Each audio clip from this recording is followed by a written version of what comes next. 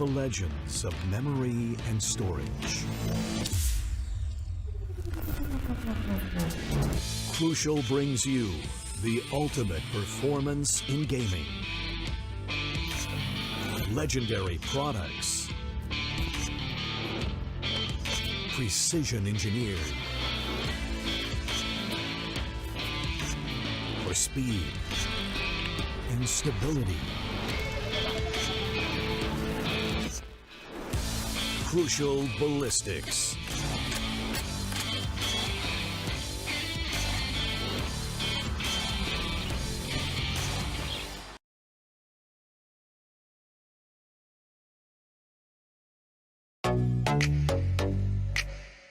Hi guys, this is Zaya and welcome to Streamer Reviews, where gaming streamers review the best new gaming laptops.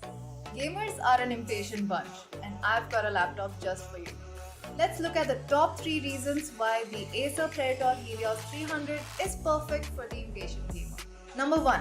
Its 11th Gen Intel Core i7 processor, which brings out the potential of the GPU's high-speed GDDR6 memory to ensure faster experience with higher frame rates and lower latency. Gamers hate long load times. That's why our second reason is the Helios 300's 2TB PCIe SSD. The SSD operates at PCIe Gen 4 speeds, giving you incredible read-write speeds for a faster response time. If all this wasn't enough, check out reason number 3. The 5th Gen Aeroblade 3D technology plus Vortex Flow, which lets you say goodbye to heating issues. Shout out to the Predator Sense dashboard, which lets you monitor your system, overclock, and customize everything instantly from one place. I think it's clear that this system is geared for super fast results. Get your Acer Helios 300 powered by 11th Gen Intel Core processor now.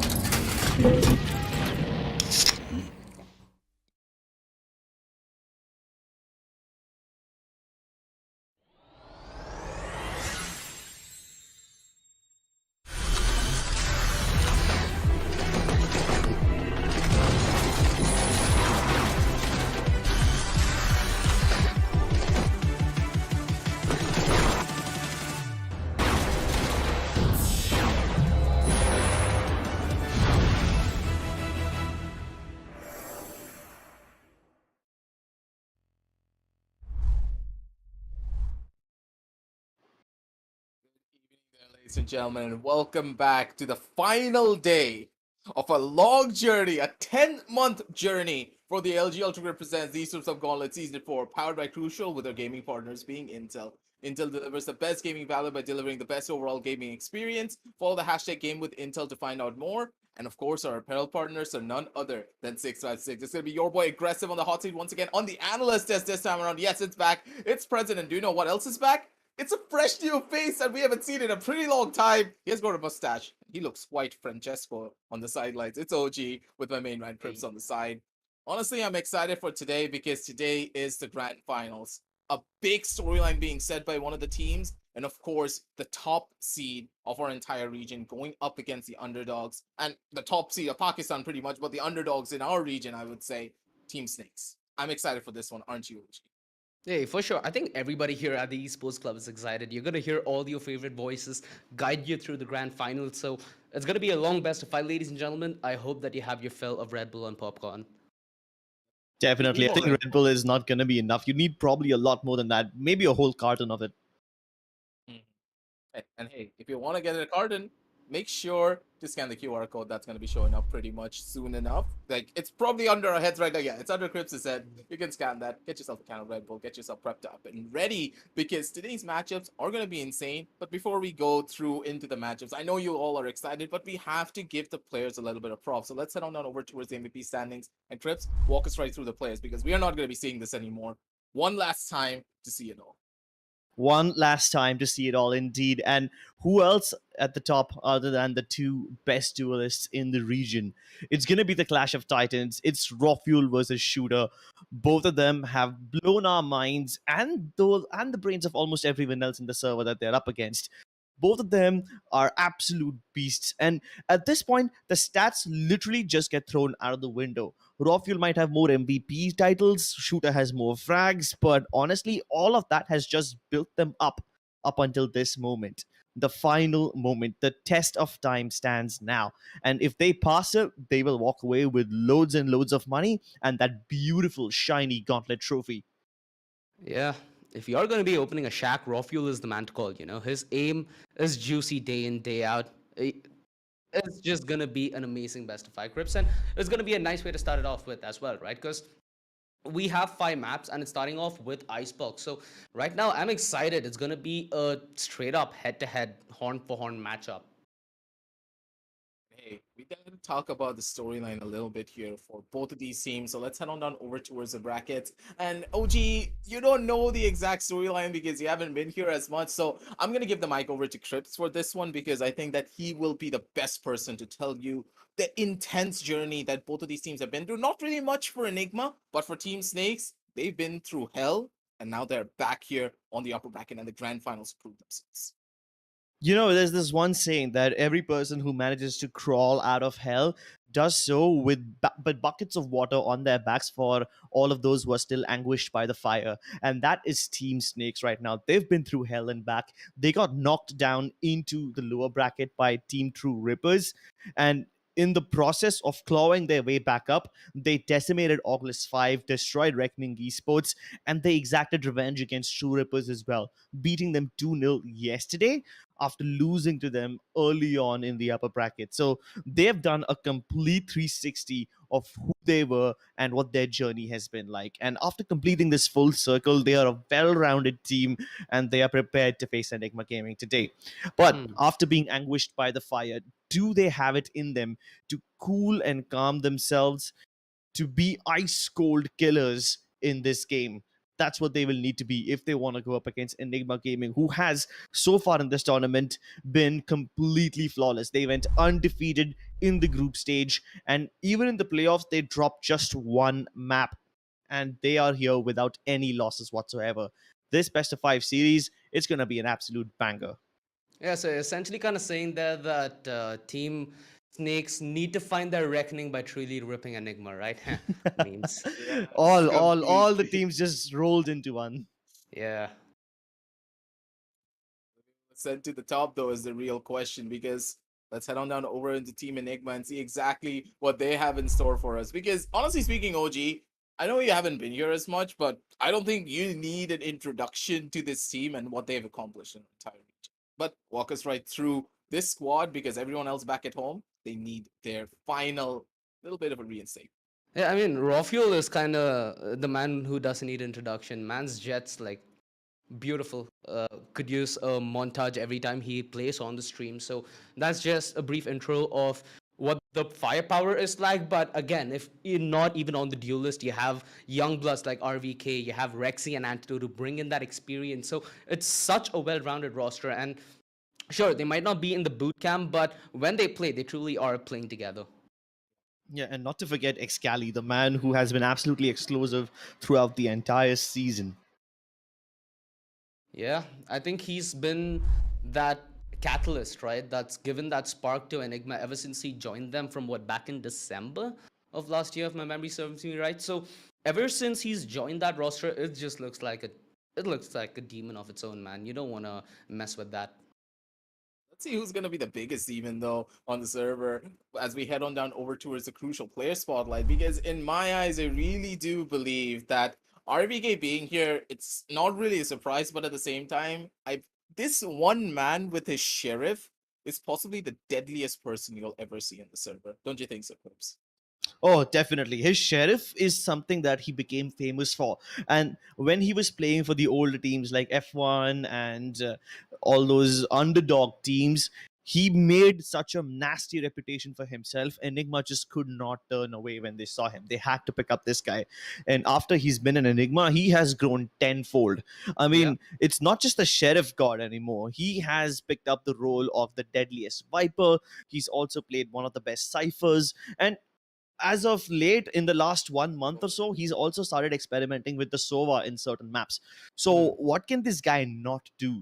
Except for the Exactly. duelists, we have seen him play the controllers, the sentinels, the initiators, and all of that. He does it with such beauty, with such grace. There's seldom any moments where I found myself criticizing him. In fact, every time I see him, I fall more and more in love with this guy because he just keeps on improving so much. Yeah.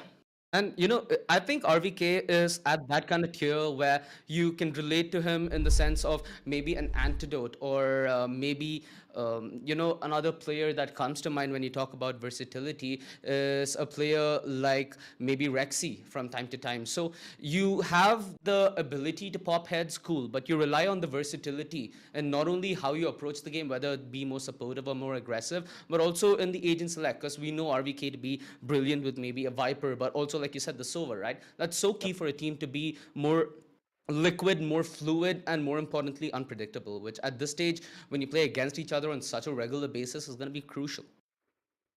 I completely agree with you there. But at the same time, unpredictability is not really the forte for the team that we're going to be showcasing for you here. So let's head on down over to the intro for the side of Team Snakes.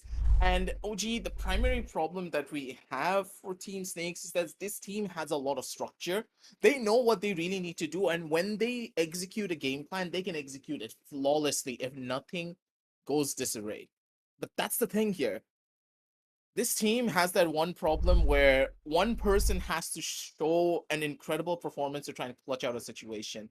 If Yeah. things falls apart on the start of the round, it's all but over for them. Don't you think And so, Coach? And I think you kind of riddle to what might be a bigger problem, right? Valorant's not like life, shit happens. You need to deal with it. And if you're not able to control a couple of things which are out of your grasp, it's cool. You just work on what you have in your hand, and uh, the ability to not fight back, that adds to the pressure. It's a best of five aggressive. There's a marathon ahead of them, and it's not a small race. So they need to be geared, they need to be ready for what's going to be very good heist when they're going to get their map pick, they're going to get their side, they're going to get their composition, but also need to be ready for the maps that they might not be acclimatized to as much, or maybe a draft that doesn't really favor them. It's going to be a problem, but at the same time, I believe that one person can rise up to the challenge. So let's head on down over to the crucial player spotlight and see exactly who's going to be the one that's going to get shined. Shooter. Yeah, Okay. we're not even surprised. This was pretty obvious. Shooter is probably the only person who can go toe to toe with Rafuel, and he's been doing that all season. Not just against Rafuel, but almost everybody. This is the kind of person that has such ridiculously cracked aim that even if you double peek him, you might end up dying. That's the level of aim that he is at. Even double peaks sometimes don't work against him. That's why the best way to deal with him is to just probably chuck a bunch of utility and force him to concede the position that he's in, push him back into a more uncomfortable angle, and hope, pray to God that it's enough to suppress him. It's kind of funny with what you said, because sure, we discussed what the drawbacks of the game style that Team Snakes go for, which is when things go unexpected, when things don't go awry, it certainly goes away from their hands, and in multiple occasions it has, right? But you have a player like Shooter who relies on such kind of occasions to make that strategy work. So it's a little Individual contrasting, performance. and it's a kind of strat that relies on the stars aligning in your favor. That's the thing here. Like, Shooter's one of those players that he becomes an X factor. And when he's an X factor, you can always rely on him to be the one to just get you out of a sticky situation. But normally, it's not been Shooter who's been the one that's getting them out of these sticky situations. It's Yeah. sometimes players like King and Soulmate just coming out of nowhere and then blowing our minds away. Me and Crips all the time when we were casting the Team Snake games, we were like, okay, Shooter's gonna be able to plus this out. And then King comes out of nowhere, pulls out the 2 to 4s, and just gets a 4K. And we were like, What? That should not Yeah. be happening. Exactly. Like in yesterday's game, we saw Soulmate as the Viper, who doesn't really, we wouldn't expect a Viper to be on the look. Any other controller, like something around like the lines of Omen or a Brimstone, you can still expect that. A Viper mostly just plays along with the team because you need to be there, right, to judge Yeah. whether you want to put your toxin screen up or down. But this guy, he was not only being the best lurker, he was also being the best entry fragger. He was also trying to flank them at the same time. At the same time, King, whenever he has his headhunter equipped on that chamber, he was just a dome ripper. So every one of them shows up to the battlefield. And maybe if every single one of them is popping off, if they're firing on all cylinders, then maybe Shooter won't even need to do all the heavy lifting. Yeah, I think that's why they have so many fans as well, right? We see the Hmm. chat constantly with hashtag Team Snakes hiss, and you get the gist. So it creates an atmosphere where they enjoy being put in that limelight, which we've seen on multiple occasions at the highest stages. Especially when it comes to things like a finals, it sometimes works against you. So I can't really imagine them drawing the line between where it's going a little too overboard with trying to make plays and putting that onus on yourself in a situation where you don't need to, where you might just give the jig away. That's going to be something that I think we're going to keep our eyes out for, and I think that's something that EG are going to keep their eyes out for as well. But ladies and gentlemen, your eyes are on us. They don't need to be on us anymore, as we're going to head to the agent select pretty soon. That's where the things actually get spicy. Yeah, but first Yeah. of all, we gotta pick out the maps first. See exactly where we're gonna be headed. You already spoiled it for everyone, so why do we even need this graphic? We need it for all the other maps. Icebox gonna be the first initial map, ladies and gentlemen. And Icebox being the first initial pickup, it's not really that much of a surprise. We already knew this was gonna come through. This is the strongest map for Team Snakes, but at the same time, you're going up against Enigma, the Yeah. team which pioneered the map of Icebox. Yeah, granted it was their old roster, but still the new roster holds the spirit in place of what exactly it means to play the map of Icebox. Now with the new changes going on down through, I don't believe that we ever saw Enigma play on the new Icebox scripts, or I could be mistaken. I mean, not in the recent past. If it was there, then it would have been very, very long ago. What Yeah. I'm actually disappointed by is the fact that Haven is not there in the map pool. But then again, Team Snakes would have been foolish to let Haven come through. That happens to That's true. be an even bigger advantage for a team like Enigma, who like to push out on multiple fronts and gather map control, sometimes without even having to push out, by just simply pressing on the utility or by guessing where their enemies are. They're able to make accurate estimates about their positions. Yeah. And a map like Haven, which relies a lot on information, it would have been easy for Enigma to win on that. But then again, we have Fracture towards the end of this series, and that is a map which is even more complex when it comes to gathering information and making accurate predictions. Hmm. So I think that is an even better of a wild card. Yeah. And I can't really say who's going to win on that one, but I think Enigma might have the slight edge. But that is if we go all the way to the end. Exactly. And like right now, Icebox is map one, right? You said aggressive that Enigma were the ones that pioneered Icebox in this region for sure, but that was many nights ago. And this is a Yeah, different that's true. Icebox as well, with a lot of complexity now added towards that B side, both in terms of offense and defense, especially the plays that you can make during that transition between post plant and pre plant, the fights that you want to take. Like I said, the juice is going to be in the agent select, right? That's where the juice of the meat really lies. Let's head into the steak, ladies and gentlemen, because it's going to be delicious. Incredible. I mean, before you even speak about the steak, I'm kind of thinking about the veggies over here because you're going to need Mhm. every single element to be in place for your dish to be perfectly balanced. And speaking of balance, both the teams have picked up a sage, which to some extent was expected, but I have seen these guys pull off some ridiculous plays on Chamber, and only one of the teams has gone for it. Only one of them has opted for it. So, a double Sentinel setup coming through for the side of Team Snakes, that could be interesting. But Yeah, what's even more interesting is that I kind of expected a Reina pick as well, and that didn't come through. So a little disappointed by that. of But course, man. both the teams picking up identical lineups, I Yeah. am kind of excited to see about what the Sage wall placements are like, because to some extent the Viper lineups and the Chamber trap placements are more or less standardized in the current meta, but we have 100%. seen some mad creativity by both these teams when it comes to the placement of that barrier op. So that I think is going to be the biggest differentiating factor. Yeah, with the double sentinel setup, it's gonna put more of the onus on the jet of either team. So this is gonna be a nail biter to start the day off with. This is the grand final, of course. So one best of fight to decide who takes the throne. The stakes are so high and so well put together. It's like if Gordon Ramsay and Snoop Dogg entered the kitchen at the same time. For now, though, what's gonna enter the oven is potentially this fake sold towards the B side. Are Team Snake's gonna fall for it? Because they have that recon disposed without getting much information, and now this reveal should perhaps give a side of the cards away to Snakes. Enigma gonna leave RVK after making a lot of noise towards the B side. That's hopefully gonna keep the Jet and the Viper of Team Snakes anchored in that position. So with this, Enigma, they have tried to sell the fake, but King might be able to detect whether or not it's actually true. He's the one who can call the bluff. Can't really stop them from crossing over towards the A side, but at least he spotted the rush coming through. So now Team Snakes must realize that this is indeed a full commitment.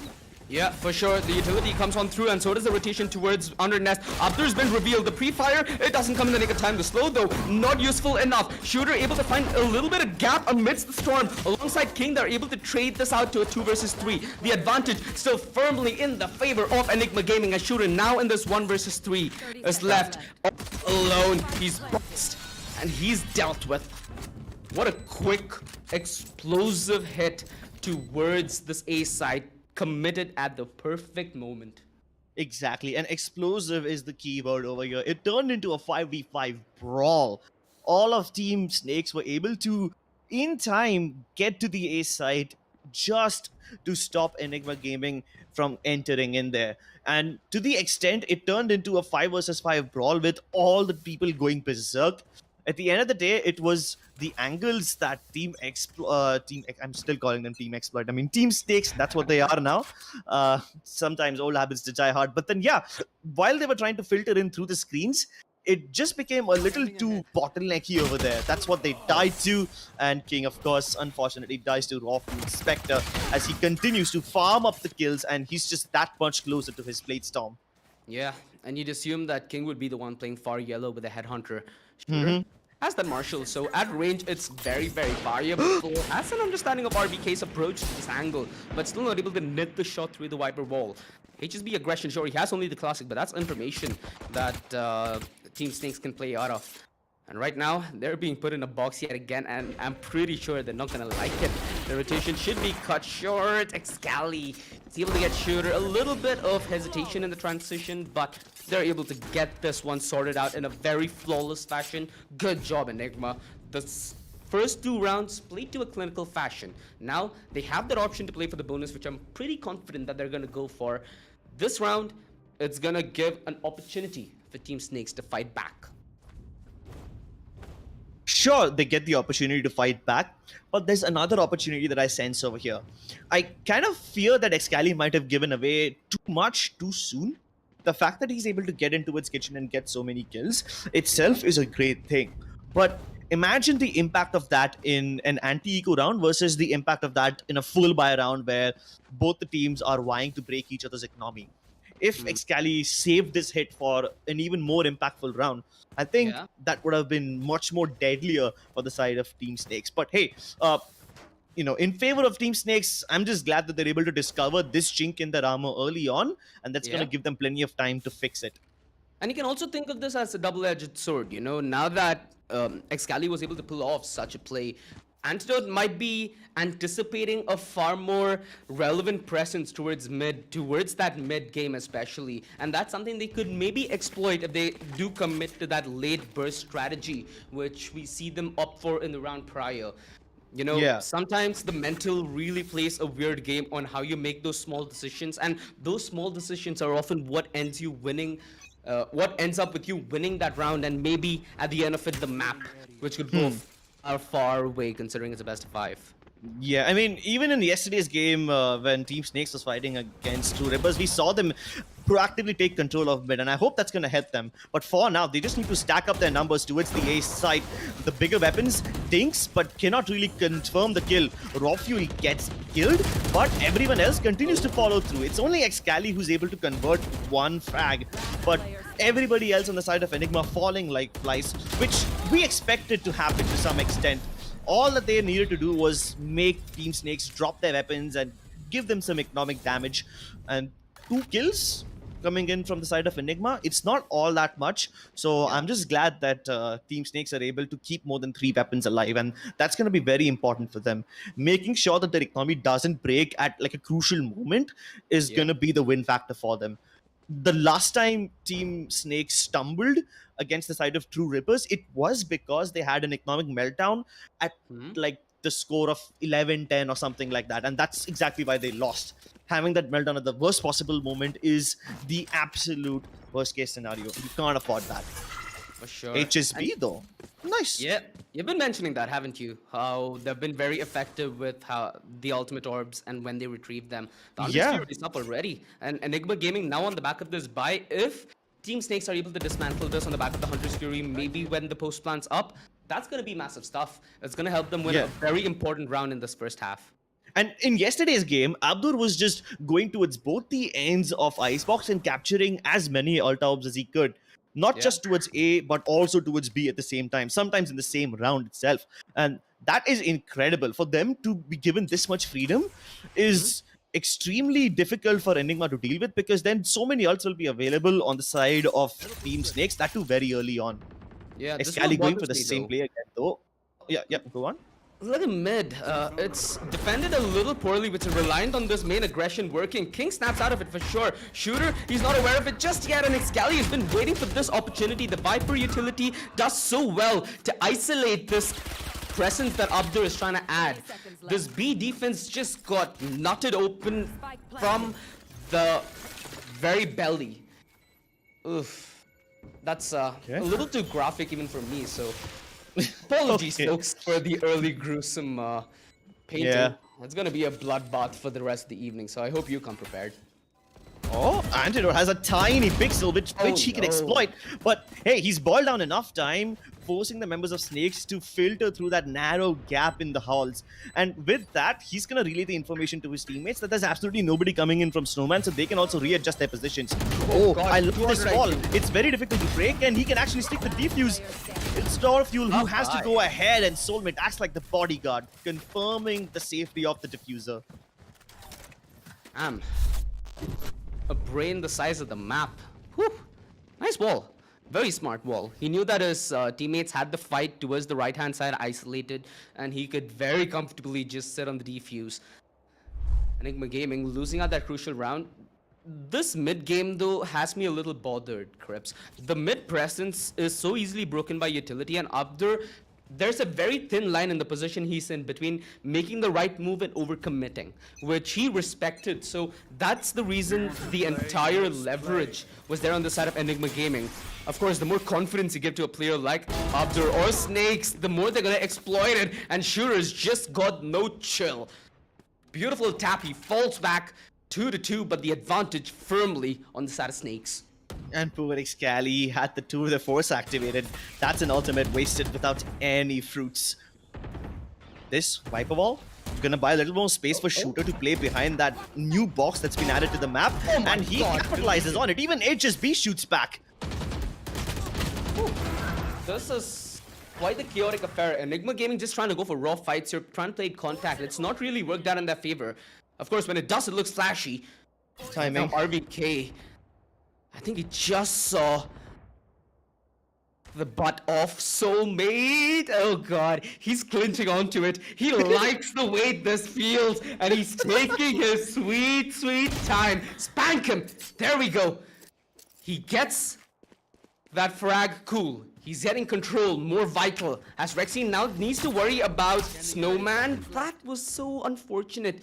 The play is telegraphed, and RVK trying to be more unpredictable, throwing in a curveball at every step he takes. New opportunities arise, and those opportunities firmly giving a chance for Enigma Gaming to fight back, and RVK gets put to sleep. It's all gonna be on Rex's fury. It's all gonna be on Rexy. He has the Hunter's Fury, but he needs to be furious himself. Now the drive-by. Ooh, it took him home, but that round came tantalizingly close for what seemed to be a 2 versus 4 in the control of Snakes. Yeah, and I'm actually very surprised that Enigma are able to get the plant in the first place. It's so weird how first, RBK snuck through and he played that nice little game of chicken along with Soulmate. Both the Vipers having. Actually, not both the Vipers, it's just Soulmate not having an idea that the other Viper was there right beside him. But he went undetected by that chamber trap. And then when Rexy came through later on, he was the one who got caught in the trademark. It's weird how RBK did not get caught in it, and that's why Soulmate thought he had a little security. Of course, he was terribly wrong about it. This could have gone south very quickly. Yeah. And Soulmate, if he would have committed that, it could have been nasty. Up there though, has his back. That's how bros roll. This early start for Enigma quickly dismantled, and Team Snakes now having an equally loud voice in the argument. Rexy, come on, bruh. He almost landed that shot, just mixed it by a pixel, but did not make any connection on Abdur. Fight's not going to be any easier. Abdur, tag low, teammates right by the cover. Shooter though, ends up going down. RBK, he isolated the frag on Abdur. That came close yet again. Luckily, Team Snakes regained control as usual. 4-2. What seemed to be a strong Enigma Gaming off the bat now put to a little bit of a stop. How do they come in with the rebuttal here? Yeah, I mean, even with the eco round this time, Enigma got 3 kills. In the previous round, they got only 2. So gradually, the lethality of their thrifty rounds is improving. And eventually, it's going to reach the tipping point. That is, if Team Snakes don't restabilize themselves. With both the teams having an equal buy right now, I think this is the round which is going to boil down to the ultimates. It's about time that they deploy them because Team Snakes has all 5 of the ults available. Oof. A revive, Viper's Pit, Dode Force, Hunter's Fury, a Blade Storm. Yeah, even if they do get the plant, it's not going to be any comfortable, right? Exactly. Totally The only sense of security that Enigma Gaming have right now is that Antidote has a resurrection, so in case something goes south, he can pull that revive out of the bag, and if they get the plant, then RBK's Viper Spit will be crucial. So that's their win condition right now. That works. Whereas on the side of Team Snakes, I don't think they'll be using the Blade Storm and the 2 they force this round. They'll probably save it for a rainy day when they have less money. But given the positions that these players are taking over here, all of them ready to play along with the zipline, I'm kind of expecting a fast A push from the side of Team Snakes. Let's see if Enigma Gaming is ready for this kind of aggression. Yeah, here's what's gonna happen. The push is gonna it's gonna make sure that the belt peak's gonna happen, and that's why Shooter tries to cut it short. Of course, the recon hasn't come out, so that doesn't bait Enigma into an aggressive stance. In fact, Enigma are more than comfortable playing it passive. Soulmates deployed his ultimate towards the main. The drone should not be able to catch wind of this, and he can re-aggress. With the Hunter's Fury though, they were relying that the DK helps HSB to an early kill, but that's little damage done, which Antidote can easily give a kiss and heal. Well, he's gonna be kissing death. King with a bullet ridden. All with Antidote's name, Excali having that off angle, but I'm not sure if he's gonna be anticipating this. Gives away audio cue, and King, understanding what kind of setup lies ahead, has understandably gone for the passive stance. They do not want to give away this advantage. And Abdur has been so annoying with this wall towards the A side, the 2-prong peak. Now the offense is on full tack, and this is hard for King to hold off alone as HSB is far away. My goodness, Enigma Gaming find the isolations. They use the enemy's toxin screen to their own advantage. And RVK doesn't even commit his own toxin screen until they're already in the site. Imagine going for all of those pushes without even having RVK's utility help you out. If that is the kind of peaks that Enigma Gaming are going for, then I see massive red flags for the side of Team Snakes already, because essentially they use Soulmate's toxin screen to get on top of 410 and then burst out, thereby isolating everyone who's playing under rafters. If that's the kind of peaks that Enigma Gaming are going for, then maybe Soulmate has to reconsider the kind of setup he's doing. Either way, for now, there's not much that he can do. This is mostly going to be a save call already. Enigma getting to 3. But I don't see any bells ringing already because Team Snakes can afford one more buy before they are brought down to just pennies. For sure. They've used 2 ultimates though. They used the Viper's Pit, they used the Hunter's Fury. Now with the Hunter's Fury, that's the more important one of the 2, right? Even if you do not commit for the hold, the Hunter's Fury gives you far more options. Either use it pre-plant, use it post-plant, use it aggressively, use it as a bait. There's a lot of ways you can play around with that. So losing that key piece kind of moves a major trump card that they had in their back pocket. And now that trump card has traveled all the way onto EGs with Rexy ready and waiting with his Hunter's Fury online. This mid to B split, dude, this is juicy. I love this already. Oh, but it's not even a split. They're just going into tube. The B peaks are just simply not happening. I think what Enigma Gaming are trying to do is pick up fights deliberately towards the edge of kitchen, and Shooter finds himself at the brutal end of a shooting gallery. 3 people peek him at the same time. And look at the spit by RBK. It covers not just the entire kitchen, but the top side of the halls as well. It creates an avenue where they can plant on the top of B site and defend it from everywhere. I absolutely love this Viper split. Just take a look at the mini map and see how far spread out this is. Oh, they got your heart. Well, Soulmate's got Excali's number. And, well, he's gotten the trade as well, which equalizes the situation. Sure, the trump card goes the way of EG, the courtesy of the cover to play close range.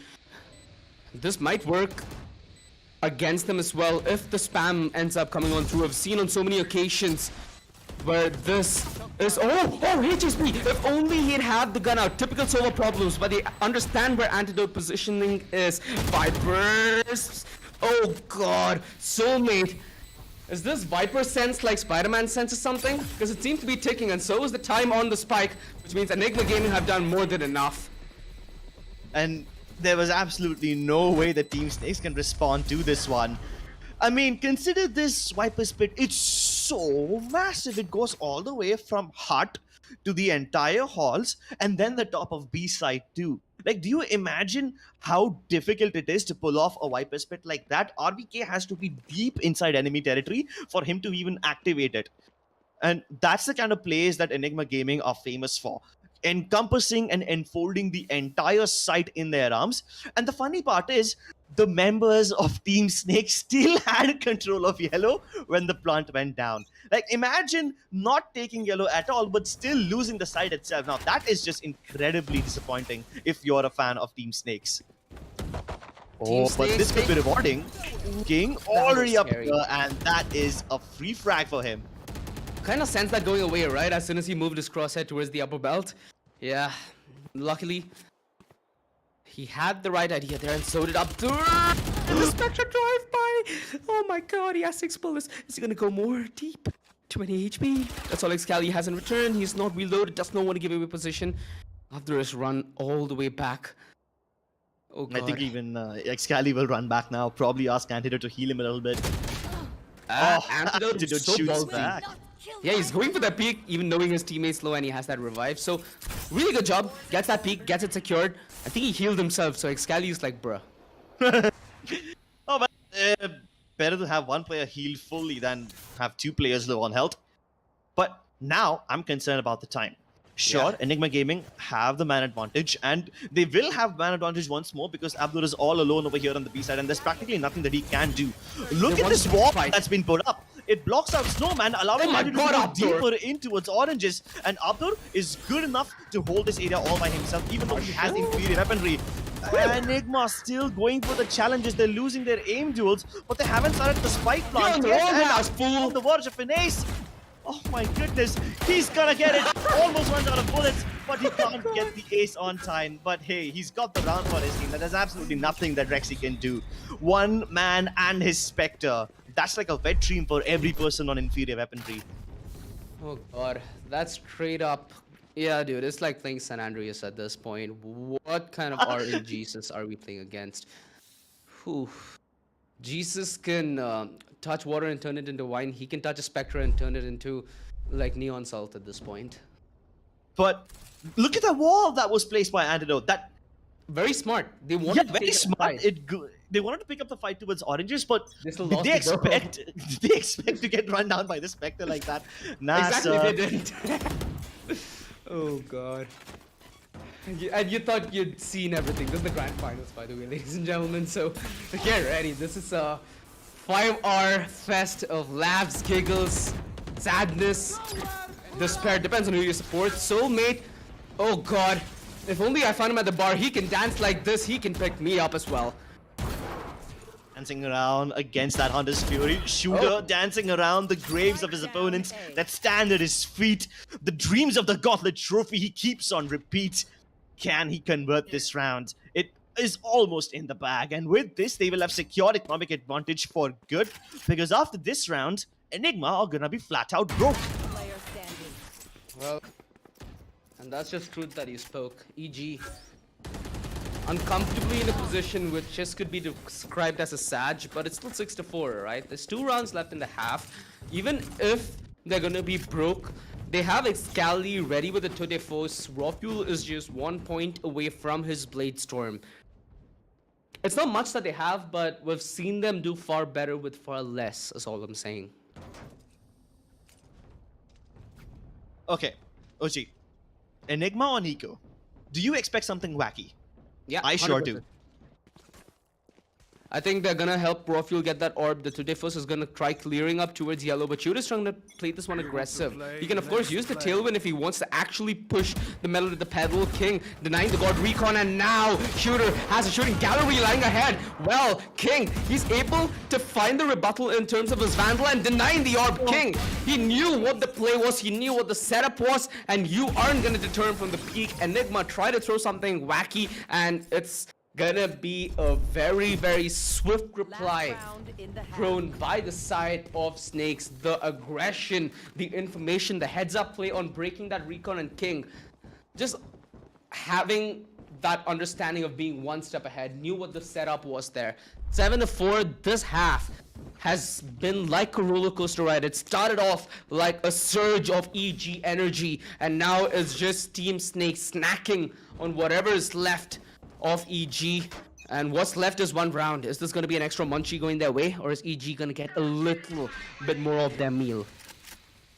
Bit committed early. Well, there's no better time to use it.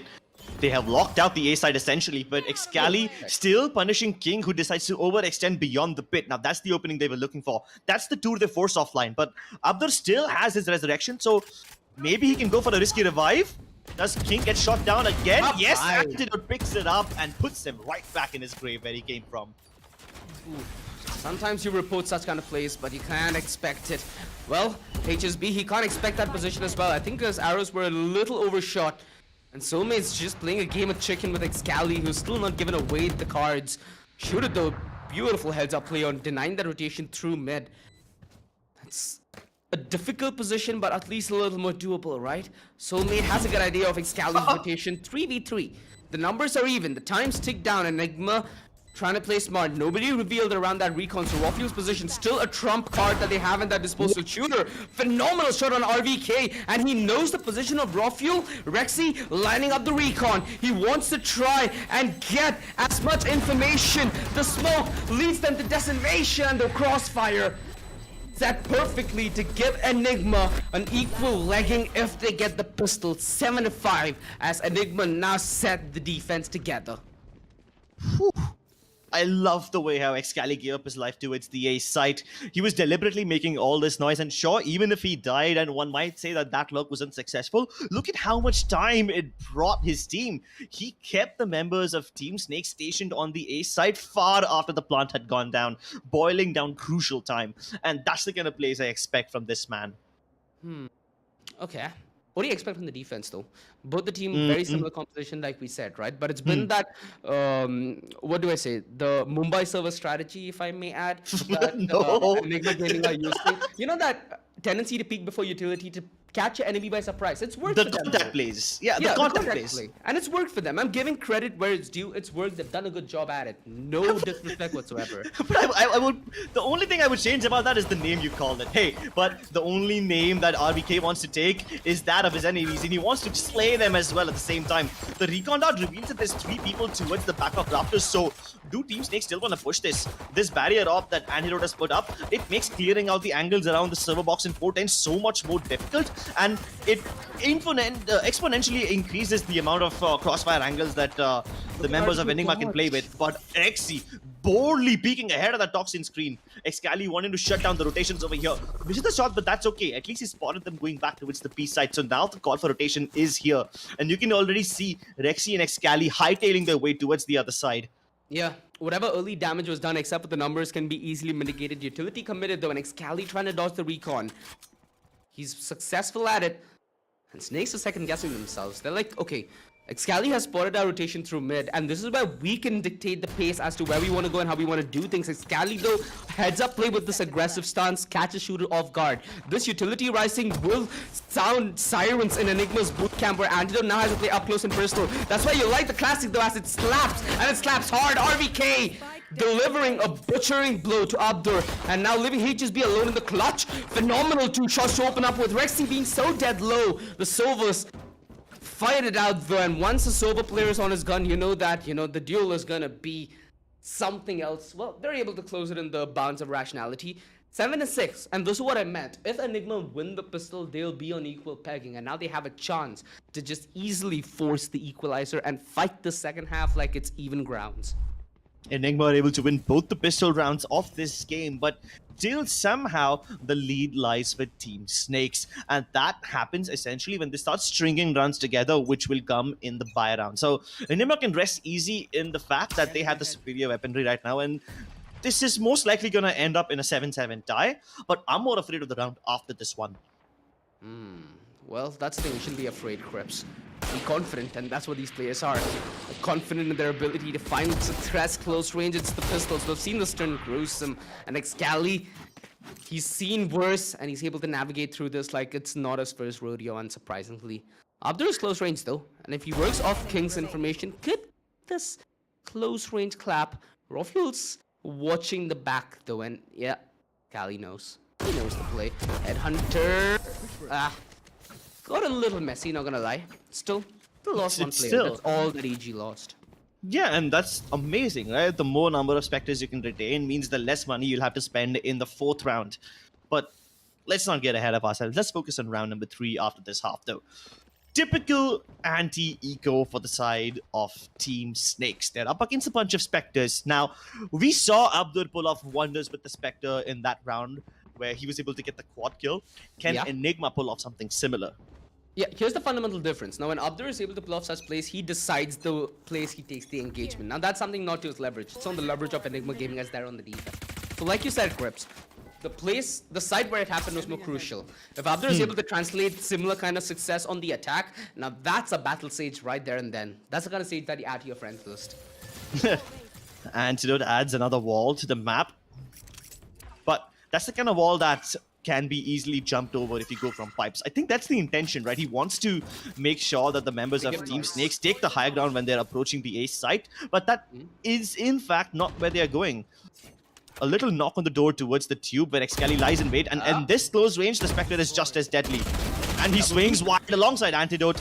Antidote does get that kill, so the numbers advantage still lies with Enigma, with Rofuel hitting heads, taking names and kicking ass. That is one deadly Marshall, and that's very cheap weaponry paying off expensive dividends. And he strikes again!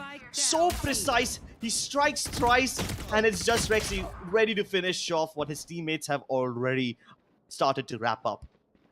King and the Vandal gotta be wondering what the hell just happened. 30 seconds left. The rotation, I think he hears RBK.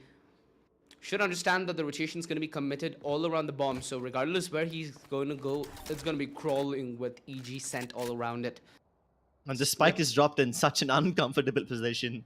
Yeah, he needs to sniff out these frags and there's no time for it whatsoever. I think he's just going to be satisfied with a couple of exits maybe. 6 HP deterred from this.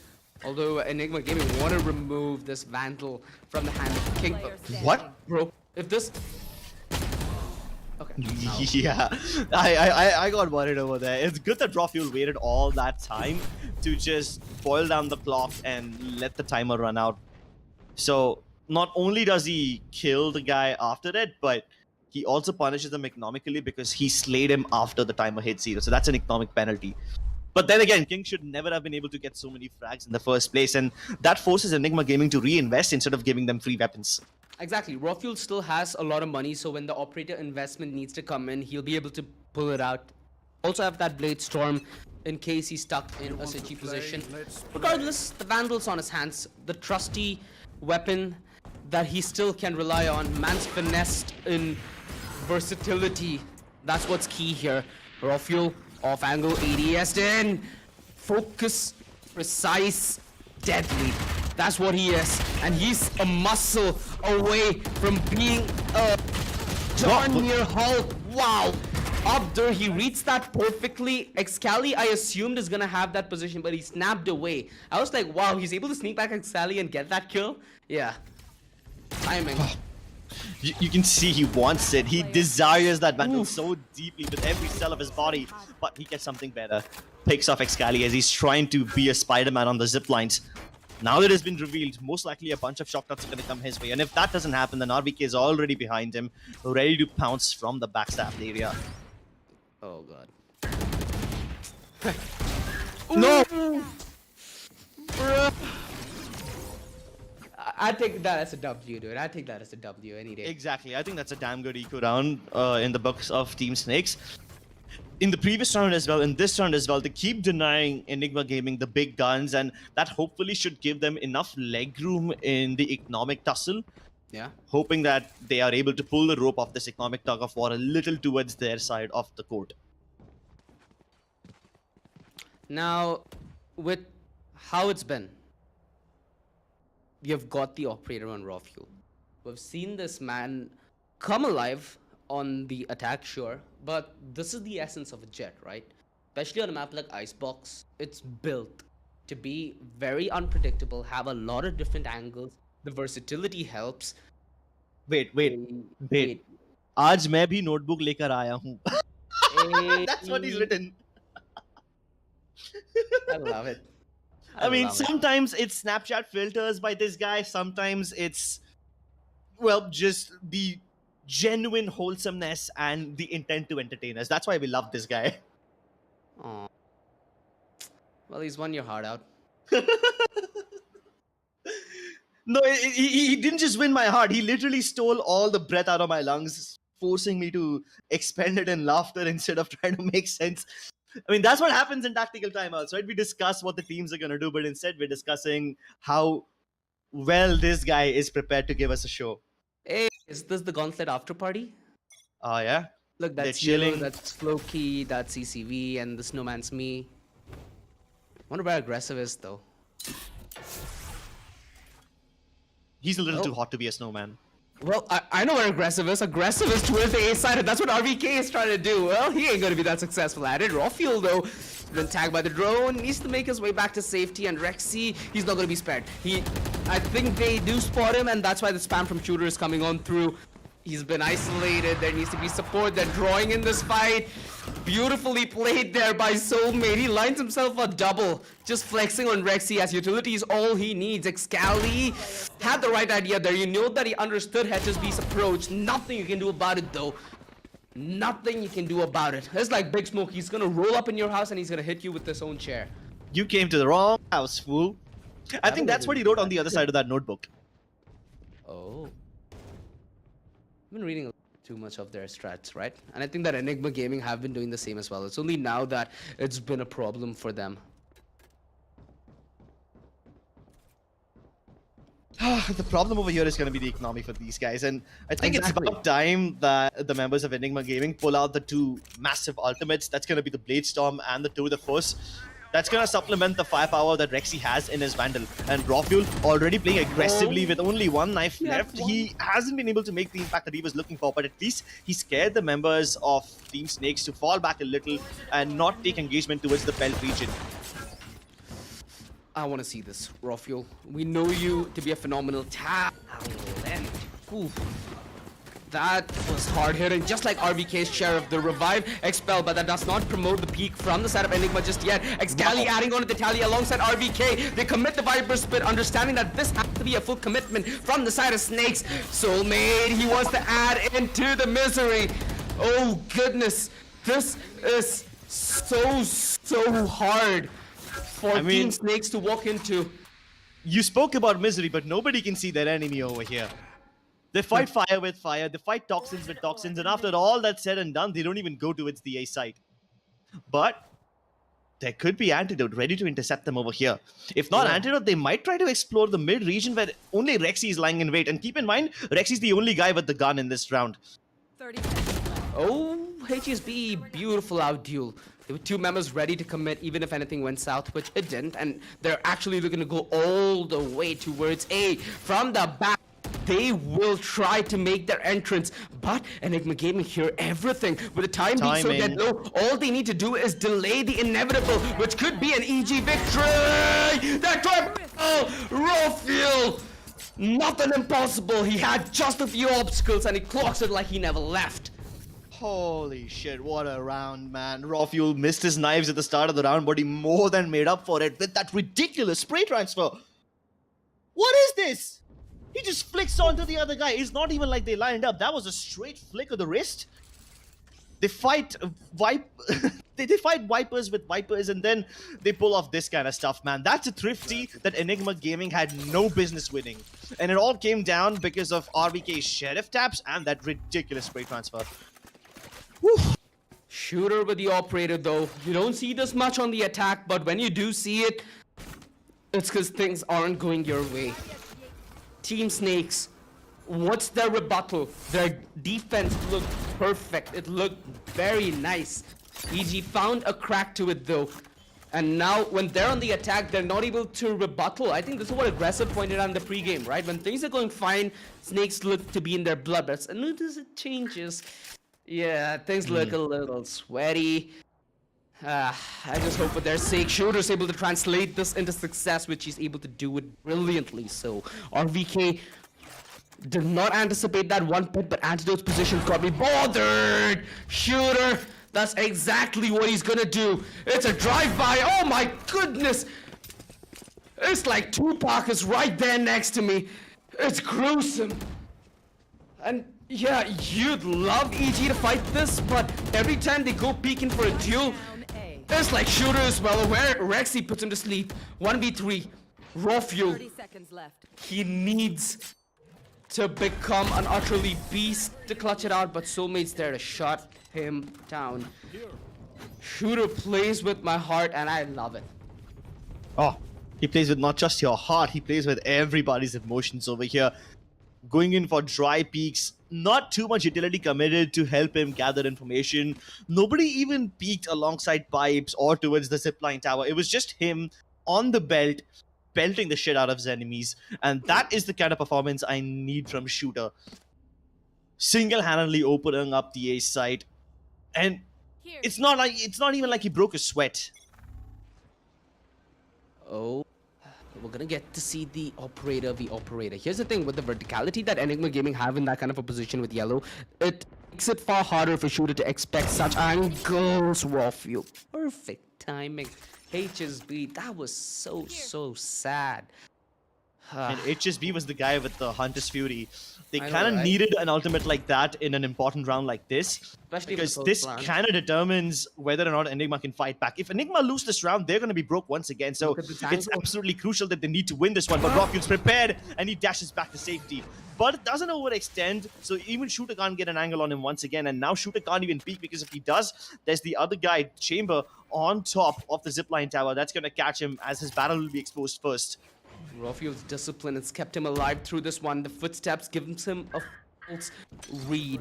King finds the backlines. RVK, he's been put to a nap, and that's left the A side and the mid a little more vulnerable as the defense now commits the rotation. Shooter, though, has been boots to the ground, cemented to it thus far. Now knows that 30 seconds there left. needs to be that rotation committed where he might be able to grasp mid. Little does Okay. he know, King is going to be on the receiving end of a double peak, and Antidote not quick enough! Has the Origin Vandal and sends this round into confusing circumstances. It originated like an EG lockdown of this round with that early frag on a HSB, but how quickly the tables have turned as Enigma Gaming commit to that retake on A, the man deficit, and having that operator and Shooter with the operator of his own. He's like a cannon that just hits on repeat. Rafiel now gonna be contemplating that save. And doesn't have the dash. Shooter. That is absolute finesse. I mean, you spoke about cannon. Raw Fuel was a glass cannon this round. He had no armor, just the operator. And Enigma had put in that they had, each and every penny that they had in their pockets, they invested in this round. But hey, you know what they say about the investment market. Use it at your own risk. And now that they've lost it, Enigma, they seem to have an economic meltdown at the worst time possible. And this is something that I pointed out before the game started as well. You cannot afford to have a meltdown like this so late in the game. 10-all is the scoreline right now, and King's position was absolutely crucial in that one. In fact, there was a point where King was deep under rafters and he could hear 3 members of Enigma just crawling around him, knowing that they are aware of King's position, but there's not much that they can do to deal with it. And at that point, I started thinking, okay, maybe King can relay the information that there's 3 defenders towards the A side, so you might as well try going B. But he believed in himself and he called for his teammates to start hitting the A side and back him up quickly enough. The double peak from Antidote didn't come in time, and I think that's what led to the cookie crumbling and all its pieces getting scattered all over the floor. Two sweet things we just saw a cookie and the heart sign from the coach's snakes. But So the more important thing- wholesome! Oh my I know, god. right? The more important thing here is it's 10-10, right? You've mentioned this in the past before, where in these moments snakes kind of suffer the problem. This is the grand finals, dude. The stakes never been this high. This is where they need to go past it, and the blade storm out. Oh my god, Excali. Playing with fire. Playing with fire, lucky not to get burned. The Fire Nation has arrived, and this fittingly is like the South Pole. Let's see if they're able to water bend their way into this round. Well, Excali is certainly bending this to his will, and Desire Shooter is deleted. They've managed to make a small hole in the wall as well. Certainly not comfortable for the side of Team Snakes. Oh god, he TP'd back to his casket. Spike though, in control of RBK, but he doesn't have any backup. If RBK gets a little bit more resistance over here, this could be the round once again going in the favor of Enigma. They've pulled off 50 wins before, and RBK deliberately lets them pick the spike up. This could be a false sense of security that Team Snakes fall under, and if they are not being careful, this would be amazing. 2 members of Enigma already on the backstab. That means the postman positions have been denied. All that the other people need to do is hold on to their lives and dodge this Hunter's Fury, which could be easily dealt with RBK. And that's the spike down yet again. Revive Antidote revives the Jet, and that's what happens when you give too much space to Enigma Gaming. It's Fuel who's creating all the space for himself, taking names, kicking ass once more, and Rexy sends an arrow to his enemies. Oh my goodness, this is the second time Enigma Gaming have been able to pull off a thrifty win at the most crucial moment. And in that kind of a situation, they again put Team Snakes in a Schrodinger's box. You never know if they're going to be dead or alive in the next 30 seconds. The rotation that they do is just full, having both the front lines passive and the back lines encroaching on them. Yeah, and as they feel the map shrinking around them, that's when the squeeze becomes a strangle. Can Team Snakes get out of this stranglehold? Right now, they are the ones who are on the economic back foot, and they need to hit back and hit hard. But it seems like Rawfuel is going to be the one who strikes first. With him taking control over mid-region, he's going to stop all the rotations. If not the rotations, he can at least stop Soulmate from rejoining his teammates. Look at this toxin screen. It doesn't cover the top of 410, which means that Team Snakes can't use the verticality and exploit it like Enigma were doing in the first half. Yeah, for sure. Normally you expect snakes to have a better ability to choke their prey. Imagine a snake getting choked. Yeah, that's what's kind of happening. But mind you, snakes haven't fully choked out of it yet, right? Double digits still just around away, and is reliant on this early success, which Excali does get deterred from. They're not going to finish off that peak. Rawfuel's been very patient, and all he needed was the leg to put Shooter into his bed. That's the man advantage secured, cool, but what do they do from here on out here? This is where it's been Snakes coming up with brilliance, right? Their mid-round rotations. They find their way into the back lines, and that's exactly the play that Soulmate's looking to make yet again. Well, good luck, mate, because now they know you're here. Abdur has committed the rotation. That's the spike in King. Yet again, from the back lines, he continues to strike. Will he anticipate RVK? No, he won't. RVK on the white swing maintains the man advantage on the side of EG. With this rotation committed, that gives the ability for EG to fight back and deny the side of Snakes to set up for this post plant. That's going to be crucial here, Crips. They just need to deal with them one at a time. The wall over here allows extra crossfire angles to be held by the members of Team Snakes, but they're not playing up close. In fact, they don't have any side control at all. They're just playing on the back of yellow, and I assume that Soulmate is gonna take the lineups at some point or the other. Oh no, wait, he doesn't have any snake bites. So he's gonna have to fight this one. Oh, double bite, he does. Rofuel ends up falling, and now he is kind of appalling how he has to deal with all this aggression. Rexy with a mammoth task on his hands. They're not buying this fake, and they heard the footsteps. They're trying to challenge him yet again. Soulmate doesn't bite the bait. The bait has bite, and Soulmate wins the fight. I rate that 8 and 8. Well, Mate. and I think that's all that can be said, right? This round came down at the wire, and what Snakes did there was very, very nice. They were able to get in very, very quick post-plant positions, not complicating things too much. They don't want to rely on a crossfire, they're going to rely on a double peak setup, where as soon as the wall goes down, they're going to be able to hold the line together. Very, very heads-up play from Team Snakes, knowing how to make their way out of an uncomfortable situation. Sometimes, when you're down big, you need to make a play equally big to get back on equal pegging. And Enigma, they're looking to do the same, this aggressive setup towards mid. They've understood that the mid utility that they've been deploying throughout their attacker half has been used to isolate frags, and that's exactly what's being done. But sadly, that's being done with Team Snakes utility. That was, if I'm not wrong, their Vipers, which is Soulmates. Imagine if the shocked out landed like 1 second earlier. That would have been the just raised guy down to like 30 HP. Trade up an F. Well, you can't pay respect to the fact that it's a 5v5 now, right? Hence, Enigma are not able to play this aggressive. So, this close range fight, if the Spectres are going at it, we've seen what it's been doing throughout the entire map, and this is the start of a best of 5. Close range, that's where Excali likes to roll. He's gonna dodge the recon, but now information's up. They're gonna try pre-find. There are 4 people here. He's able to stab his way out of an uncomfortable situation. RVK, the utility, was able to make do though. The Viper's been committed, but RVK, he's gonna bring in the Venom, and they don't know what hit him. Hedges be quick with the trade. They're able to fight inside the utility though. They want to take the CQC. The man disadvantage yet again on the side of Team Snakes. They need something big.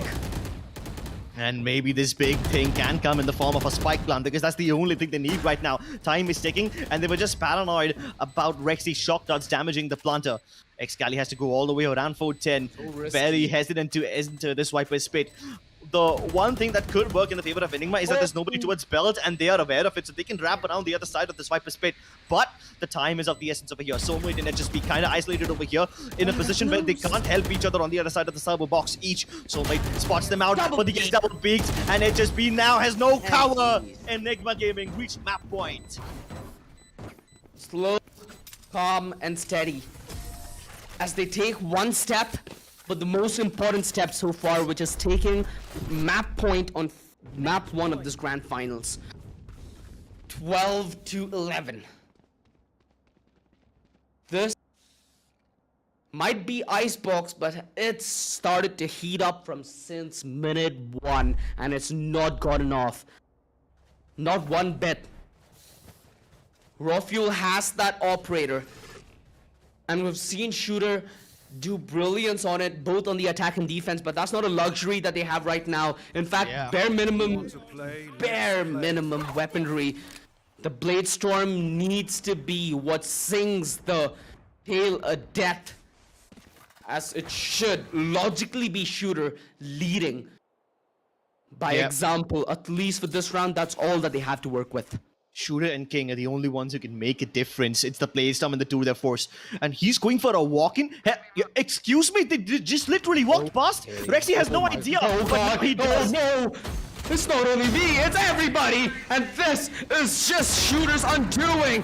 So close yet so far, Enigma are looking to take map 1 by force. RVK there to put what looks to be the body in the coffin, and Raw Fuel rolls in with the hammer.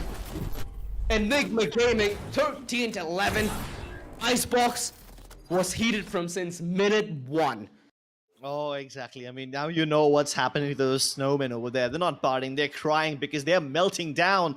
And the meltdown, that's what we were worried about, right? Before this game started, I pointed out that the last time Team Snakes lost to True Rippers was because of an economic meltdown at the worst possible moment. Now heading into the last round, they have no money. They have to rely on the Bladestorm and the Tour de Force and just a bunch of Spectres, which aren't really all that effective. I appreciate the brave push that they made by walking in through that toxin cloud. That was indeed so risky, but it ended up paying off. And it would have been amazing if Shooter was able to decimate Rexy right then and there. But then Rexy, acting like one big alarm bot over there, figured out what was going on, and in time to let the rest of Enigma reposition themselves to stop this push from mid to A in its tracks and win the map number one, which honestly could have gone either way. What For a sure. sweaty game indeed, man. Let's roll the highlights back again because there are so many cool moments from this match.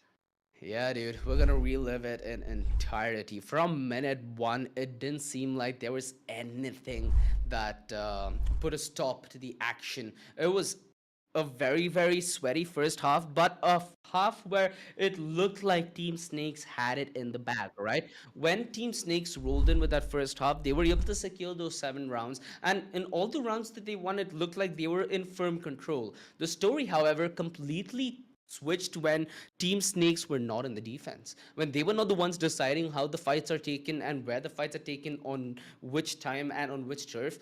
Yeah, suddenly you see them lose that comfort and the sense of what Team Snakes actually is, which we've seen in the first half, man. We've seen Abdur, we've seen Shooter. They are brilliant players individually. This, however, is a game style that relies on a couple of situations going your way, which look at the scoreline, 13 to 11. It almost nearly did. Sometimes it's too little too late, and sadly for Icebox, at least for now, it's no cigar. Yeah, close, but no cigar. But then at the end of the day, it is a best of 5 series. You still have a Yeah. long way to go. And these teams got it down to the wire, right? 13-11s means you play out pretty much every single round of regulation. And we were just this close to going into overtime. For If sure. maybe the first few shots have connected from the side of Team Snakes, we would have been in the overtime already. But speaking of ultimates, there were just so many creative ultimates that we saw from both the teams in this game. So even if Team Snakes lose this map, I wouldn't really count them out of this series yet because they have a very strong chance of mounting a comeback again. And Yeah. the creativity of the ultimates that I'm referring to over here is the way that the Viper Spits were being used. You remember that round where RVK popped his Viper Spit, Soulmate popped it right beside him, and then there was just misery all around. Nobody could see that enemy.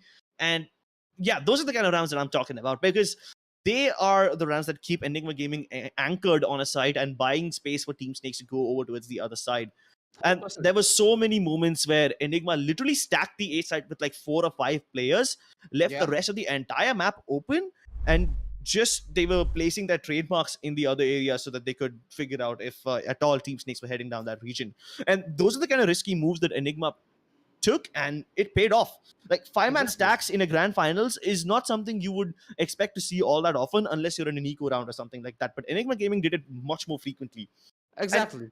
not just the ultimates, even the wall commitments from Antidote. I mean, I'll talk about that more in the second half, where he places it towards Snowman and decides to go and fight towards the Oranges region and gets completely decimated by Abdur.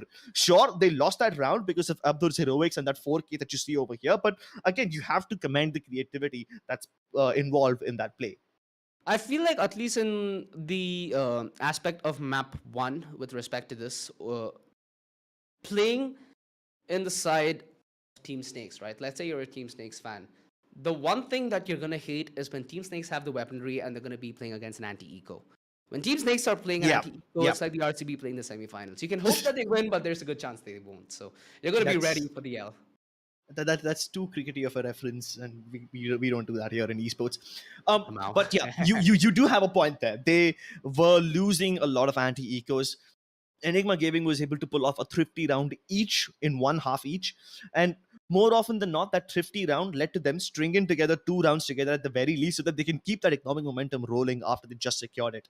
Also, Enigma Gaming winning both the pistol rounds of this game, that is also another win factor that Team Snakes have to keep in mind going into the rest of the series. They can't afford to lose the pistol rounds because that's just too much momentum given away to Enigma Gaming. You can't afford to have that, especially in a very momentum heavy map like Split. Yeah, and imagine it went 13-11, right? Like you said, the pistol Yeah. round. That's the one round that could have completely changed how this map turned out. It could have been very well overtime. Who knows? Maybe the W on Team Snakes, dude. I'm a believer. Team Snakes, they have made a very, very nice showing of themselves, at least on the defense. Their offense sure could use a lot more work. One thing that I did appreciate from their offense, though, is the calm nature that they have, especially towards the mid-round creeps. They've made a lot of ballsy rotations. King has been on the receiving end of a lot of good plays alongside Soulmate. So you understand the kind of lurk play that either that's happening towards either side when you're on the attack on the side of Team Snakes. The only thing is it's very reliant on the lurkers to find individual success, which when it doesn't, it becomes a burden. Yeah, the lurkers from both the teams were also pretty impactful. I am talking about that one round where King was able to call in the rotations towards the A side. And even in this round, right, the one that you're seeing on your screen right now, Yeah. the members of Team Snakes left, I think it was, I believe, King to the end of A side to hold off the lurk. But then somehow, after he died, Raw Fuel, RVK, Antidote, all of them were able to come in, get Raw Fuel revived, and backstab them from the Greens region. So they had absolutely no post plant positions ready to hold. But you still have to appreciate the lurk plays made by both these teams, especially both the Chambers, because towards the tail ends of either half, either Excali was giving up his life and trying to keep the members of Team Snakes busy, anchored on one side while his teammates planted the other. And Yeah. the same happened for King, while he was able to get into deep enemy territory and rip them apart from within. So those are two good things which went in favor of both the teams. I hope they can continue to find that amount of success in the next map as well. Although, considering we're going to split, finding lurker success is going to be incredibly more challenging. Incredibly more challenging. And one thing that you have to give to Enigma is, even despite the fact that there were so many lurks, they believed in their retake like they believe in it for their life. And for now, it's paid off, right? 13 to 11, they've taken Icebox. It's going to be far more challenging in map 2, but we've been in for a while. So I think I'm going to grab a bite. It's going to be an amazing time for map 2, and that's something that you guys need to be ready as well for, right? Yep, you guys need to have all your popcorn ready. Get some Red Bull as well, because we are going to have a long journey. But before we head into the next map, we're going to go on a tiny break, ladies and gentlemen. So we'll see you on the other side. You guys are watching the grand finals of LG Ultragear presents TEC Gauntlet Season 4, powered by Crucial, Gaming Partner Intel, and apparel partner 656. Go ahead and check out the hashtag Game with Intel. And of course, they provide the best gaming value by providing the best overall gaming experience, while we over here provide you the best possible entertainment. Stay tuned. We'll be right back.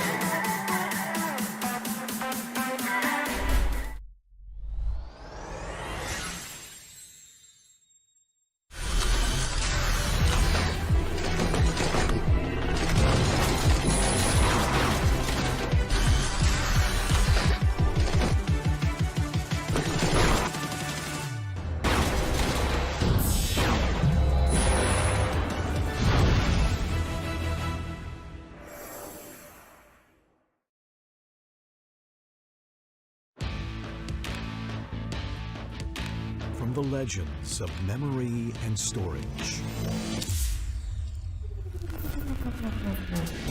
Crucial brings you the ultimate performance in gaming.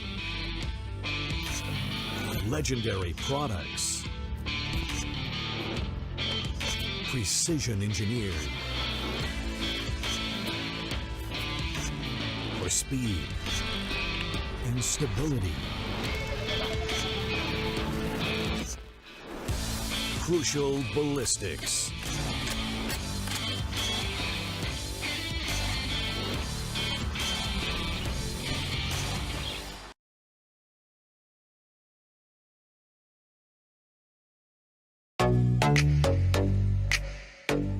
Hey guys, I'm Ankita. Welcome to Streamer Reviews, the place where you can watch gamers review the best new gaming laptops in the market. Gamers love exploring the vivid detailing of their favorite games. This demands a system that can support their immersive experience. So, we'll be checking out the Intel-powered Lenovo Legion 5, a laptop with features that let you dive into the exciting world of gaming. One of the most important aspects of the Lenovo Legion 5 is its 11th Gen Intel Core i7 processor, with a base clock speed of 2.3 GHz up to 4.6 GHz turbo. It flaunts 8 cores, 16 threads and 24 MB cache. The Legion 5 lets you untether your gaming experience with Intel Wi-Fi 6, ensuring you can enjoy your favorite games wherever you like. Play on the go with up to 75% less latency. The Lenovo Legion AI engine optimizes performance automatically to any of the top 16 AAA games you're playing, with auto detection dynamically allocating CPU and GPU usage accordingly to get up to 15% more FPS. Speaking of senses, there's another sense that's also important for an immersive experience: sound. Thankfully, the Legion 5 has this covered as well. A pair of stereo speakers enabled with dynamic audio gives you an immersive 3D audio experience. Why wait? Get your own Lenovo Legion 5 and dive into the world of gaming today.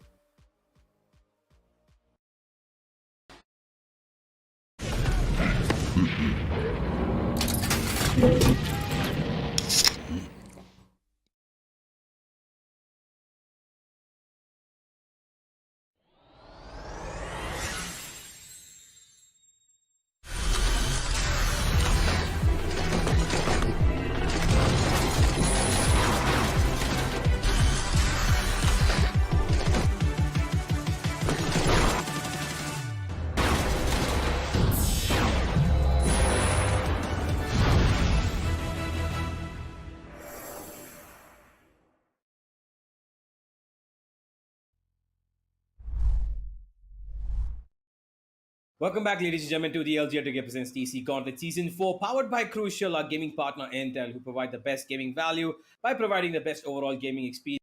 Follow the hashtag Game with Intel to know more what they're doing. Of course, apparel partner 656.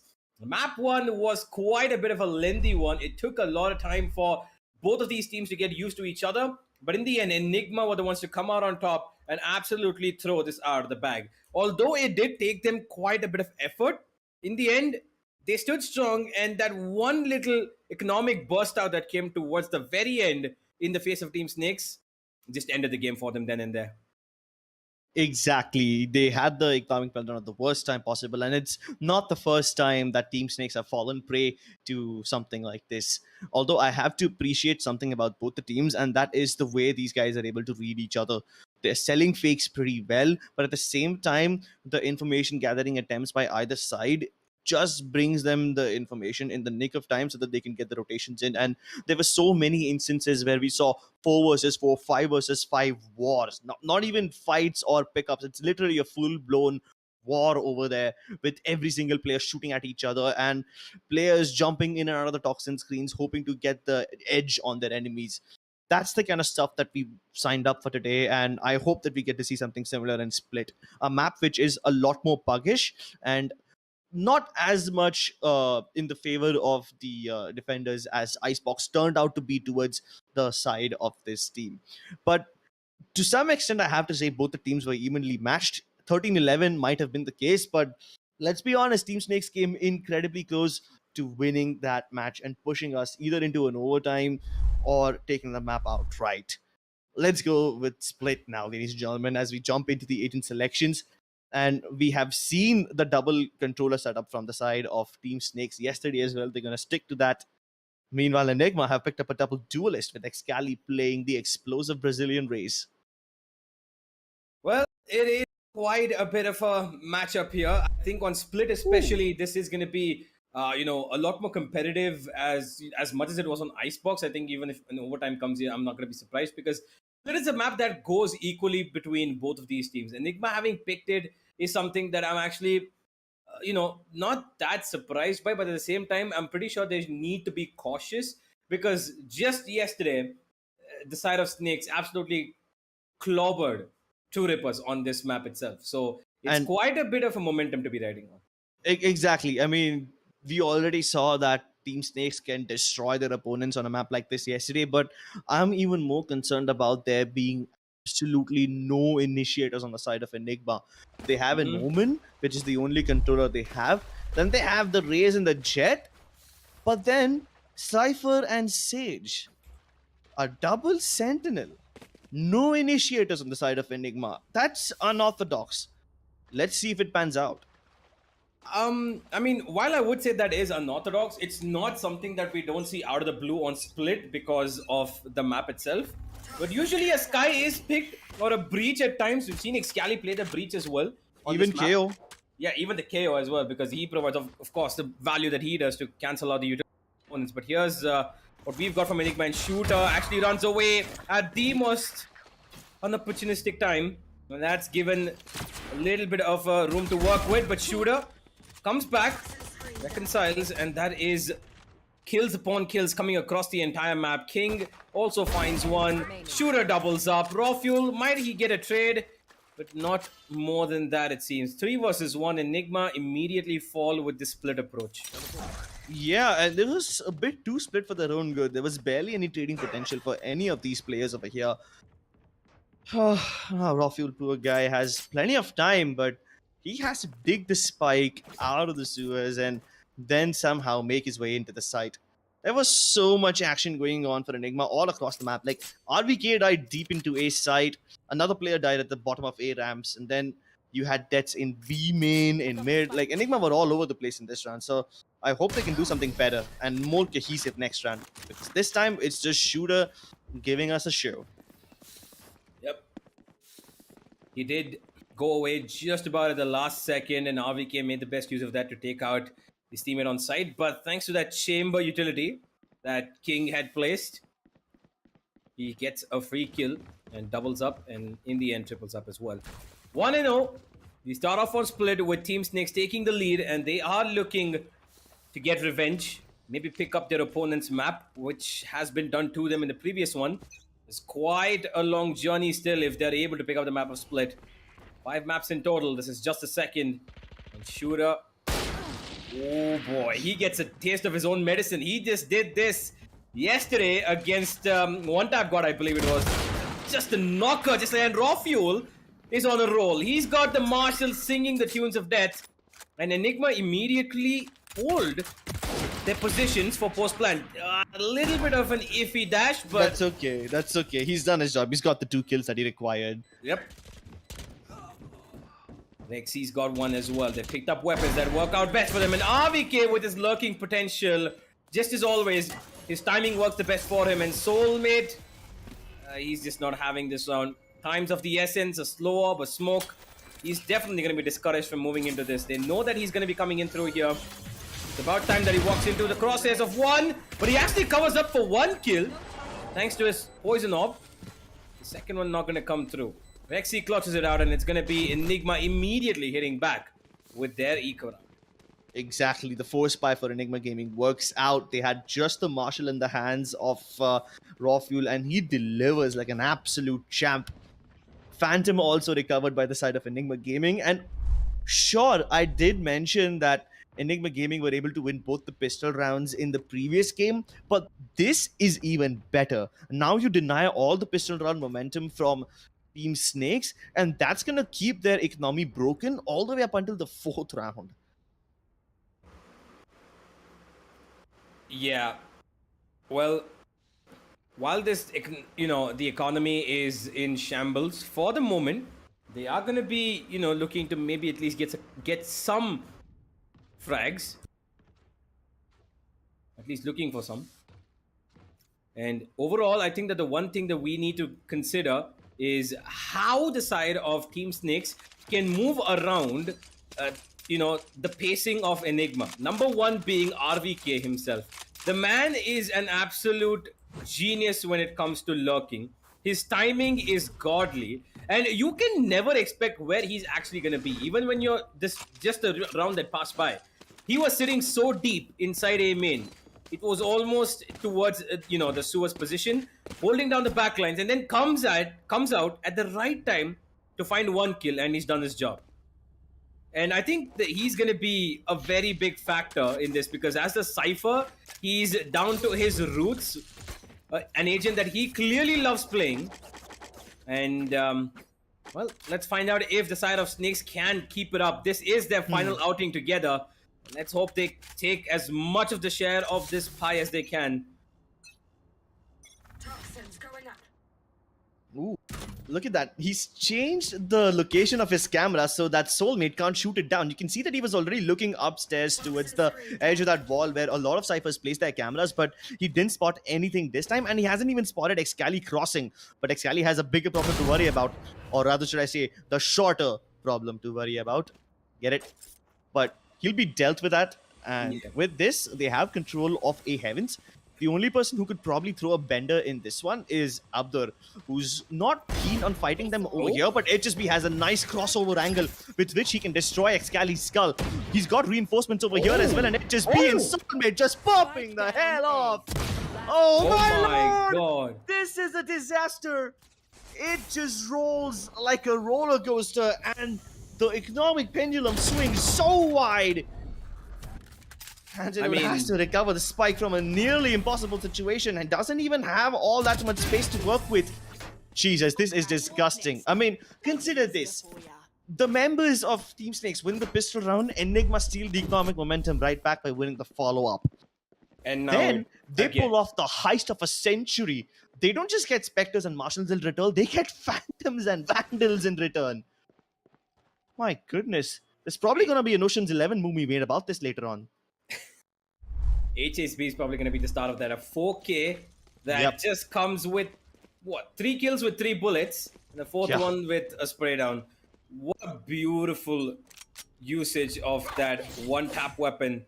Holds his ground and works it to the best. And now Enigma, hoping that Raw Fuel can pull off some magic with his knife, spots one, and immediately the smoke comes out in response. They don't want to give him anything to work with, but Shooter has already deleted one of them. Consider this, Enigma Gaming are just playing for the pickoffs right now. The spike is all the way in attacker spawn, so they have no intentions of picking up and playing for the objectives.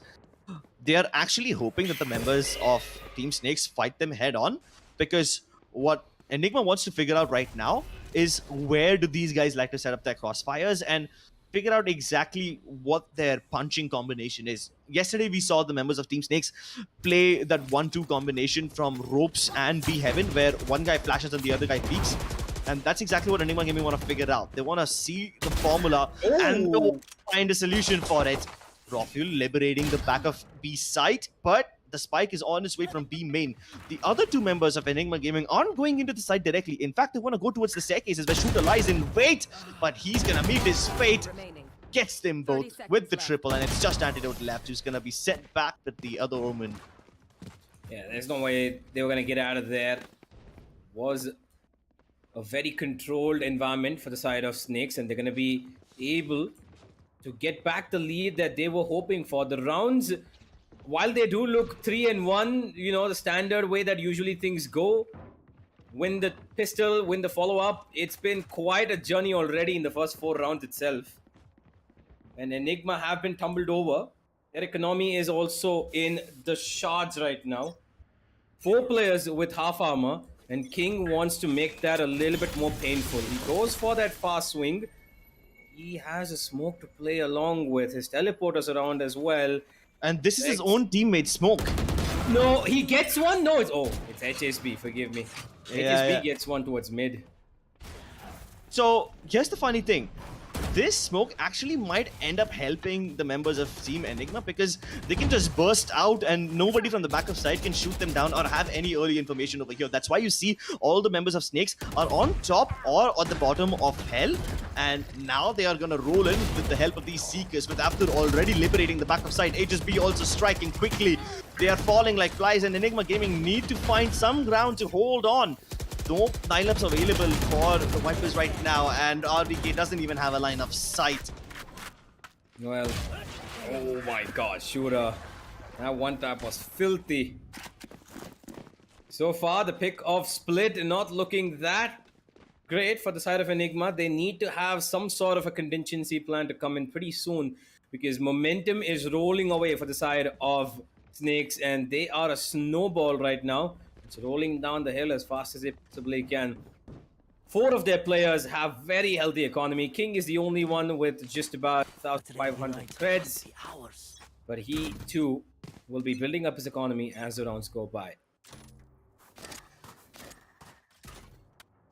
He's basically creating a pathway for his teammates with these cyber cages so they can move in closer without having to pick up engagements. But Team Snakes are aware about this one, and that's exactly why they're playing all these passive positions. Oh, the bait setup for Soulmate was perfect, but he can't capitalize on the back of it. Even Shooter gets one, but he's so incredibly low on health.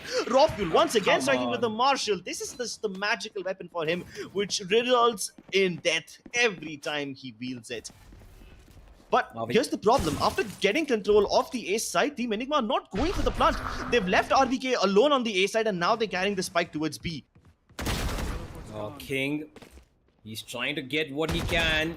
He spotted another as well. He knows that Antidote is alone on the B side, but support is coming in.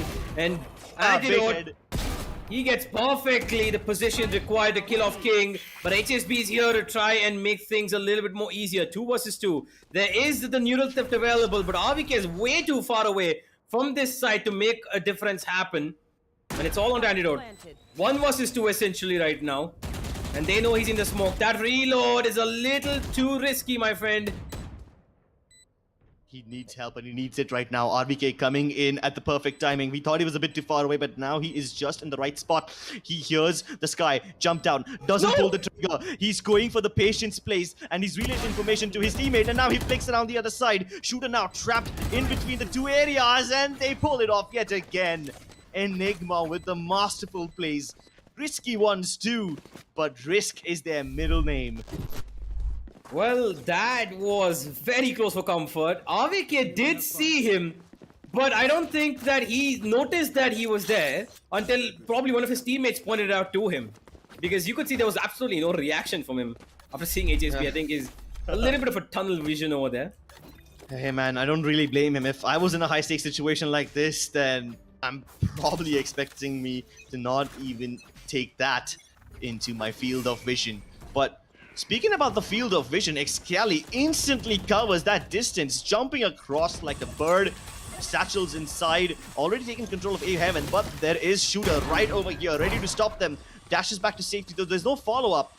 They are going to give up the site to Enigma Gaming where they can go for the plant, but it's just going to be a 4 versus 5 retake that that Team Snakes are hoping will roll in their favor. They don't really have any ultimates to make a difference here. No Seekers, no Viper Spit, but they do have flashes available. And they're going to try and work around that. They know that A Heaven is completely cleared off thanks to all of their members. But Antidote is in a prime position to get a difference happening. He gets one, he finds two, and that might just be it. RVK with the third. Raw Fuel and Rexy get the final kills. What a beautiful hold. Post-plant positions perfectly executed.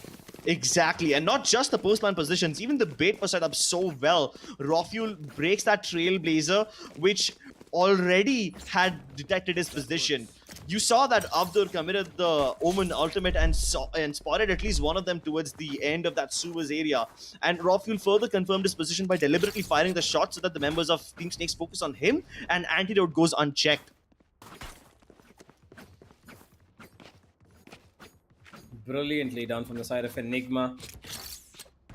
The bait and switch play works out perfectly, and Antidote was able to find the two most important kills that could have turned the round around for them, and it did. And now, Enigma, slowly but surely, taking the lead in terms of economy. They've thrown Snakes in a bit of a mix of things. They lose this round, it's going to be a heavy toll on their money. And small little tech pause for the moment.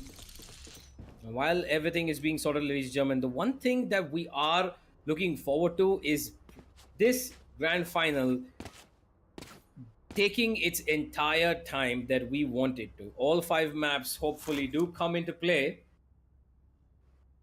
But it only begins if the side of Snakes are able to make a comeback. And that starts with them winning split.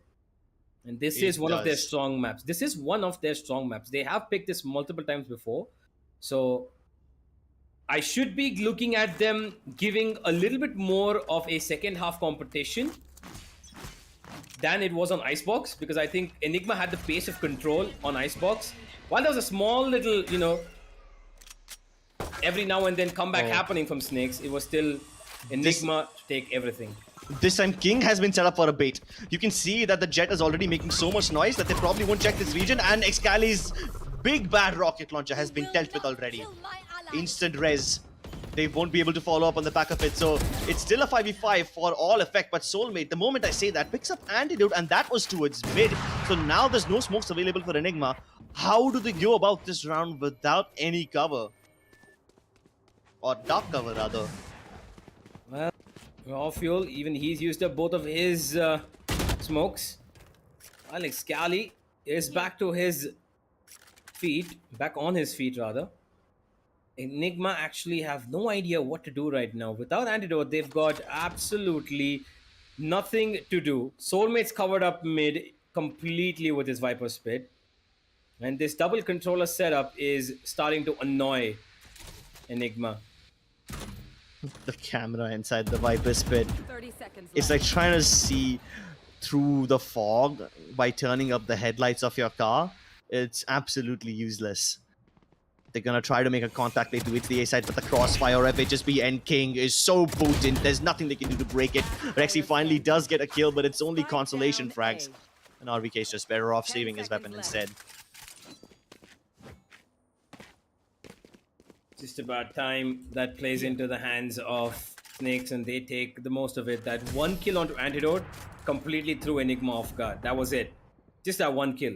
No cover equal to no, strategies to push into any side. Just bum rush your way in, hope for a trade to come through. But even that comes after 2 kills have come against them.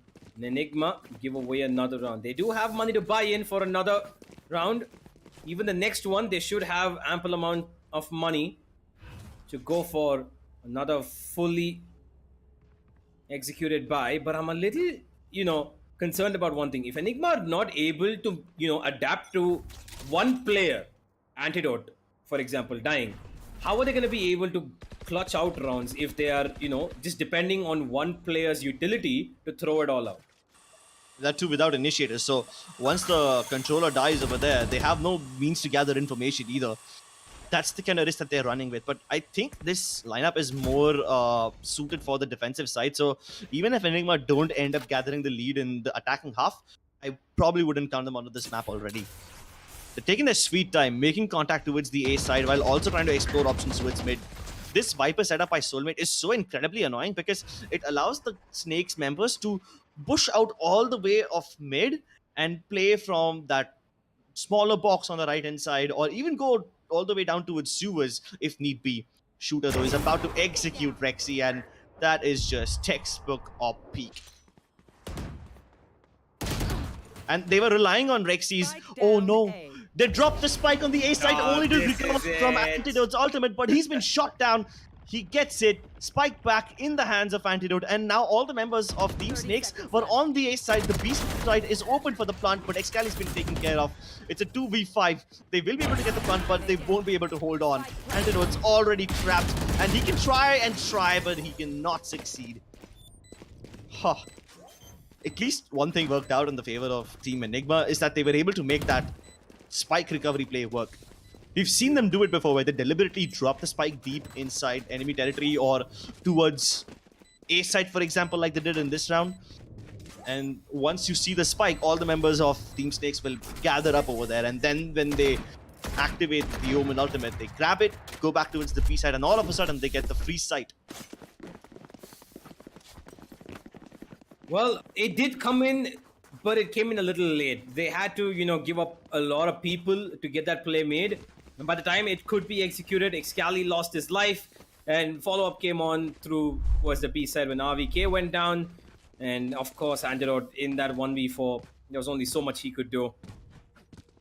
This is quite a situation to be in. 6-3 the scoreline right now. Enigma are on the lower end of it. Not as marketable as they thought it would be split. They need to try and regather their strategies, because look at the way this side of Snakes are taking control. This is brilliant. And Abdur has the perfect idea. The flash goes in.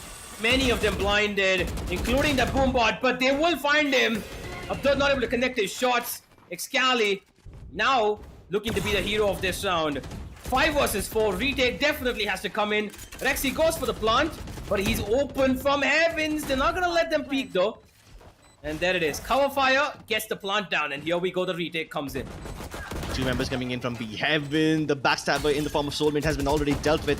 Look at the placement of that trap fire. It is so unorthodox that nobody would expect it to be there. And now all of a sudden Enigma are in prime position to hold on to this site. The utility that Enigma is using in the pool situation is their win condition. If they're able to get into the site without losing too many members, they are almost guaranteed to win the round. That's what their setup has been like all throughout this map. And we are just in the first half, ladies and gentlemen. This match is incredibly close, and it's about to get even closer, with the members of Team Snakes about to run out of money after this round. If they lose this one, they might as well be on an eco in the last round of this half. The only person who could probably have money is HSB, and even then he can drop like just one weapon. They'll have to then rely on Shooters, Bladestorm, and King's Tour de Force in order to find some success.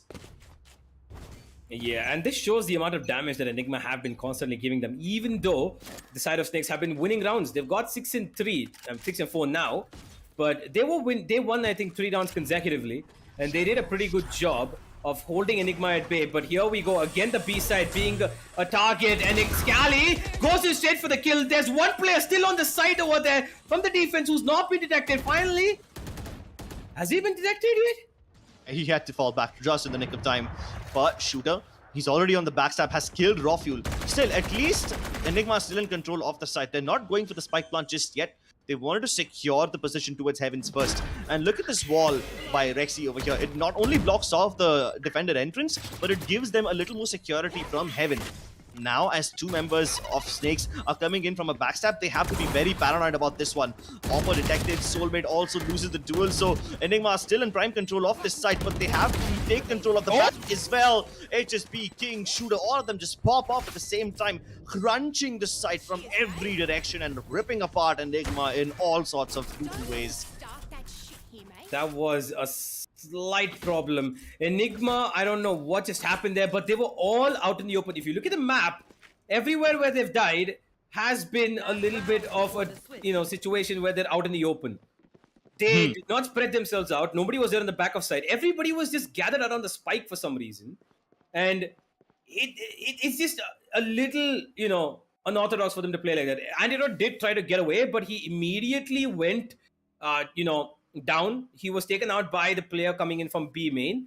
And by the time the rest of them could reposition, which they had ample time for, by the way, I don't know for what reason, nobody went towards the back of site to try and play maybe from hell or even the boxes that's right under rafters, or play from, the back of site totally on top of boxes, extend themselves a little bit across the entire site rather than be crippled at one spot. And I think that needs to be, considered when they are playing post-plant positions on B, because while the site is pretty small, they need to have plans to where to play, post-plant positions, because the side of Snakes came in from Heaven and B main together, and Enigma could not handle that.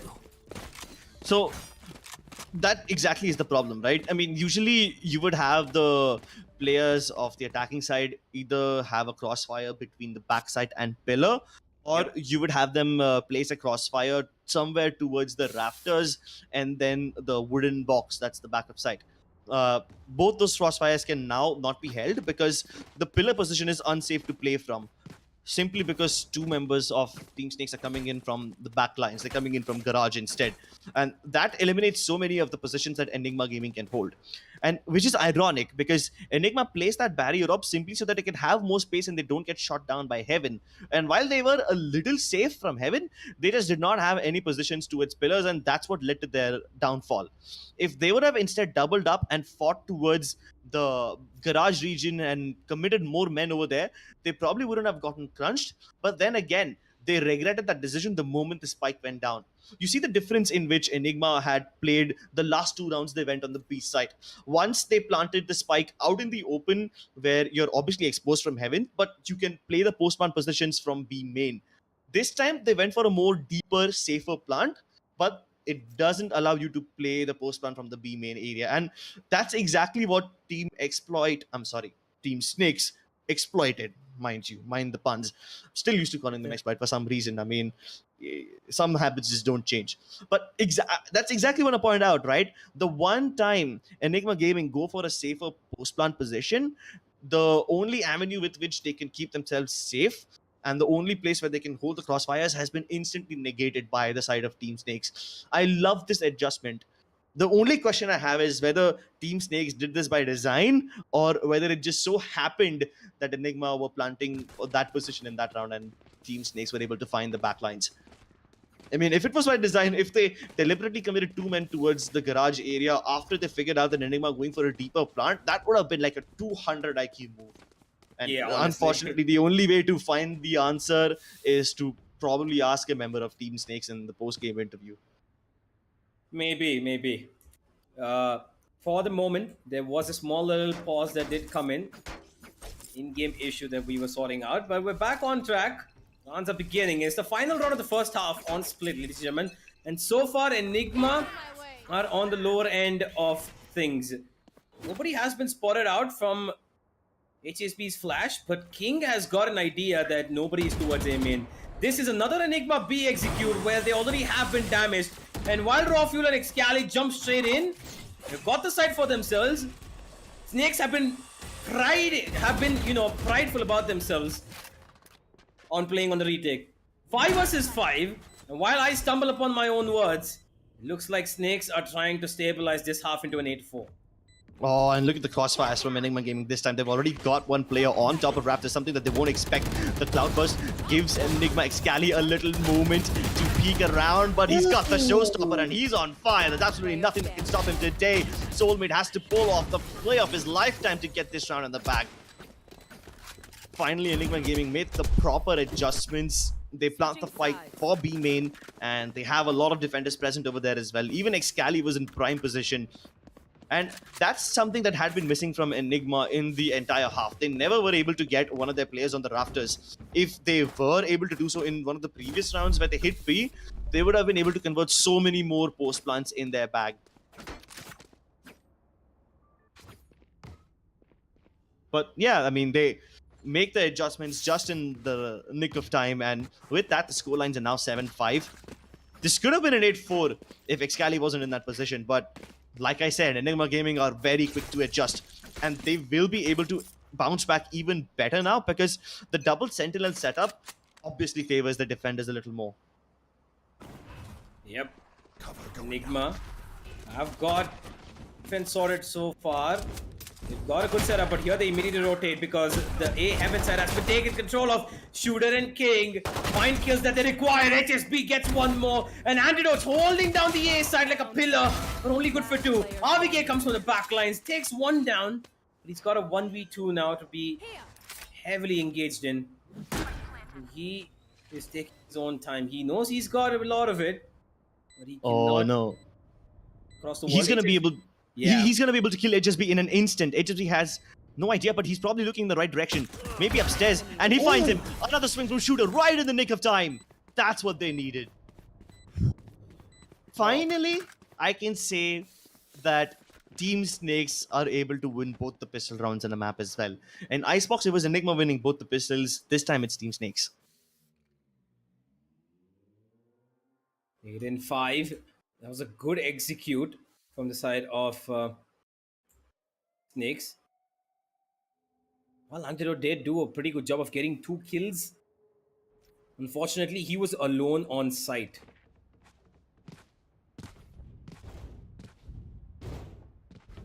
Enigma. They might have go, but we've seen them to put this use again. That one Marshal on raw fuel and the remaining playing on Sheriffs. Dangerous spot. Enigma usually find themselves in, but they always come out of it. Or at least for most of times. Yeah. Speaking of coming out, it was Enigma who couldn't climb up that zip line. The members of Team Snakes were so quick to get into A heaven, they just simply ignored the main entrance of the A side. All of them positioning up ramps instead and trying to control that region first from where they can descend down with much more ease. Of course, Antidote's double kill was helpful, but the fact that the rotations from Enigma were cut short in the vent room region is what allowed Team Snakes to win that round. And it's not like Enigma conceded that area and went around with the longer rotation, came in from defender spawn instead. Nah, they continued to pressure that region where obviously they did not have the advantage. And of course, your bullets aren't that accurate when you're on the zip line, so it was just easy pickings for the side of Team Snakes. He's turning this place into a DJ, isn't it? He's turning it into a nightclub with the number of sprays he's doing. I mean, whatever it is that is one of the unique sprays in Valorant. I actually saw the number very recently and I was shocked. Do you know how many sprays there are actually there in? Oh, a lot of them. Can you give me a random number? Go on. 105. Nah. Okay. I just saw this, I think, about a week ago. And I don't know if the numbers, correct or not. But I saw apparently there were more than 260 sprays so far. Wow. So far. And a lot of them are just memes and jokes and community-made fan stickers. That's the one thing that Riot does really well. I really like that. The stickers, while they are a form of expression, very interesting expression on top of that. A lot of people love using it after they've given their opponents a taste of revenge of sorts. There's one sticker which I've seen. It's the Phoenix where he's got his eyes burning. Yeah, that's what happens when you have too many flashes. I like that sticker when Phoenix has fire all around him and he's sitting in a chair and says, This is fine. That was the best one in my opinion. But quite a few. let's see if this anti-eco is fine or not. Enigma Gaming have their sheriffs and marshals, and Raw has been deadly on that weapon, but Excali doesn't have all that much to fight with. Probably just gonna have to run away and time his boombot and paint shells to perfection in order to deal some damage, but it doesn't help him all that much. Meanwhile, Team Snake members have actually gone in for a major gamble by purchasing weapons and Vandals and Phantoms right in the second round itself. King has gotten the one track that he was supposed to. The controllers out of the game, and now it's up to Raw Fuel.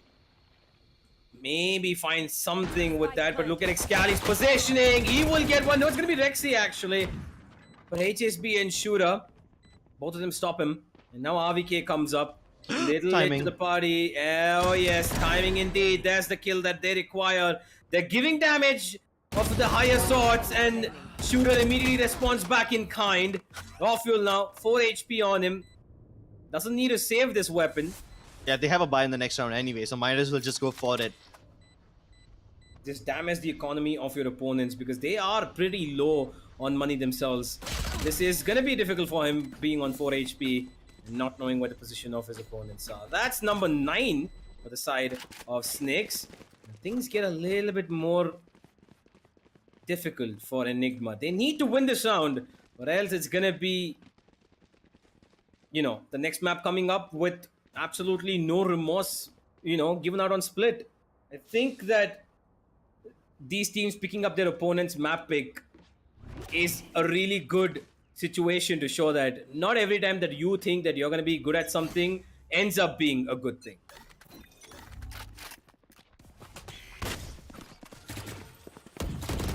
Mid aggression from Team Snakes. Not getting any sort of response from Enigma. They're just going to let them have it.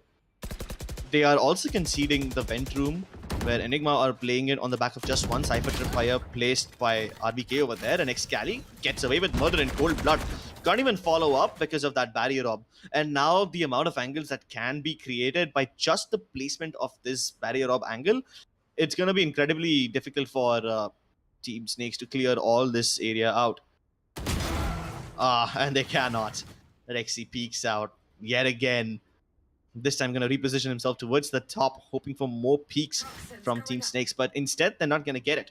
The only thing that could set up Soulmate for success is the paranoia that might be shot out from Abdur.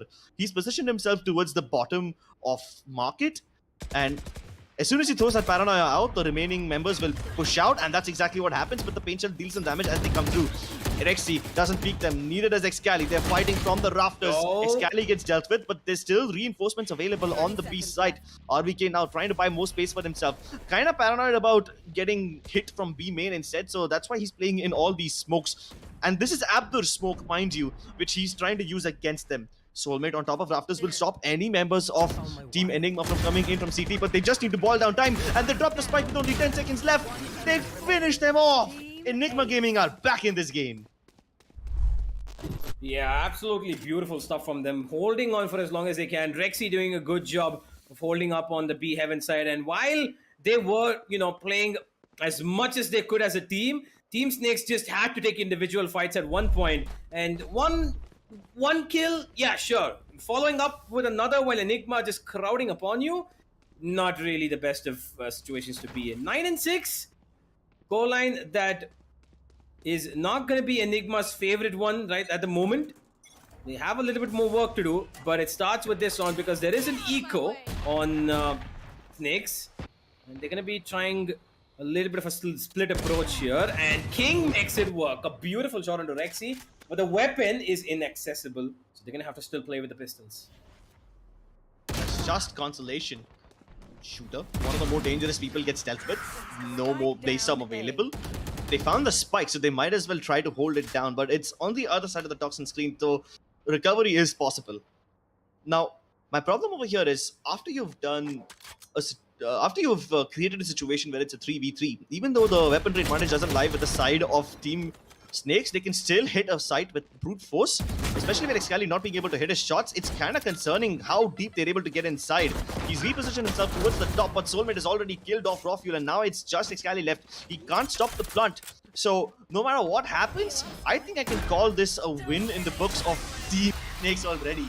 They have just enough points to activate the Viper Spit, and this might be yet another thrifty from the Pakistani team. Excali trying to find angles deep inside, and they haven't seen him cross, so they might just be able to get this, but Excali finds them!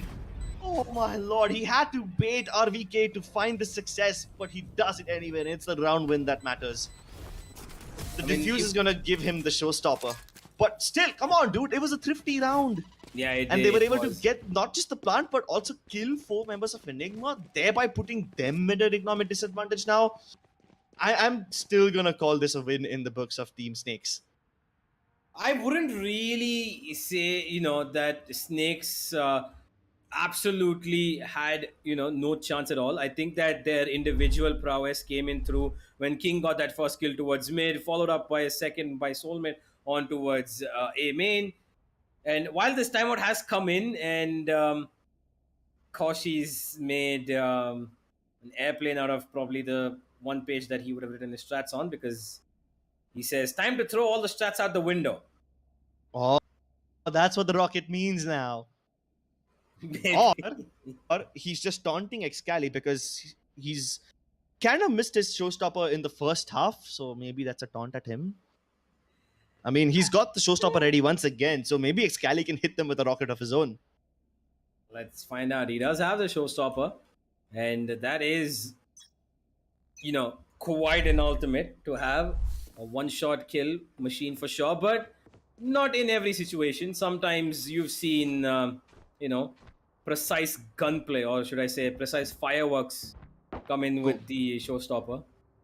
I mean, there's been times where I've hit the showstopper at the feet of my opponents, and it's given just about 149 damage.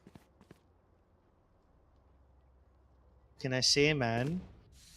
1 HP is sometimes all you need to tilt your opponents to the max. Yo, not getting that kill and dying off myself itself is tilting, so... Yeah, exactly. I mean, you saw how Excali was completely baited over there. The moment he activated that showstopper on the ramps, he was shot down by a person on the left-hand side, while it was Shooter who was setting up the bait for King. So yeah, that's the kind of stuff that both the teams have pulled off. I mean, just in this round, Excali had to bait RVK in order to find the success. To be honest, I wouldn't even call that as much of a bait, because I think he was just following where Excali was going.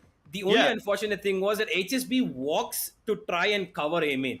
And at that time, he finds RVK weakened, vision a little hazy, looking in the wrong direction.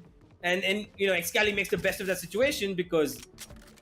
because he's already snuck towards the back. Yeah, exactly. Soulmate had no idea that Excali was here, and he found a good positioning, which is honestly just based on luck, because HSB was turning the wrong direction.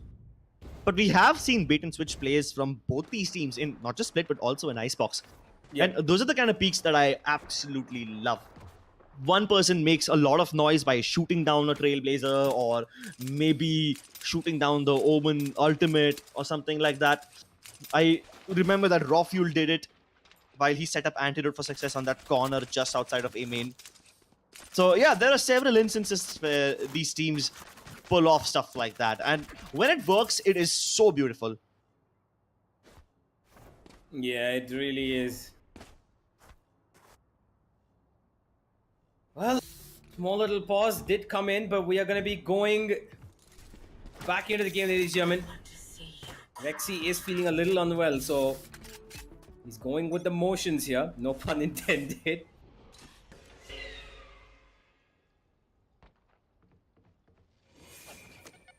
King mid, trying to maybe get a little bit of a grip on a free kill, if at all a little bit of an extra punishment that he could give to Excali. Is eager for something, but does go back. Disciplined approach here, but a little interesting as well. 4 players outside A, and they walk past, and that wall's actually going to be going down in a couple of seconds.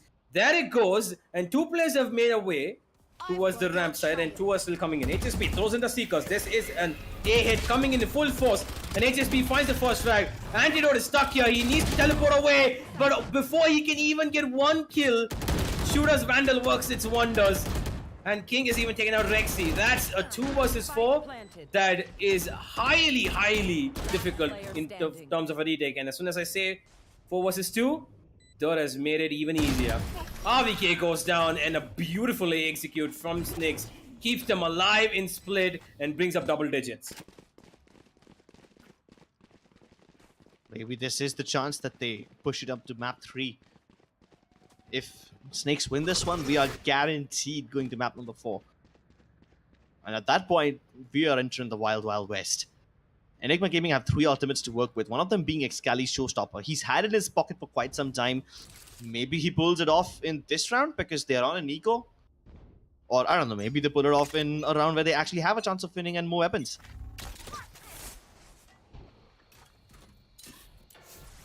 But that's the problem with the eco rounds that Enigma have. It forces the members of Team Snakes to be super passive, super careful, because you never know when Enigma will pull off something wacky. And I say wacky, Rafuel whacks Soulmate in the skull with that blade.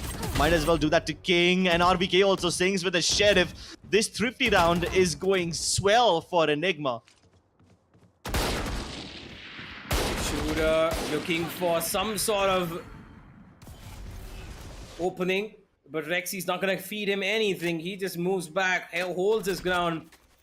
The spike is practically in no man's land, even though it's in Abdur's hands. And he does have the ultimate, though. And he could teleport himself to the B side. But Shooter, having been caught off guard here by every single angle, he cannot escape at all. And Abdur's reconsidering his entire options. Shooter will find antidote, though. He's going for more. And he's looking around. They double up together now, so that they can trade off frags if at all anybody loses their lives. But it's still a very, very difficult situation. Shooter gets away thanks to the positioning. RVK does give him a tag, but the plant will come through anyway. No, it doesn't! Rexy! Jesus Christ, now that is the kind of disaster that was just waiting to happen. The moment Abdur teleported to the B side, I was kind of concerned that he's moving away from his teammates, so he's gonna have no protection when he tries to go for the spike plant. But then I thought, yeah, maybe Rexy won't peek this one because he also is alone, but nothing can stop this man, and he is absolutely feeling himself with that Marshall.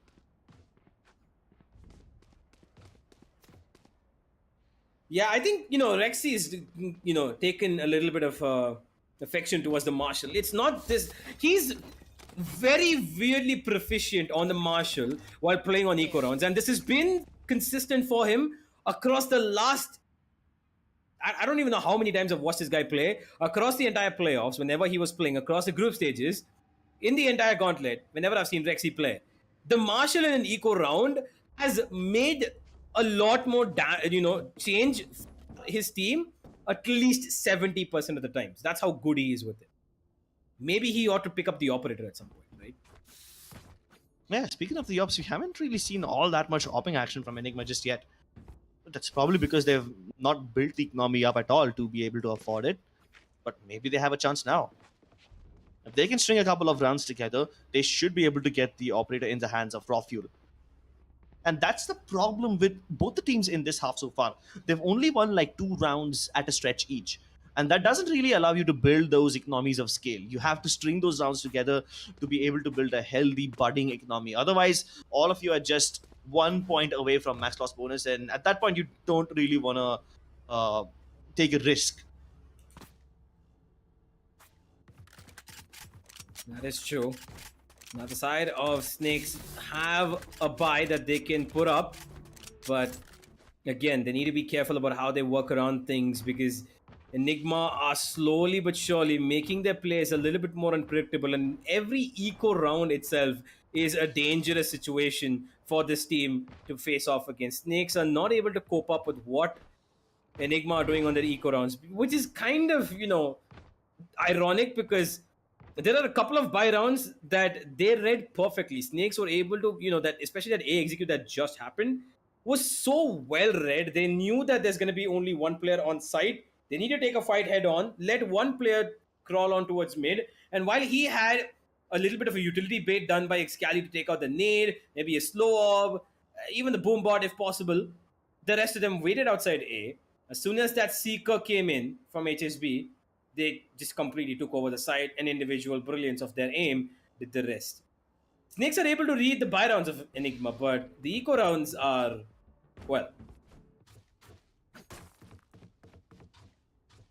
That's the eco rounds that you need to worry about now, isn't it? They suffered from thrifty losses in Icebox as well. They've seen what the Sheriffs of RVK can do. They've seen what the Marshal in the hands of Rexy can do.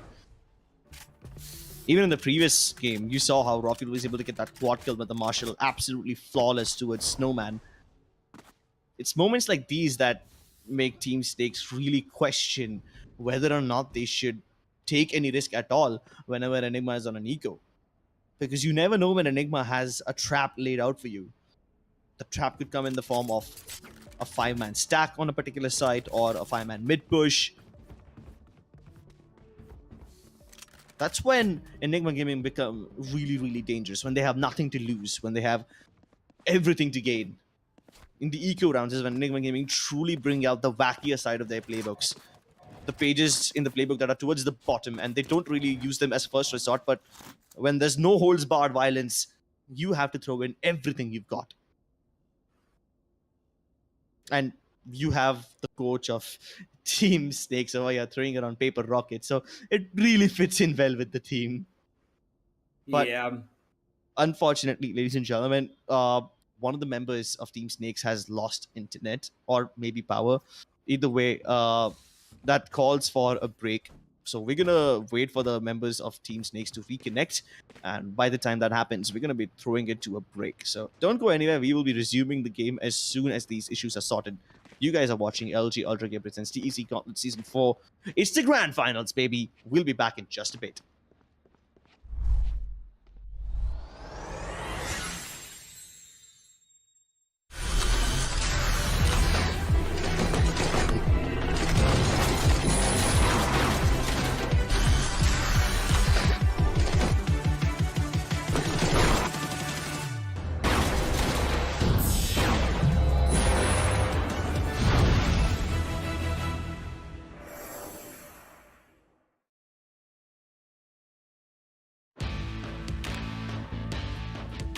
From the legends of memory and storage,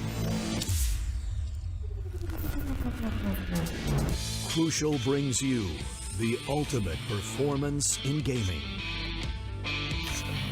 Legendary products, precision engineered for speed and stability. Crucial Ballistics.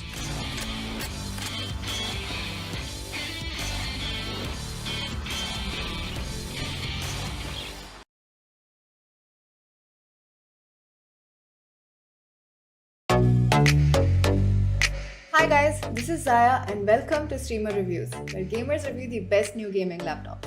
We gamers are always on the lookout to get more out of our systems. If you're looking for a laptop that can exceed your expectations, check out the Dell G15 gaming laptop.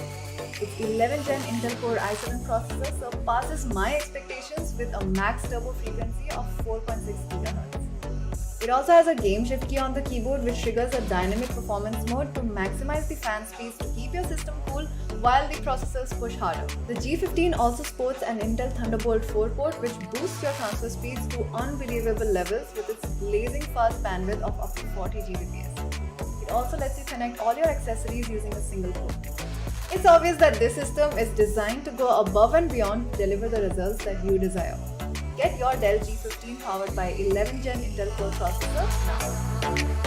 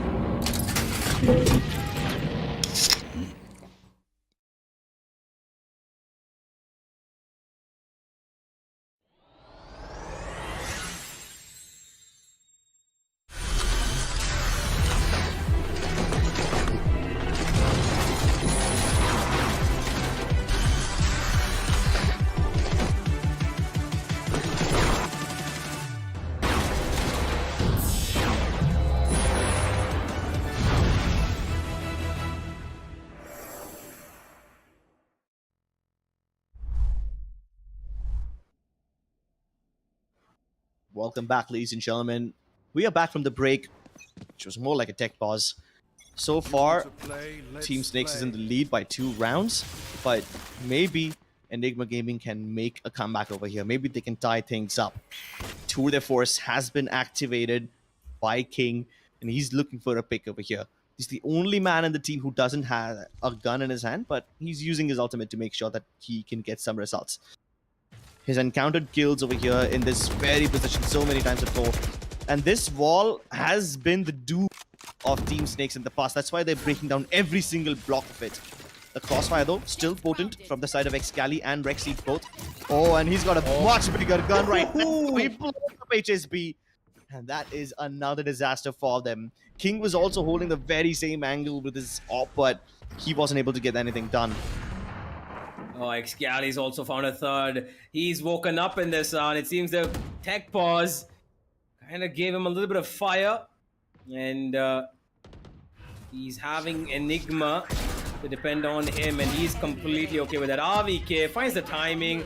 Antidote's not even going to be in the dead for more than 10 seconds. Excali comes for his 4th, and he's just having fun at this point. He's already recovered 2 more points out of his 8-point ultimate. Maybe by the end of this game, he's going to have it charged up again. But once more, Enigma were able to win this round because they committed a lot of ultimates to it. They had the Resurrection going for them. They had the Showstopper as well. For that matter, even King had to use his Tour de Force. But then again, that was just one ultimate from the side of Team Snakes. Unfortunately, after investing everything they had in the previous round, they find themselves at the brutal end of Nico once again. Means this is Enigma's chance to tie up the scoreline and make it 10-10. Can they find success though? Or will the eco weapons of Team Snakes once again yield results? King wins the duel against Rafael in the most uncharacteristic way possible, and that's the Headhunter doing what it's named after. Double peek might come through. Excali deals with one of those. Rexy has come in here to help him once more, and he's holding them back for now. Can RBK shut them down? Yeah, it seems like they've dealt with the eco threats. Oh no! I was so concerned about Abdur dying over there, but there's nobody to stop him. Excali might just be easier. Oh, a classic win against the Phantom. Well, at least there's still Antidote on the side, so he can stop the plan from happening. And Abdur is not going to be supported by Soulmate. He's just coming in from B Heavens now, and Antidote got the sound cues. He knows one of them is towards Hell, but he might just be checking Soulmate, and he won't be able to switch on to Abdur's. Yeah, that's the opportunity to plant. Yeah, but he's done enough. He got the 1 kill that he really needed to, otherwise it would have been a 2 versus 2. So Abdur has got himself at least a little bit of a doable situation. One smoke to work with. Spots out Rexy, but Rexy swings about 90 degrees to take his head straight off. Enigma make the scores level, and they come up to double digits themselves. What a great round. But Snakes did do damage. So it's still a little bit of a trouble for Enigma. Their economy is okay. It's not at all bad. But and it's because they're able to string the rounds together, right? It's because they win 3 in a row. That's exactly why they have money. If it was the same case where they win 1, lose 1, win 1, lose 1, then both the teams would have had really trash economy right now. Indeed. And it's just been a stringent of rounds that's come in for both teams. It's Snakes building up maybe 2 or 3 rounds, Enigma following up with their own. That's pretty much been how the game has gone so far. Well, the first half was more suited for the side of Snakes. The second half, they've been a little strugglesome to complete their rounds. Raw Fuel uncharacteristically did not connect that shot. I really thought he'll hit that, right? I kind of saw that as a hit. Yeah, either way. It's fine. It's just another lifeline for the side of Team Snakes as they can continue moving towards A ramps, an approach that they have taken in the past with varying levels of success. RVK and Rexy both here. The Sentinels are towards A Heaven, and Rexy's in a good position to rotate away if need be. King is towards mid while he tries to, maybe get a bout onto a lurk after the wall breaks down, but Antidote is probably going to be able to cover it up. Throws down a smoke towards A for safety covers, but the players of Snakes have already crossed past that region, and a lot of bullets being exchanged between the two teams. A heal only available right now. Oh boy, okay. Rafiel's been deleted twice towards screens. Teleport cancelled by Abdur, but the spike's been spotted. Oh no, this is a disaster. Abdur thought he was being really slick by going for the teleport, but the moment he gets back to his original location, the spike will be discovered. They recover it. HSB winning the duels as well, but Excali keeping the numbers even. Where does the spike come from? It has to come from B main, where Antidote is in a prime position to shut them down. He's got two members over here, ready to shut them down if need be, but Soulmate goes around the other side to swing. Excali goes for the challenge. He just needs to boil down a little bit more time. There's very little time left, and he's probably gonna die. There you go. He's on fire right now, and like I said, Excali once again getting a quad kill, farms up his showstopper yet again. He used that showstopper like rounds ago. Yeah, he did, and he got 2 4Ks, by the way. Yeah, That's exactly why. And that's what you need, right? That's what you want Excali to do. Farm up your rocket as quickly as possible, as often as possible. I don't know how that round went away from the side of Snakes. They had so much map control. They took A almost towards A heaven. While it wasn't completely given away, should have found the most insane kill onto Raw Fuel, which shouldn't have happened. They rotate away, but thanks to Excali playing in the most unorthodox position, he was able to find a kill onto Abdur. The spike drops. King was unable to trade it off because he runs away. Antidote supporting him from hell. Both the players play a very tight-knit setup on the site, and Excali does all the heavy lifting. Brilliant stuff from Excali. I would rather call that heavy burning, given the way he's been playing with that explosive playstyle. Drenches his opponents in napalm and then sets them on fire. It's like chain reaction. They all fall like dominoes. Yeah, and not to mention, the side of Snakes had control for so long, and for the first time, Enigma have taken the lead in this map. And that is very concerning, given the fact that if Snakes lose this, it's 2-0. And very, very deep trouble Snakes will be in this grand final. And I'm pretty sure they don't want this to end the way that Enigma wanted. A clean sweep would be very, very tough loss. It is the grand final. They've worked very hard to come this far. All of their lower bracket sweeps have been clean sweeps themselves. They've beaten every team so far 2-0. True Rippers, Reckoning. Snakes have been absolutely brilliant. Exactly, and not to forget the way they were able to beat True Rippers too. They lost against them in the upper brackets 2-0, and then they were able to once again defeat them 2-0. So thereby completing the loop of revenge. But they haven't faced an opponent like Enigma before, and this is a storm to consider, a force to be reckoned with.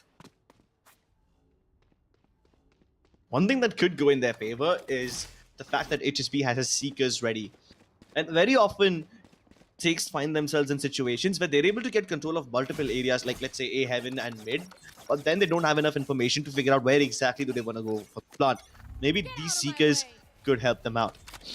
Abdur also has the from the shadows available, so if he wants to go in and commit that to go for a flank maybe, or maybe just sell a fake, that would be amazing. That's another factor of brain games being added to the arsenal of Team Snakes. Rexy can't make good of that. Has to create the barrier over here. Raw Fuel ready to intercept them. The slow up and paint shell combination is absolutely deadly, and here the party starts. King survives the aftermath of it, but everyone else around him is falling like flies. Oh, Abdur that's with the a little spike. too in the open. He does But get still it. work. Yeah, it does work. I thought he's going to be teleporting straight to the side. I think a little bit of urgency caused him to go in the open, but he still makes it work. 1 versus 3 now, but he's completely caught off guard. Excali is going to get a free kill. There's no way. Match point here, ladies and gentlemen, and it looks like we might be heading into the next map with Enigma leading the series 2-0, because even though the spike plant has come in, money is down in the drains right now. Shooter is going to be the only one who can actually buy up a weapon with complete utility and armor, while the rest of them have to suffice on the half armor. Maybe a little bit of, a degeneration of the utility in terms of numbers, because this is difficult. HSP doesn't even have his Trailblazer, doesn't even have his heal. only the Seekers available for him thanks to his ultimate orbs and the Viper Spit. Those two are the win conditions here, Crips. They don't get that sight, it's over. They can't win this. My goodness, this is a brute force execute, full speed, pedal to the metal. Seekers committed and still they won't find success. RVK on top of that Cyber Cage is able to isolate the angles and nobody checks for him. Is he gone unpunished so far? Triple kill for him. The people underneath will be blown apart by the satchels and Rexy comes in to even out the numbers. This could be the end right here, ladies and gentlemen, unless Shooter has it in him. Rexy denies him. And that it is, ladies and gentlemen, 2-0 for Team Enigma. They were not even in the lead in this game. For the first time in a long time, it seemed like Team Snakes have what it takes to get the win, to secure a map and make this series a bit more competitive. But nah, the explosiveness of Excali, getting quad kills back-to-back in the last 4 rounds, especially with the flanks from RVK, all of that put together result in a big W for the side of Enigma Gaming. In the last little bit of the final round, I think that those Seekers which were let out by HSB, they saw, I mean, you can see where your Seekers are going, right? One of them went above to rafters, but HSB jumped into hell and he was firing and looking around over there. I don't know what happened there, but let's go to the highlights because it almost seemed like in the end, Team Snakes just, tipped over the edge the minute they lost the previous round and they said, you know what? It's the next map for us. I think with that rafter, they probably would have expected the person to be deeper inside a heaven and not on the rafter edge itself, right above hell. So the moment they dropped, they were completely surprised. And the fact that RVK is allowed to get away with 3 cold-blooded murders like that is just absolutely criminal. And then there's no prison that can hold this man. Nothing that can contain his rage. This is a page that Team Enigma have pulled out from a book which is so deep, so thick that the members of Team Snakes can't even begin to comprehend the size of it. And there were plenty of adaptations that Enigma Gaming made in order to counter this lead that Team Snakes had built for themselves in the first half. Yeah, Team Snakes were looking really good in the first half, man. Not gonna lie. They had so much control of the entire game. Enigma were struggling with the absence of an initiator, which, the side of Snakes were thoroughly exploiting. And they did such good work. While Enigma did somehow stabilize it to a 7-5, they were probably hoping for that score, if at all anything. Because with no initiator, there's only so much you can get out in terms of information. Sending in, one of your handy utilities, the Owl drone, or, if there's a Sova, which is not at all on split, or in the cases of what, Team Snakes were using a Sky with the Trailblazer. But eventually, like we spoke about it, the defensive half was what Enigma were focusing on. And when it came to the defensive half, Enigma absolutely drove it right across stadium. Amazing performance from Excali. Individually, this man absolutely destroyed his opponent. 25 kills. I think, he had 4 Ks maybe? I mean, the number doesn't really matter at this point. The only number that matters over here is the big 2-0 at the overall scoreboard, where Enigma Gaming is just 1 map away from winning TEC Gauntlet Season 4. We're going to be going into Ascent next, a map which is more or less favorable for both the teams. It doesn't really lean towards any side over here. Both the teams are equally good on it. So does that mean that finally Team Snakes are going to be able to make this game a little more competitive? Will they be able to push it to map 4? Or is this where the buck stops? Find out after this break, ladies and gentlemen. You guys are watching LG Ultragear presents TEC Gauntlet Season 4, powered by Crucial, our gaming partner Intel, who provide the best gaming value and the best gaming experience, and of course, 656. Be sure that you tune in after the break. Go ahead and restock on your snacks. We'll see you guys in a bit.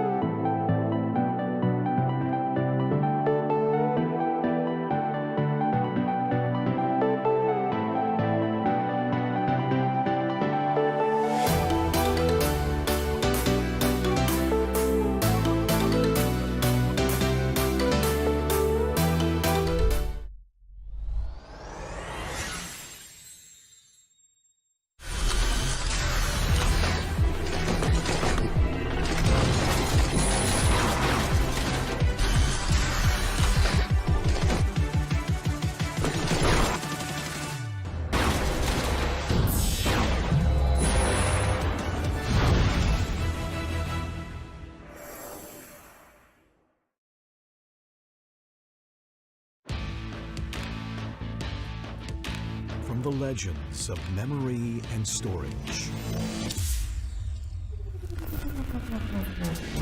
Crucial brings you the ultimate performance in gaming. Legendary products. Precision engineered. For speed and stability. Crucial ballistics.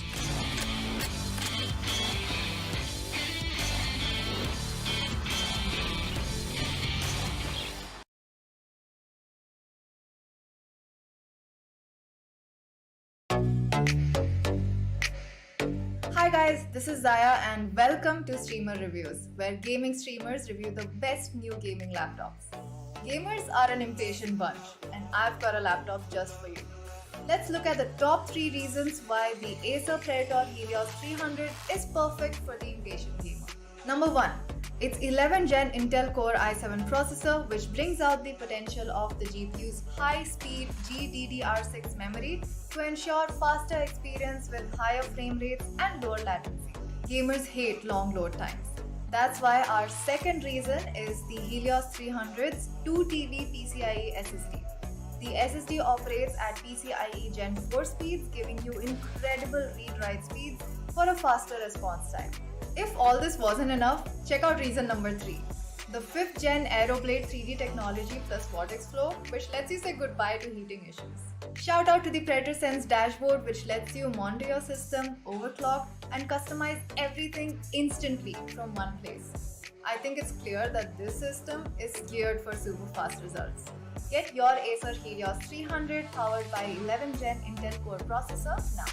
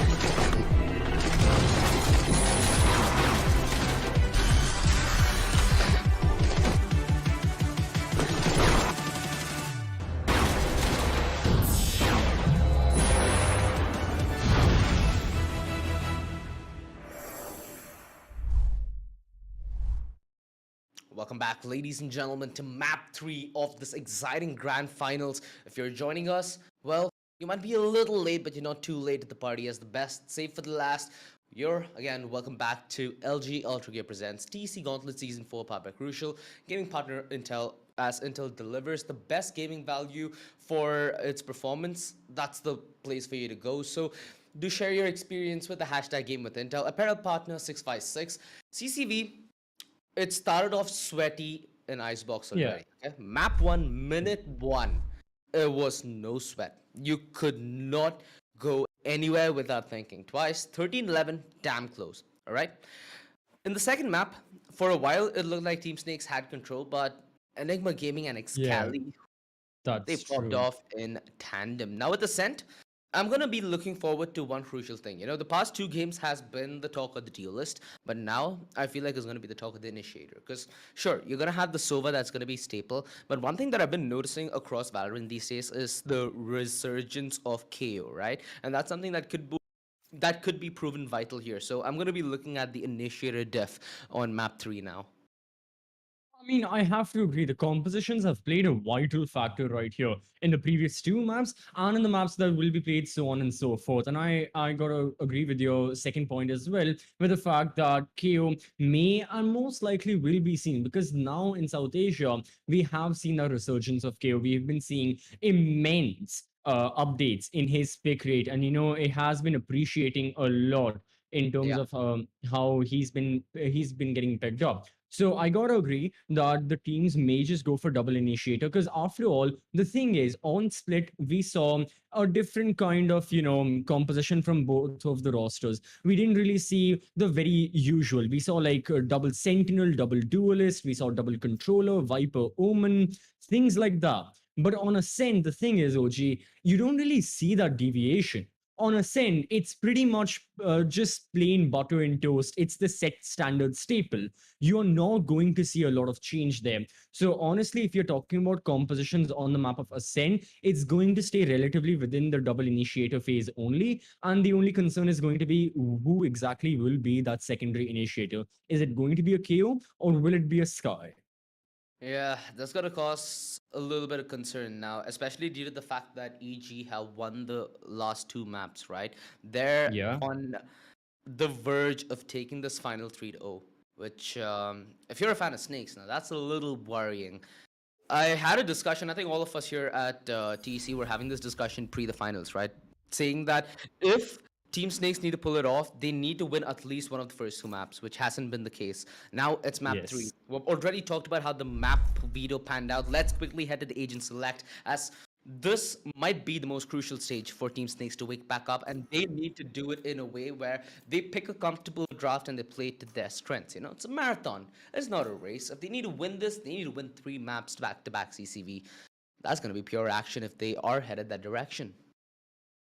Right, and the direction we are going to be headed in terms of the compositions, well, like we were talking about, from the side of Enigma, it's going to be double initiator. From the side of Team Snakes as well, I do not think King will be choosing any other agent other than the Soba. HSB is already locked with the Breach. We are going to be seeing Breach and Jet. Always loved to see that combo, especially on the defense, given how aggressive Team Snakes get usually. I mean, we all saw Icebox, even the previous matches that they were playing here in the playoffs on Icebox, it was a similar story. They were just in the faces of the attackers. They were not backing off, and they were starting off as soon as the action phase commenced. So a Breach and Jet is going to play into their hands as well. But overall, strategically, it's a send. There isn't going to be much change. It all comes down to relatively a lot of the gunfights you'll be taking and the dynamic changes you can make within the round, not pre-planned, premeditated plans that you have, but the improvisations that you can make. But speaking of the game as well, let's jump on in. Game 3 is going to be in front of us. Ascent will be the map. It's going to be the likes of Team Snakes who will be on defense. Enigma once more start out on attack.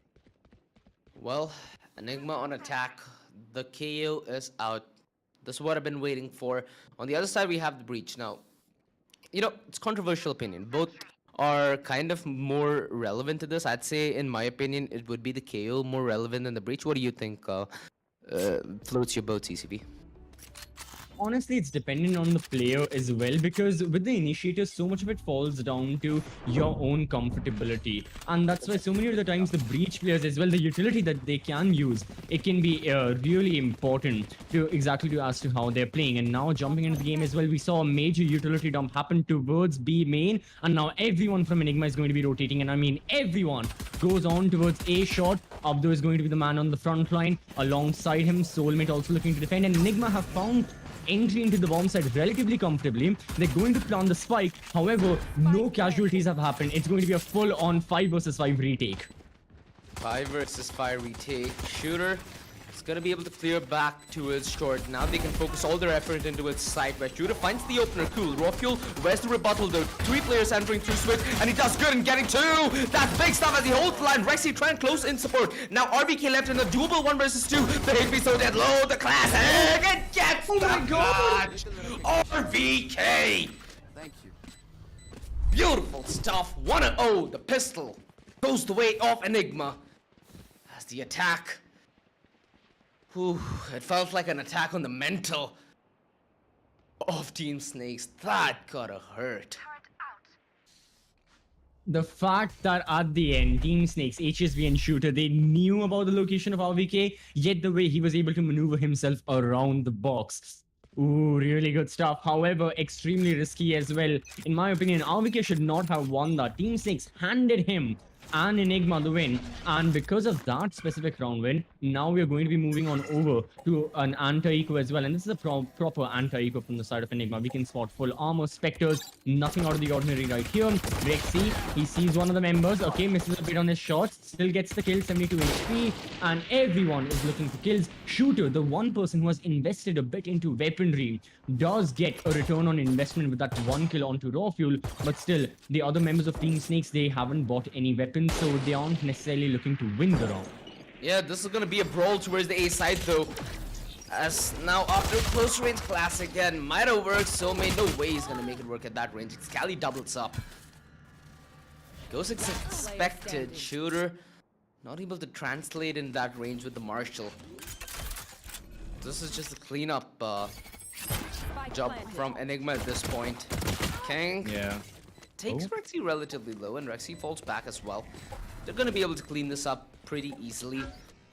Should be kept clinical from the side of Enigma. That's something that's been one of their strengths throughout this entire Grand Final CCV. They've been dealing with such rounds in a very, very clean and methodical fashion. In fact, Enigma are the team, at least in this matchup, that has been more of a risk in thrifty situations.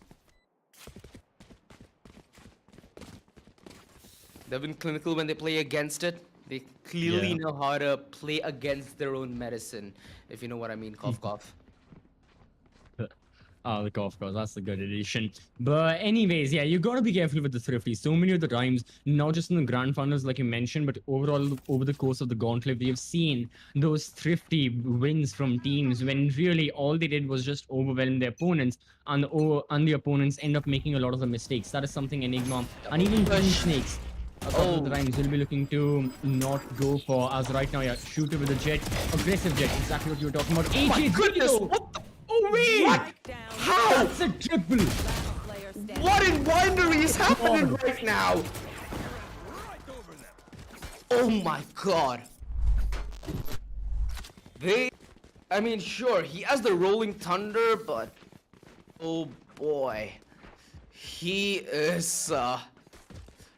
stunning them without the need of utility. Look at that. I'm sorry, Enigma, what just happened right there? All of them literally walked into his crosshairs, plain and simple, hoping to get a kill. Only later on did we see that shock dart coming from RVK. That should have been one of the primary things. And once more, Enigma are going to be instigating this full-on A push. There goes the ultimate from KO. Rocky will be pushing into the side. This time, they will find the site relatively empty, but look at the rotations take place from the members of Team Snakes. They were prepared for this. The one thing that Team Snakes really know how to do are their rotations, and everyone's right here on the brink of the bomb site. The flash is gonna go off and everyone is ready to retake. What is Antidote doing? He falls back and HSB finds him napping. It creates a small advantage. And now Enigma need to fight back from the deficit. The utility on the entry, and Excali is split between his thought and his actions. Raw not able to translate that turn into a kill. It all leaves onto this duel setup in towards main. The shock touch from RBK misses the mark. They're trying to find the spike diffuser amidst the smoke. But oh god, that was so heartbreaking. It's like a cruel lab experiment being done on rats, right?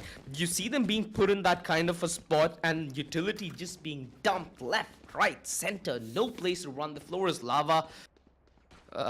Yeah, that's disgusting. And Enigma gotta feel disgusted about that fact, because they got that entry. Raw Fuel, the only thing that denied him from going any more aggressive was that recon dart.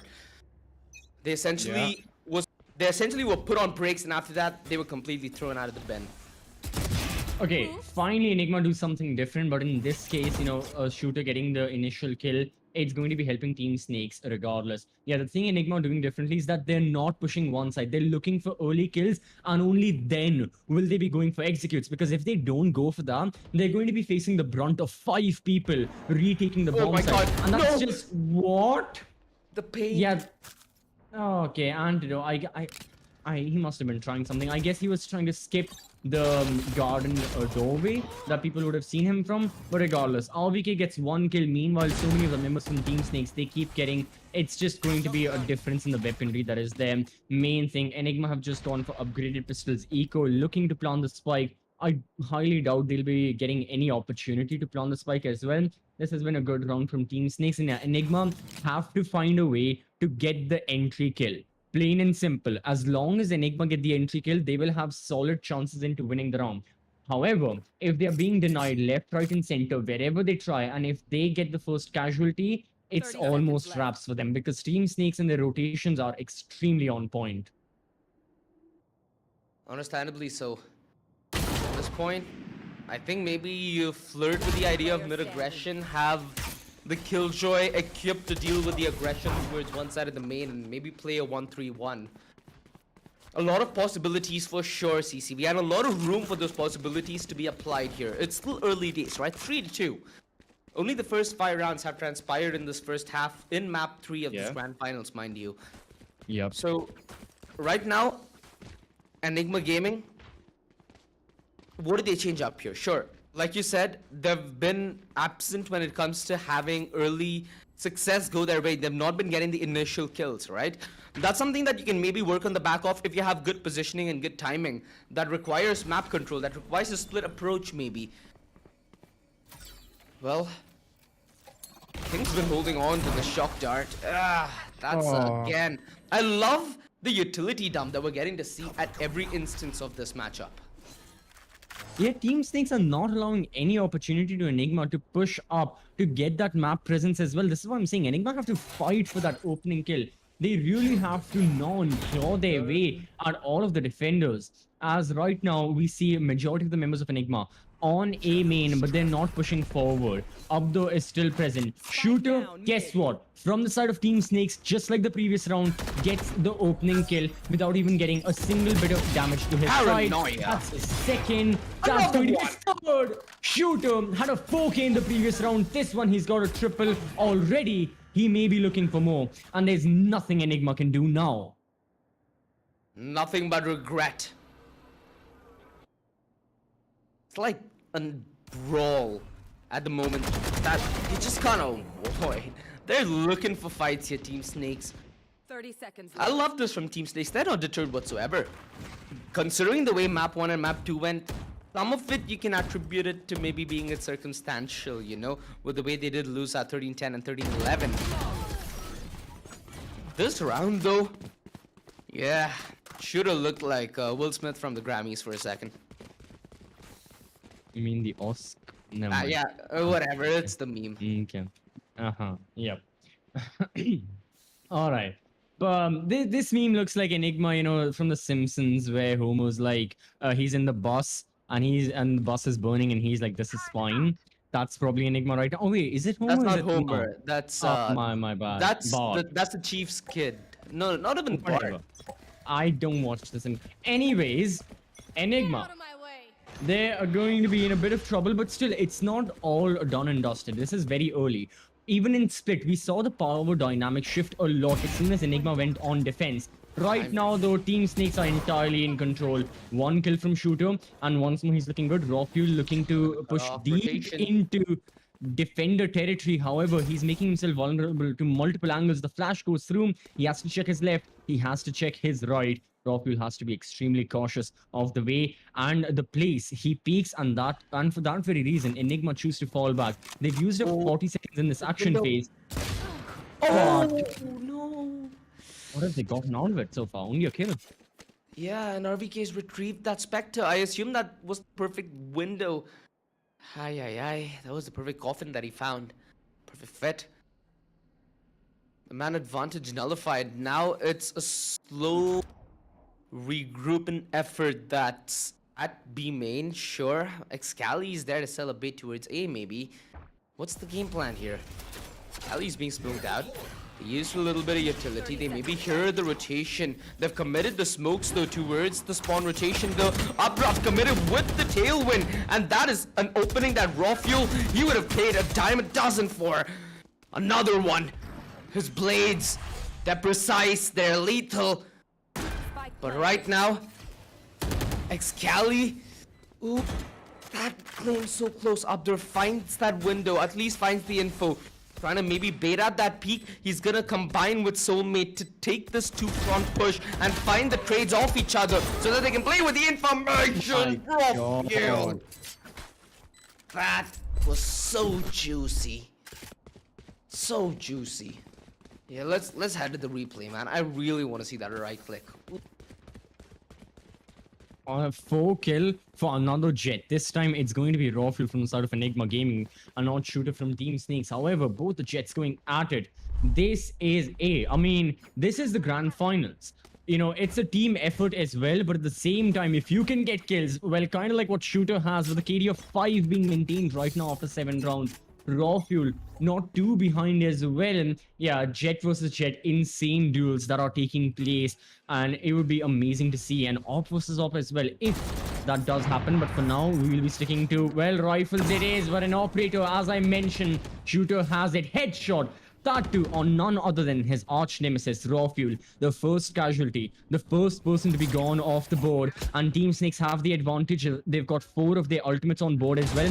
Enigma need to find a frag in order to stay relevant in this round. Otherwise, once more, they'll be pushed back because the time is ticking down and they don't have a lot of map control to work with. Oh my god, this is just a perfectly understood game plan. You look at this from a third person, at least from the spectator's perspective, and it feels like, you know, Team Snakes know exactly what Enigma are up to. That's just due to good reads and, more importantly, understanding how the reaction's gonna be like. They know that after that man disadvantage, the fight's gonna be forced at some place or the other. So as soon as that situation is forced, Team Snakes, the way they dealt with it was together, the teamwork, the double peak yet again. We've seen this on Icebox as well, CCV. The way they play these mid-round situations are beautiful, but it's about getting there. Maybe Enigma might just like to up the pace quite a bit. That could be something that maybe derails the side of Team Snakes. But again, so many possibilities, and yet again, Team Snakes continue to prevail, but again, on this defense theory, right? When they get to choose their fights, they look very fly. But when the story changes, man, it changes for good. This time the story is going to be Enigma do find way into the bomb site. However, yeah, planting the spike is a whole other ordeal. It's been shut down relatively quickly. King is there, Shooter as well. He's got his Blade Storm ready to peek any angle he wants. RVK is on 9 HP, and the rotations from Team Snakes are back up and running in full form. Now, not only are the rotations there, the Killjoy lockdown also present from Soulmate. Enigma, they've got their hands tied there in the bomb site. Can they plant the spike? No. It's all the way back towards B main, outside there. Shooter, insane shot. And now alongside the Rolling Thunder, everyone, it is just clean up duty. Look at these skills. Abdur and Shooter going back to back to back. RVK all by himself. The good thing is, he can plant the spike. The bad thing is, even though he had that clutch in the pistol round, there's no way RVK can clutch this. So this is going to be another round going in favor of Team Snakes. 9 HP. He needs to pull out the play of his lifetime here. Footsteps all around. Knows the peek towards door is going to be coming in first. Shooter, more than equipped with the Blade Storm. Oh god. That was a very, very gruesome display of dissecting an attack. The amount of utility that's being dumped after they take... So this is essentially what Team Snakes' game plan is, CCV. They're gonna be like, you know what? If you want control of this area, take it. My guest. Go for it. And then they end up bombarding the living hell out of the bomb site with so much utility that they don't even let the spike go down in most instances. Yeah, Team Snakes are using their utility in like 2 major waves. The early utility is like early round dump that happens somewhere like B main, mid, A main. We have seen that a lot. Shock dots, paranoias, a couple of smokes here and there. Then the one you're talking about as well, the more prominent utility dump, that's the retake one. And once more, look at this utility dump. Perfect shock dot. Rexy on 34 HP. He's got his ult all alone. Enigma not around that they're looking to win majorly. However, things can change if they can find a couple more kills. Antidote with 1. and Enigma, they may have hopes of getting the spike down, especially now more than ever. Abdo's gone. Shooter's into the bomb side. Rexy, he can get an easy kill. He does. Shooter, he's still kicking about. So is King, but Team Snakes, they are low in numbers. Enigma can use this to their advantage. Oh, Shooter. It's possible for him to maybe get the kill on RVK. That was a long shot considering his HP. Soul left on the King. Position 0 pointed as well. RVK just jump spotting. Does not want to give this one away. Hoping that he can make it back to cover. Beautiful shot with the Sheriff. Crips did mention the fact that RVK and his Sheriff is like a 1-2 combo that really doesn't go away regardless what agent he plays. Yep, that's it on prime display right here, ladies and gentlemen. Yeah, I mean, there have been so many times we've seen someone like RVK play the Killjoy as well on Bind. I'm talking a while ago, weeks or like a month ago as well here at the Gauntlet, we saw that. And there have been a lot of those Sheriff kills. And even right now, him being the top frag of his team means a lot. What means even more is the fact that out of the 4 rounds Enigma have won, 2 of those have been thrifties. So Enigma, thanks to those thrifty wins, are not entirely out of this half. I'd say that they've got strong chances.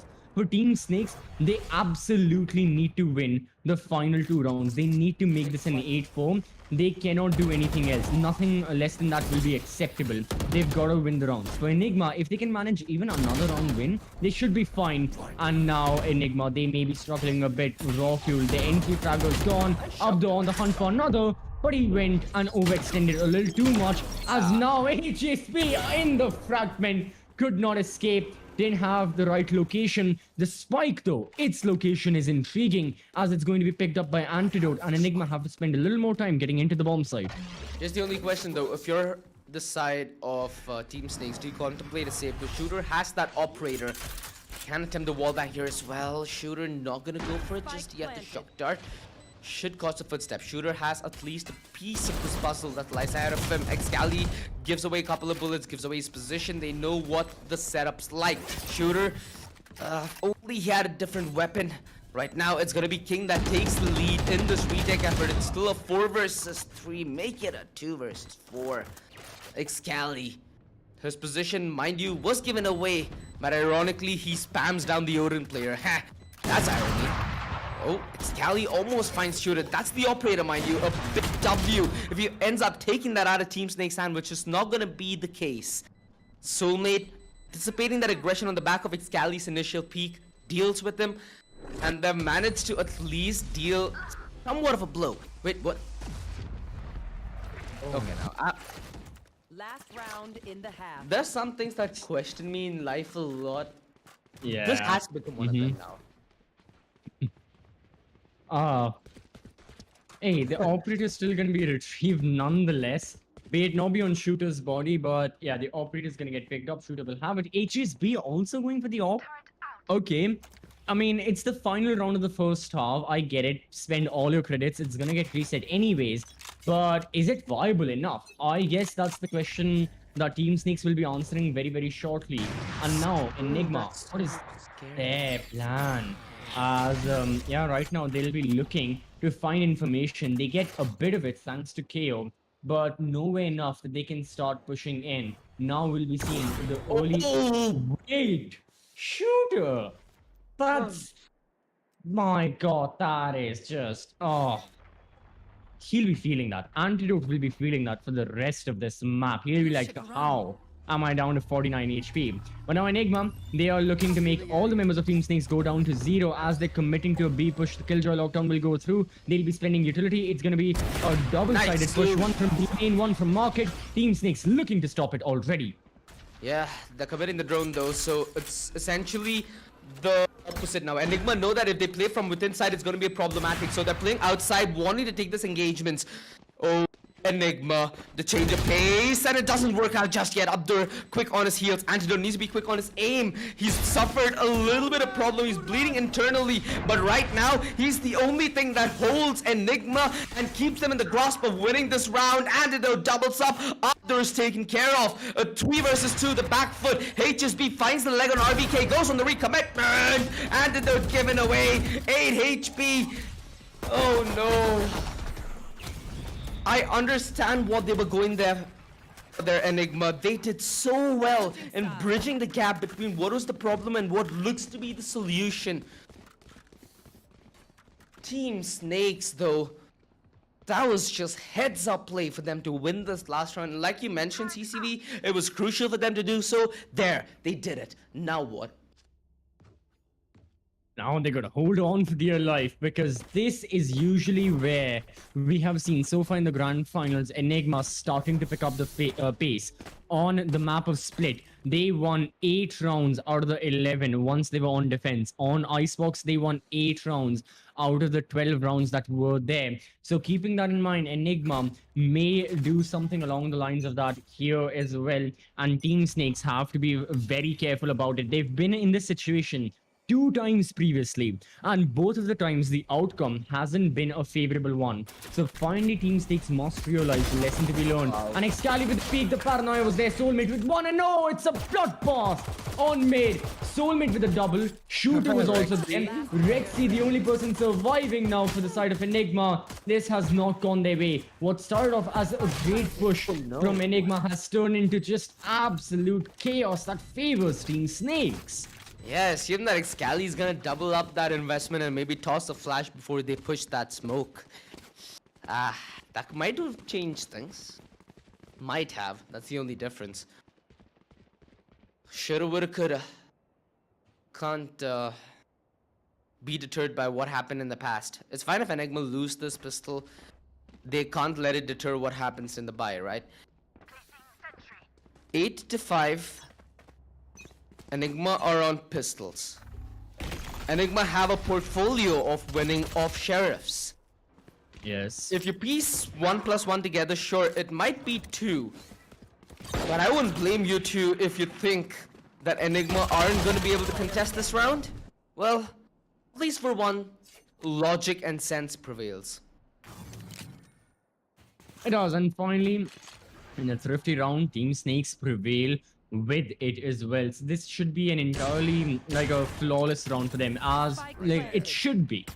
Most likely it probably will. So keeping that in mind, Enigma, they've got to be, you know, careful with the next round, because they'll be investing a lot. But Team Snakes, even with the bonus weapons they have, they can deal damage. We've seen at times that even Team Snakes on their eco, on their bonus, even if Team Enigma can win the rounds, the economic damage and the economic ripples can be felt throughout his RVK. He gets a double with that sheriff. That's all he'll be getting. But yeah, overall, I was going for like, it's going to be a flawless round. RVK was like, no. If I have the sheriff, I'm going to make use of it. There's no way it goes any other way. But regardless of that, 2 kills, brilliant. Team Snakes, they've got to get some rifles down as well. A bit of investment being made from Team Snakes. A lot of investment being made from Enigma. It needs to pay off, otherwise Enigma will be dealing with the repercussions of losing this round for ages to come, and Team Snakes will be on double digits. Double digits. I think it's going to be an aggressive stance towards this east side. There's a triple stack here. Rather, they're opting to play this one passive, you know? Invite them into the troublemaker. Invite them into the blender. Oh, he missed. Stone RPK. Oh my god! Oh my god! Okay. That's what it said. He missed Shooter. Oh, that was. Okay. Oh, that was good. Shooter, you know, hey man, if Valorant, if you ever feel like getting bored of it, just be the villain in like 5 Nights at Freddy's or something. My god. Oof. Soulmate has that lockdown though. The more they play this to numbers, the more, you know, it becomes possible for Team Snakes to win this. If they're able to dispose of that lockdown and maybe bring things CQC, that's when things might get interesting. And this mid-round rotation from EG might be what changes things. They have an early rotation from Raw Fuel on his jet. And this is the Vandal out, mind you. So you can expect him to maybe cost the difference. He's gonna push the nano swamps. A lot of damage being dealt, and Abdur is able to find antidote amidst the side. Rexy though, from hell, left undiscovered. He might be the deterrent here for them to maybe get this play done. Excali, if only a little bit of time is bought, he might have strung together brilliance. Not possible, as it was a Herculean task. As soon as Rexy bit the dust.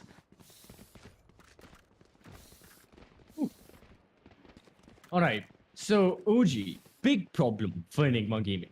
They invested a lot into this round. As a team, they had like 300 credits in total left, and they lost.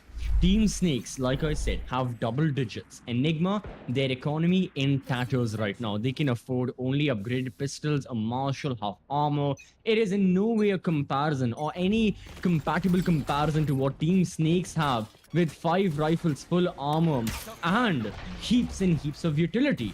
Enigma, they need a miraculous round win. Because if they're going by just economic logic, they should be able to win the next round. But by then, Team Snakes will have 11 rounds with their side and a 6-round like buffer. this. Well, now, let's see this round. RBQ splashed himself. What? Excali as well with the fragment in his hand. Oh, this is not looking good for I mean- Enigma. That's going to be raw fuel also caught off guard for a short pit, getting his HP down. Rexy, though, with the Sheriff will be good for one. However, Team Snakes have the entire B side control. They have the side cool. Inferior weaponry on Enigma. It's never been that problem, quote unquote. Fights offered to them. King. Playing around with Rexy. Just dabbling with that fight. So Mate's gonna secure the frag on Antidote.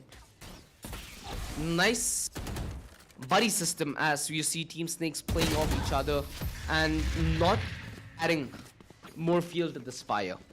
11-5.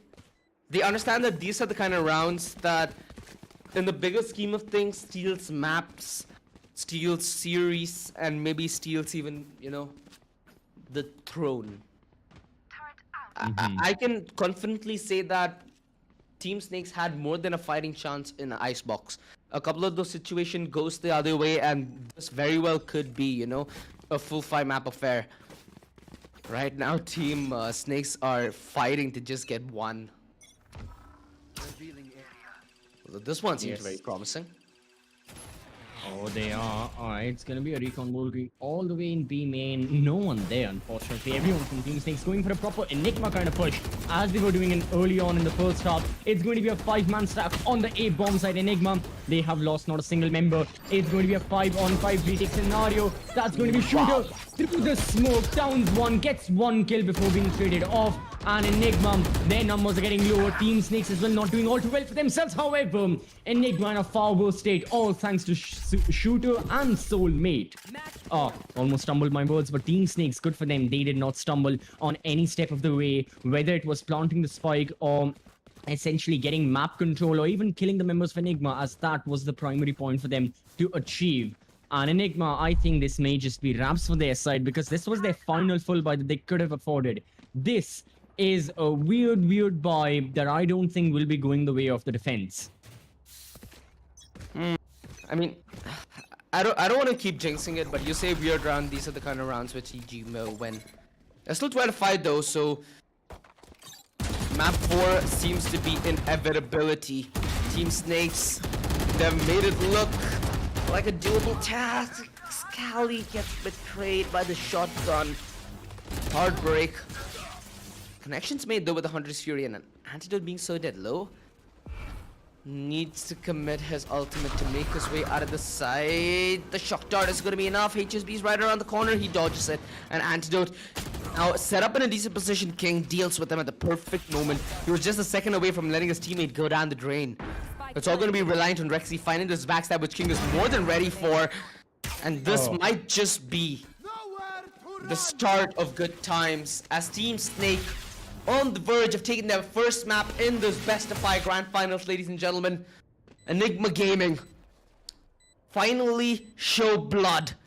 And is that enough to give Team Snakes just the right appetite to come back alive in this grand finals? The Rolling Thunder and RVK rolling back to the lobby. 13-5. The dominance certainly on display. Let's hope that this is something that they can go back home, take a small break, rinse and repeat in map 4. Man, oh man, this time, I mean, what has been the quality of the games we've seen so far prior to Ascent? 13-11, 13-10. This was, in a way, one-sided. I mean, Team Snakes had proper control, regardless if the compositions were similar. It was double initiator all the way around. You had almost the same sentinels, duelists, etc., etc. Doesn't matter.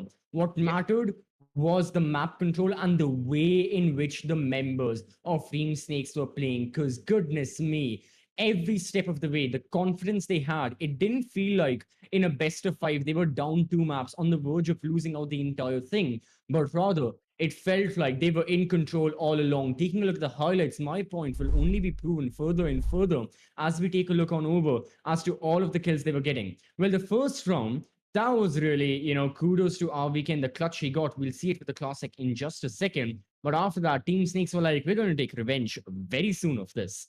And I love the philosophy that Team Snakes entered this matchup with. Utility dump, timing, the way they took this fight, being comfortable on the retake. A lot of key factors going their way, and HSB crispy, yeah, you see where I dabble with the danger there. But again, so did HSB, right? Those kind of plays, they require a lot of investment in terms of the risk reward, and those are the situations where it ends up becoming rewarding. How many times have we seen the player in Winery just been flushed out with utility and dealt with like it's a napkin on the table? Quite a bit. A lot. Yeah. In this case, though, HSV, yeah, the 4K he got from there, and the fact that Enigma, like I had said before as well, walked into his crosshairs hoping to just win the gunfight. I think that was the biggest problem for Enigma, because early on in the previous maps as well, for a lot of the times, we were seeing that Enigma relatively, they were winning the gunfights, losing a couple. It was close overall.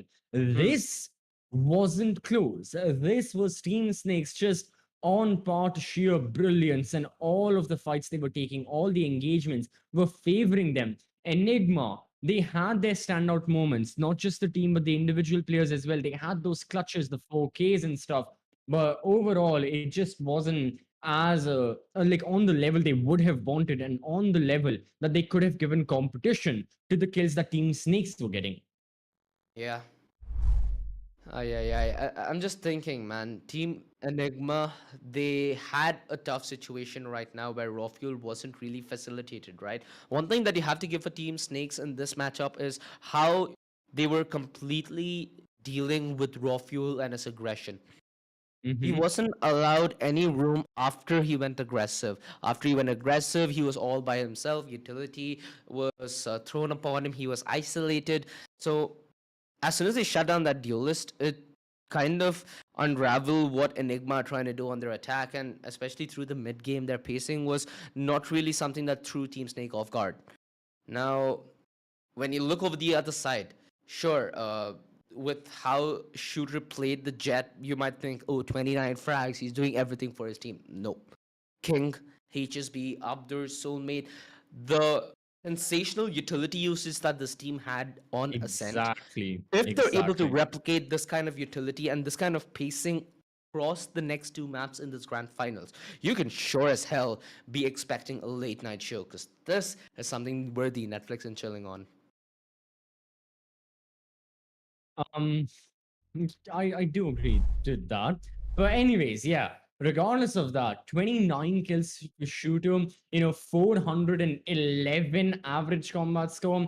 He had an insane performance on the Ascent right now. And this is going to be the morale boost that everyone in Team Snakes is looking for, not just the individual performance. Even the supportive players, like you were saying, every single time they see that assist meter go up, like my Shock Dot was the one that got the assist. It was my Rolling Thunder, Fault Line, or anything along the lines of that. Even for Killjoy, the turrets made beam. But yeah, everything worked out to the side of Team Snakes, and overall, they're performing really well. Now, if they can transfer that to the next map is going to be their biggest priority, because they have to. They cannot lose even a single map right now. The final 2 maps have to be won by Team Snakes if they want to win LG Ultragear presents the Esports Club Gauntlet Season 4. Powered by apparel partner 656. Again, go in the description, get some awesome merch for yourselves. If you're looking to speed up your PC to new heights, to new extremes you've never experienced before, get yourself RAM and SSDs from Crucial. And then overall, if you're just looking to get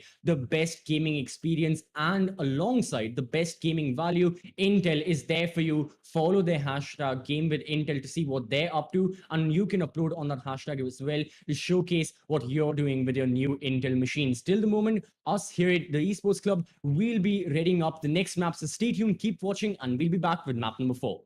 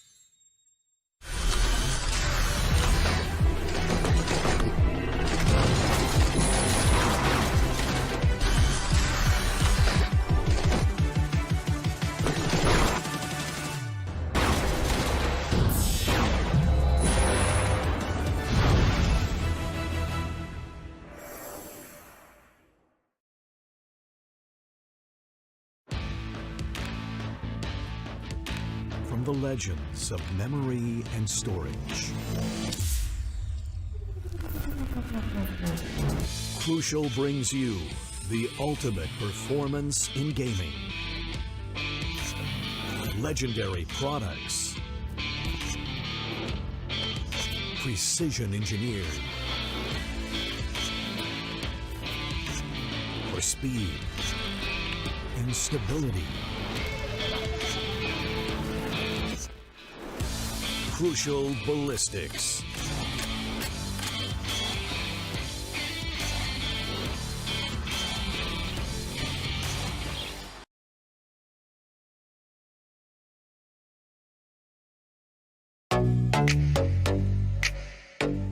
Hey guys, I'm Ankita. Welcome to Streamer Reviews, the place where you can watch gamers review the best new gaming laptops in the market. Gamers love exploring the vivid detailing of their favorite games.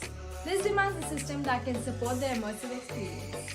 So, we'll be checking out the Intel-powered Lenovo Legion 5, a laptop with features that let you dive into the exciting world of gaming. One of the most important aspects of the Lenovo Legion 5 is its 11th Gen Intel Core i7 processor, with a base clock speed of 2.3 GHz up to 4.6 GHz turbo. It flaunts 8 cores, 16 threads and 24 MB cache. The Legion 5 lets you untether your gaming experience with Intel Wi-Fi 6, ensuring you can enjoy your favorite games wherever you like. Play on the go with up to 75% less latency. The Lenovo Legion AI engine optimizes performance automatically to any of the top 16 AAA games you're playing, with auto detection dynamically allocating CPU and GPU usage accordingly to get up to 15% more FPS. Speaking of senses, there's another sense that's also important for an immersive experience: sound. Thankfully, the Legion 5 has this covered as well. A pair of stereo speakers enabled with dynamic audio gives you an immersive 3D audio experience. Why wait? Get your own Lenovo Legion 5 and dive into the world of gaming today.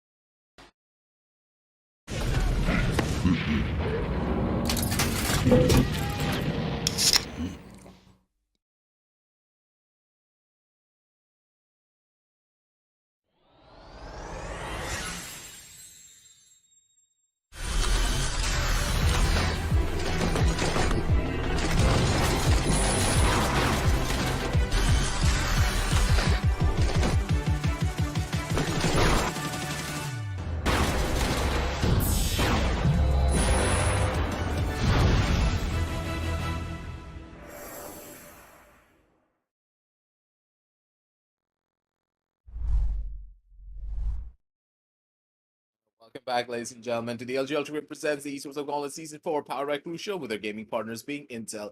Intel delivers the best gaming value by delivering the best overall gaming experience. Follow the hashtag Game with Intel to find out more. And of course, our apparel partners are none other than 656. And ladies and gentlemen, I was watching this from the back end, and oh my god, shooter, you gotta stop. You gotta chill. You gotta hold on for a second. I understand that your backs are against the wall. I understand that this is the grand finals, but still, you can't do a dirty on a Enigma like that. It's not physically possible. On the map of Ascent, I thought that, okay, it's pretty much done and dusted. We were expecting a 3-0 because Enigma on the map of Ascent, they're pretty much untouchable. But a 13-5 scoreline and shooter just going bonkers on everyone? You can't make that up. You really can't. What? 29 kills he got, 411 or more than that average combat score. Yeah, shooter, insane performance. And then you had every other member fulfilling that supportive, consistent role using their utility. I mean, Team Snakes absolutely 100% every step of the way looked in control on the map of Ascent. Now, it's going to be the map choice of Enigma Gaming. That's the thing. And once more, Enigma will be starting out an attack like they have been doing for every other map so far. But Bind is a map, particularly Enigma, have liked for a while. And I mean, for a long, long time, Enigma have been favorites on the map of Bind. They were the early pioneers in the South Asian region to get that Astra Viper as well. Now, of course, Astra Viper, I mean, you can play it, but like after the nerves, you would much rather go for something else. But that is what I want to see as well.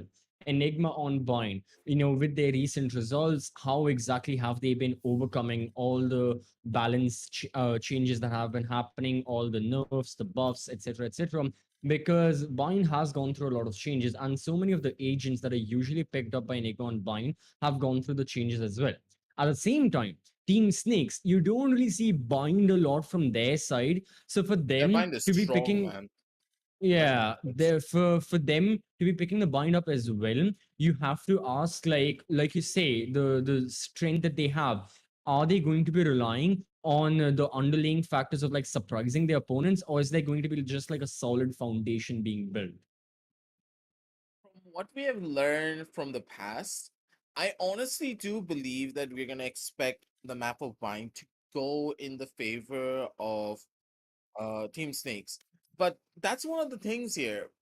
The main issue in general that I witnessed from from Enigma is that they don't really know how to close out the map of bind. Like it's a very nifty problem that they've been facing over and over again against other teams as well. And Team Snakes, they've been looking quite strong on the map of bind in general when they went up against Reckoning. You have to Mhm. remember that. Agreeable. Yeah, you got to close out the map. And so far, on so many of the instances, even the grand finals right now, 13-11, 13-10, Icebox and Split, I have to agree with that the teams, if you are at an advantage, like obviously if you're making a comeback, then the question can't be asked. You're making a comeback, obviously your opponents are going to be in a better position than you. They have more rounds and stuff. But if you're starting on a neutral side, 0-0, you have to start off on the strongest foot, and that starts with the agent selection screen. So, without any further ado, let's jump into the selection screen and see the compositions that the teams will be going for. Enigma already locked and loaded with their comp. It's going to be double duelist for their side. Quite interesting. Double duelist, double initiator, no sentinel. They are really looking to be on the attack. Starting off with their own attack, they've got Jet and Raze, then they've got Sky and Sova. Meanwhile, for Team Snakes, they have opted for a Sentinel. King will be on the chamber, and their overall strategy is looking to be double controllers. It's just fast rushes all around, and they're not even gonna stop for a second here. And more or less, it's kind of expected now, isn't it, CCB? Because of the way Mhm. that it's all playing out. Going in for a hyper aggressive composition, I don't really mind that, but there's a lot of gaps in this comp. And when you go over to the side of defense, that's gonna be rough. But then again, we are going on to the fact that a team maybe will like the contingency plan. Okay, bind is a very Choose your defender-sided agent. map. Why don't we build our entire composition around the attacking side so that we have an easier attacking side? Because considering the map being defensive favored, we don't really need a composition that facilitates the defense, right? Right. So you have two completely different ideologies where from the side of Team Snakes, they're going to be relying much more on the control heavy composition that will get them through a lot of the different issues that this map really does employ, where you want a strong defensive half because you know for a fact you're starting off on the defense. So Right. there's a lot of problems, but at the same time, I understand the idea that Enigma are going for. They want to have a very strong attacking side because, hey, composition really doesn't matter at the end of the day on defense because you just need to hold an angle and hit your shot. Also, you gotta live with that. Absolutely. So now let's jump into the game as well. Let's start off. Let's commence. The pistol round will be upon us very, very shortly. Like I mentioned, Enigma on attack once more. Team Snake starting out on defense. And yeah, I have to agree with you, Aggressive, right here. Enigma need to get as many rounds as possible, then hold their fort down in defense and try to just close the map. the pre-match presentation, the conversation we had, it's going to be extremely relevant right now with the comp that Enigma have gone for, with the situation they find themselves in.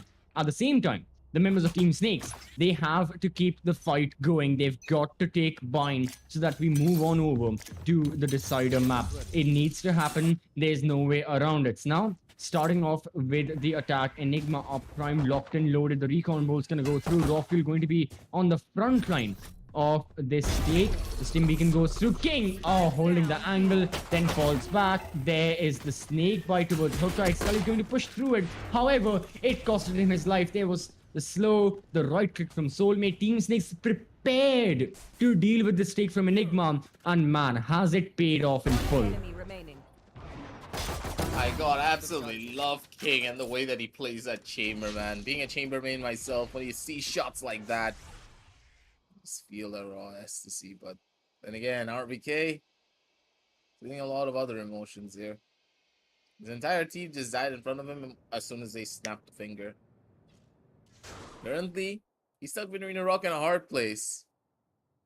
And I don't think either one of them's gonna clutch here. He's gonna die in 3, 2, 1. Oh! He's gonna live through that, but his position is down. 30 seconds It left. has. The shock dot's gonna go there as well, not landing, not hitting anyone. And yeah, we saw a pistol clutch from RBK in round 1 of Ascent. However, that was a 1 versus 2 post-launch scenario where the two members of Team Snakes, HSB and Shooter, were on relatively low HP. This is anything but that. King is back off with the Headhunter. This time, won't be landing the shots, allowing RBK to plant the spike. That gives him some bit of economic leeway. However, winning this round... Okay, never mind. Wait a minute. Oh, no. Can he isolate the gunfights? He spotted on the member. He's looking for it now. Up though, secures the kill. Jesus, for a second, everyone in Team Snakes and their fans had their hearts in their mouth. However, it's going to be the brains of RBK getting blown away. And Team Snakes, they'll move on forward to win the pistol and potentially the anti-eco with it as well. Play it all out, and that's how you get the ball rolling on your report. A little bit dicey when it came down to the finishing of the round, but hey, at the end of the day, I would say damage control has been done by all the members of Enigma. RBK being able to get those 2 frags, get the spike plant down, makes it a little bit easier on them when it comes down to the eco round. They can buy up a couple of sheriffs, they can buy up something to get a possible thrifty. They don't have to go in for a complete decline. Oh, shooter! Oh, he's going. Ah, never mind. Abdur comes in for the rescue. Abdur be like, don't worry, bro, I got you. Oh, this can be it. Excali trying the jump shot. We've seen it before. However, yeah, Shooter, great kill. Jet versus Jet, always lovely to see. In the previous map on Ascent, Rawfield had a relatively, far quieter day than someone would expect from his caliber. You know, being at the top of the MVP standings as well, getting 7 kills, not that good. Now, Antidote is stepping up to the rapper, and so is Hika. And oh no, aggressive. Is this a case of Team Snakes losing their anti-eco once more? Enigma have control of the A side. Hika gets another. RBK holding the flank. He'll be looking to get this kill. No, King and Shooter, they still survive. However, not for long. It's all down to Shooter. He's in the A-bomb side. The spike going on over to B. Anti holding the backstab. Shooter is completely surrounded and he doesn't even know it. This timing 30 is seconds left. bad. And Shooter's dead in 3. Oh my! Oh, it's a big brain play. Around the rosy. Yeah. Now the thing is, Shooter can now teleport and go from Shaw's as well. Enigma surely must be aware of this. So they've got to be careful. They're going for a very open plant. No, he's going to go through the defender rotation. But still, I think Enigma should have this. Yeah, because Shooter doesn't have a weapon for this. He only has a ghost, but then again, he needs 1 headshot to try and kill off Excali. He can get away with half of a diffuse, but then again, he's getting surrounded from 2 sidelines. Where are you gonna run? Where are you gonna hide, buddy? Absolutely nowhere, because Excali's got your phone number, and he's gonna be the one to call you up and take you back home, thrift you around for the side of Enigma. And then again, as I just stated, the fact that they got enough money because of the spike plan in the last round allowed them to have a little bit of that extra firepower they needed to get a possible thrifty. And this thrifty was very much possible because they were able to get those buys. They had a frenzy, they had a sheriff in hand, they had the marshal in place as well. The marshal didn't get a lot of value, but honestly speaking, it didn't even need to. The other members on the A side, they were able to just swarm through and be able to isolate the 1v1 gunfights. And the fact that they were giving away so many engagements as well, it's surprising to me. Abdur, he had no reason to go in for such a push. He tried to get a cutoff on the showers and then just got caught completely off guard. Yeah, that was the thing, that the members of Team Snakes, they always go on the attack, they always go on the aggressive whenever, they have the opportunity to be. But in this case, yeah, you have an opportunity. Shouldn't mean you should, it doesn't mean you should go for it, considering the fact that, how essentially you've got the opponents who are going to be bunching together because of the fact that they have just not the best of weapons. And right now, Team Snakes, they'll be the ones not having the best of weapons. They've just lost their anti-eco round. They'll be on to pennies. And I believe Soulmate, Soulmate from the side of Team Snakes has unfortunately disconnected. We are hoping he can return as soon as possible. In the meanwhile, this will give a bit of time for both of the teams to discuss and go over their strategies, whatever they would like to happen. Because on one hand, Enigma will be ecstatic with the fact that they have won the anti-eco round, well, their own eco round. They won round number 2. But at the same time, what exactly did we see in the pistol? We saw Team Snakes 100% absolutely prepare for how Enigma were going to be playing that round and how they were going to be executing onto the bomb side. It was a proper counter strat set up in place, and it worked at every step of the way. So Enigma have to make sure that they don't give up the fight very early on. They've got to make sure that Team Snakes do not get the best of them strategically at every step of the way. We gotta wait and see how this all pans out, because another thing, Enigma, I don't really hold anything against Team Snakes for losing out on that anti-eco, because you gotta remember, Enigma is one of the best teams we have when it comes down to just winning.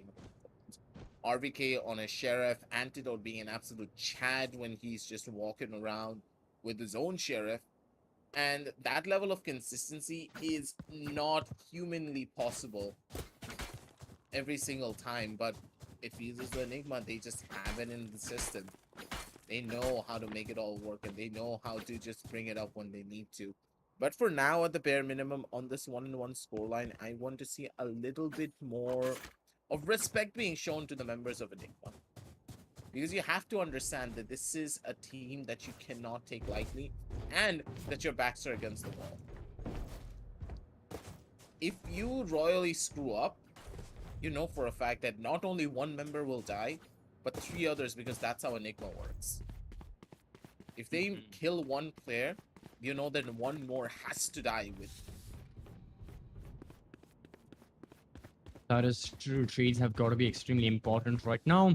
And in more optimistic news, from the looks of it, Soulmate has returned. So very, very soon, we can start off with round number 3. Both of the teams would not like to stop their momentum at all. Would like to keep this fight going without any interruptions whatsoever. And we will be doing just that. A couple more seconds. Enigma, they've got the buy they want. They've got the bonus weapons, the Spectres, you've got the Marshals, you've got the Vandals. Everything is on board. Team Snakes, on the other hand, a rather cheap buy from their side. They really can't afford all that much considering the fate of them in the previous round. Shock dart goes through. Spam fire. King still looking to get the orb. He does. Can he fall back safely? Oh, he's got the ultimate. Using the ultimate right now, it's a risky maneuver. He has to make the best out of it. And yeah, Enigma immediately back off as soon as they hear the voice line go through. And they're rotating. Team Snakes, oh, this can be bad for them if they don't realize what's happening. Rotation, if I've ever seen one. Ouch. Yeah, Enigma just read them like an open book. Even though Soulmate's gonna give the callouts that players are pushing them over towards the A side, this is a 5 versus 5 retake. There's nothing that Soulmate can even do to try and stop this.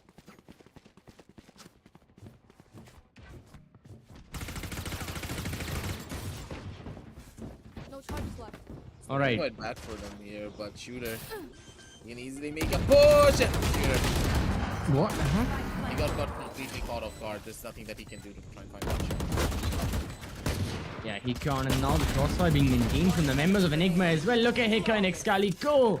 Oh, almost a team ace with everyone chipping in to get kills. Great stuff from Enigma. Granted, yeah, from the side of Team Snakes, it wasn't a good buy. It wasn't a buy in any retrospect. It's going to be a flawless round. Enigma, they save up their credits heading on over to the next round. So Team Snakes, they have a little bit of heavy lifting to do. But for their side, the good thing is they can scuff around a bit as well, and they can relatively be undamaged heading on over to the next half, because that is where they can shine. That is where their true potential can work out, considering Enigma on defense, because of their composition, it may lead to mistakes being made. It may lead to Team Snakes getting into the advantage, and already the opening kill is a brilliant way in which Team Snakes get into the advantage. This time it's going to be 2 casualties Enigma will be facing. This is not looking good for their side. Team Snakes are once more back up in control. The positions and they are prime and Shooter. Oh my god, this man and his reactions are just too quick. He's looking for more, and Shooter, he's looking for blood. RVK, last player remaining. He saw his teammates die all around him. And now, he knows that the problems are gonna start to arise. Shooter now has his favorite gun in his hand. He means business. The bodies are gonna stop dropping. Not anytime soon. The first time VK has been in this kind of a situation, but it's going to be a similar result here as well. It's going to be another round win for Team Snakes. They are looking on the up and up. They're looking to get the rounds, and everything suggests that and that only. Enigma, they're losing the grip as more rounds go. I mean, attack is supposed to be where they're good. But at the same time, you know, we know that Enigma's defense overall, regardless of the composition, can be strong. And I don't just mean on the map of Bind, historically what we have seen. I mean that even in the grand finals, exactly what we saw on Icebox and Split, Enigma on the defense can be lethal. Shooter though, oh, he was going for it. He gets stacked up a little bit in the process of doing so, gets a bit of information. EG now planning a full-on A take. It's going to be the shock dart getting a bit of damage done. The owl drone goes through. It's going to be a proper take. Rafuel, can he get the opening kill? That's what matters. Yes, he can.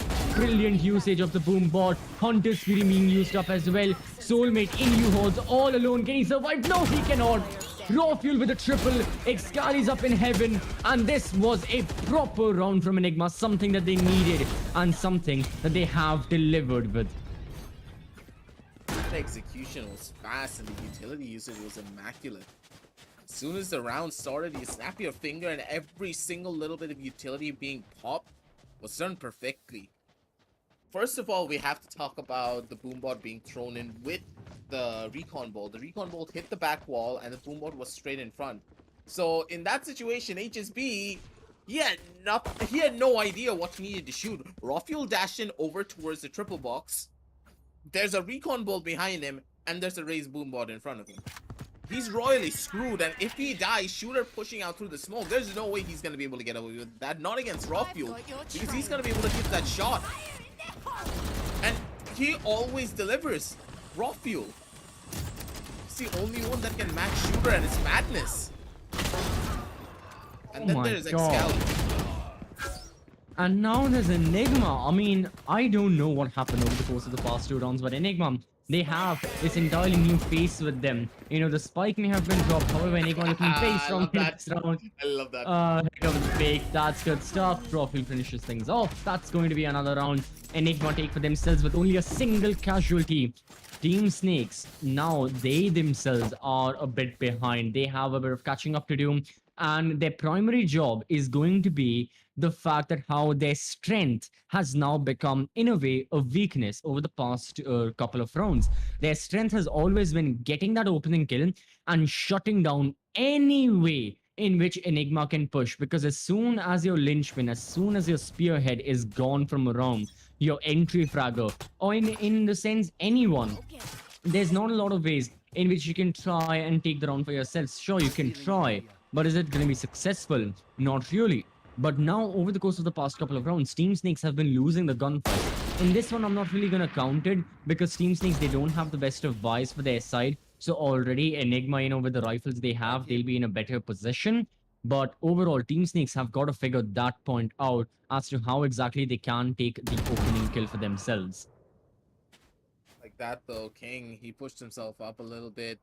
Headhunter is not going to be able to find any form of value. Crosshair placement is not on point, but then again, shots need to be hit. 145 ding, but Excali, he just means business. One by one, he's popping out heads.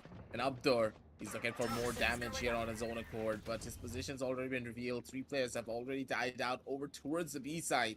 Basically meaning that the A side has 1 member present. Yeah, he's going to get cleared out soon enough. Who's gonna be the one to get that kill? And Abdur, he gets himself a gun, but this clutch situation maybe a bit far beyond him. Oh, he survives a little bit. No armor on him. That's 1 kill without any HP damage. He's moving on forward even further. He spots the sky, can't get a shot in. He's got his ultimate. He's got 2 smokes. But in a 1 versus 3, I don't think he'll be using any of that, or rather wasting any of that, because he knows to an extent it's a lost cause. He takes another gunfight, disposes another member of Enigma and their rifle, which costs a lot. Pushing into sight, looking for an exit frag now is Abdur. Can he find something? Unfortunately, he won't be able to. Enigma secure out 1 more round, albeit it was very, very close, and they lost a lot of manpower towards the end. But it's a round 1 nonetheless, and if they can win this one, where Team Snakes are investing a lot in terms of their credit economy, then Enigma Gaming, they can really be on a one-way path to victory. Because honestly, then Team Snakes, they will be a bit screwed. They won't have the best of economy. The round disparity will be a lot as well, so they'll have a plenty of catching up to do. A lot is now dependent on round number 8.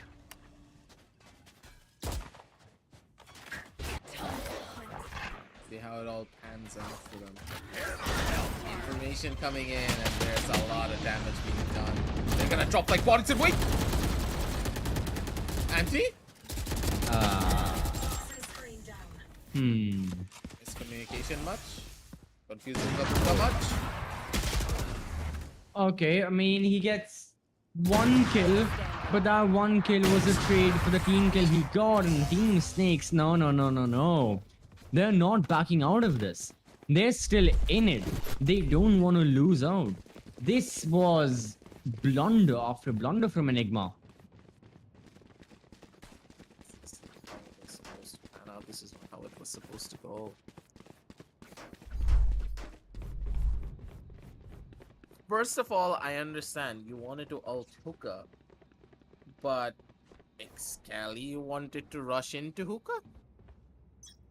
I think that was just a massive communication gap right there. They didn't communicate what they wanted to do properly, and Excali was confused. Yeah, and once more. Oh no. Yeah. From Enigma, it feels like as soon like Enigma, Wait, they get a initiators bold went too long? Both initiators went too long? They've got Rocky in front of them and he's pushing through, but he'll be good for 1 kill. Now the initiators, they're left by themselves. The flash will happen. King inside the smoke. He gets 1 kill. The operator on the side of Team Snakes is dropped. However, up the drops 2 more bodies. And that's going to be the round once more for Team Snakes. Yeah, coming back to my point. Enigma get like that bolt of energy. And if they do, I don't know whether it's like motivation, energy in their voice call, whatever it may be, it helps them a lot.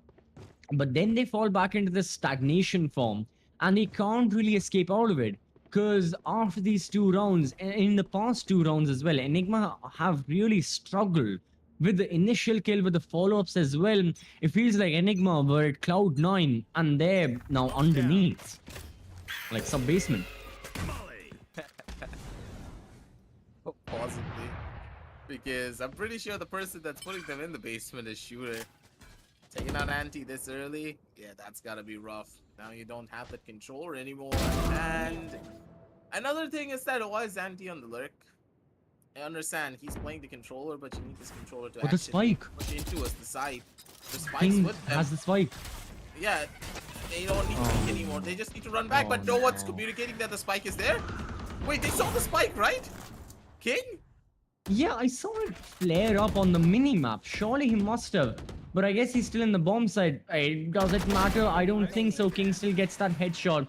And now Hiccup will retrieve the spike. I have no clue what's happening. But he will plant it. There is a small chance Hiccup can clutch this. However, he needs to isolate the gunfights. That is the biggest priority for him now. He's on full HP. He's got plenty of utility with him as well. However, the members of Team Snakes, they are closing down. They know his location. Gets one kill. A King from behind. He can take the operator, defuse the spike, win the round. Once more Enigma. Not sure what's happening. Dropping the spike right in the hands of the enemy. And then an enemy walks forward.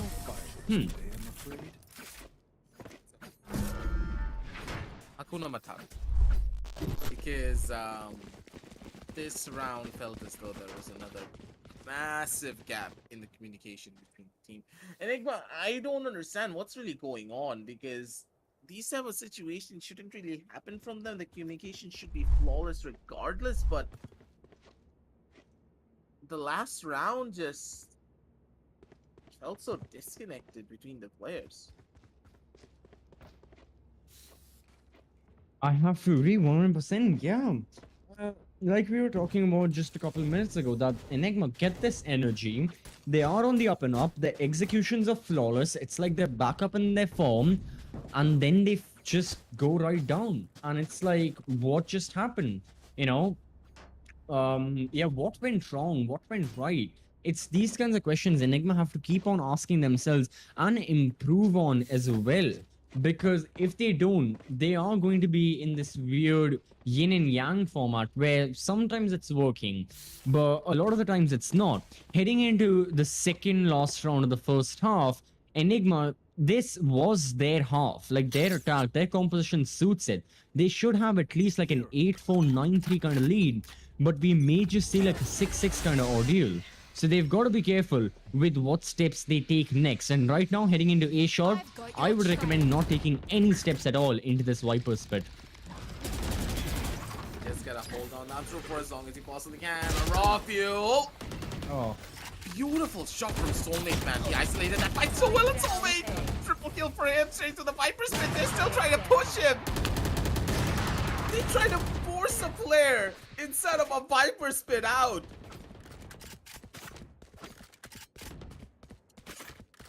They're trying to overcommit. This is not how it was supposed to pan out. You have a lot more of a weaker composition on the side of defense.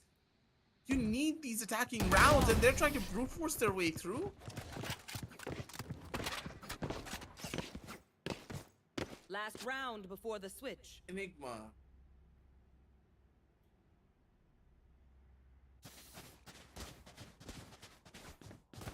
Okay, alright. Enigma, they've fumbled the bag a bit with this half. Going on into their defense, I'm trying to think of strategies which can help them win. Because honestly, for Enigma, it's damage control now. Team Snakes are looking very good. Their their entire comp as well, although I would say it's defender favored. Obviously, you've got a Sentinel on board. You've got 2 controllers as well. Can kind of work out in attack. You know, they can make do with it, especially if Shooter pops off like he did on Ascent. I'm sorry, Team Snakes will be unmatched. Because right now, let's get back. To pop off like this. Like, considering the way that Enigma are playing, this just right here feels off. And then there's HSBO. Scally. He's trying to do damage control here. Shots are gonna be taken! And oh, baby! Swat him out of the sky like he's a fly! And then slap him down into the ground. But Anti and Excali, they have their own calling, but at the same time, Abdur, he's trying to do what he can to stop all of this. They know for a fact that Excali's on the elbow-sided corner. They're trying to run away. Timing is key! But no! Excali! He nearly missed out on those shots, and that really costed him there. But he still found the kill, regardless. Positions are good for him. Abdur, he just has a better angle. He's gonna be able to find the first. He's gonna be able to find second for the RBK. Turns around at the final moment. Was able to close everything out. 6-6 on the scorecards. Honestly speaking, this is more than enough for them, especially after what happened in the last couple of rounds. But then again, another blunder from the side of Team Snakes. Feels as though whoever makes the bigger mistake here is the one to be punished. True, true. Yeah, it's a case of minimizing your mistakes and not just having the best of Valorant, but making sure you cover your tracks. And now, heading into the next half, the pistol round means, well, it means a lot. But at the same time, with the track record both of these teams have, the anti-ecos, I'd say that, okay, yeah, you can turn things around in your eco round, even if you lose the pistol. But regardless of that, a lot of it is going to be psychological as well. The two teams, the 10 players, the mindsets they'll have are going to be wildly different than they were an hour ago, than they were 2 hours ago, than they were before heading into this match. So keeping that in mind, you've got to be careful with how you take things through, especially if you're Enigma on the brink of losing out your entire lead. If you give away this map and then heading into Fracture, which will convert this best of 5 into a best of 1 essentially. But for Team Snakes, you still have to win this. There is that bit of pressure in your minds that if you lose this somehow, in any manner whatsoever, you lose out on everything. That's why you've got to deliver. And King, every single time with his headhunter, guess what? He delivers. Antidotes right here with the classic. He's pulling the angle of smoke and dissipate at any time. Extali also there for the retake. Enigma are prepared for this retake. Look at the angles they're maintaining, but at the same time, Team Snakes, they've got their own angles covered as well. Smokes have been such a problem, but at the same time, it should be good because the crossfires are just way better. One by one, they're gonna drop them down, and Antidote is also gonna do fight here as well because Classic's not gonna be able to do as much. 7 and 6, and you have to say the post-plan situation from all the members of Team Snakes were just immaculate. They knew which angles they needed to hold. The trades were just even more beautiful. One person dropped, 3 others took their place, and at that end, Enigma, they had no way of trying to take this one back. As soon as RVK died, and you can't even blame RVK for the fact that he died. You saw the snake bite from Soulmate. He had nowhere to run. If he backed off, he was dead. If he tried to go right, he's gonna take a buttload of damage. And if he tried to just sit still, he's also gonna die. And Shooter, oh my god, just peeked the man and just sent them back home. What my god, they're gonna drop. HSB finally able to get the first kill that he needs to open up his kill. You didn't even notice that, did you?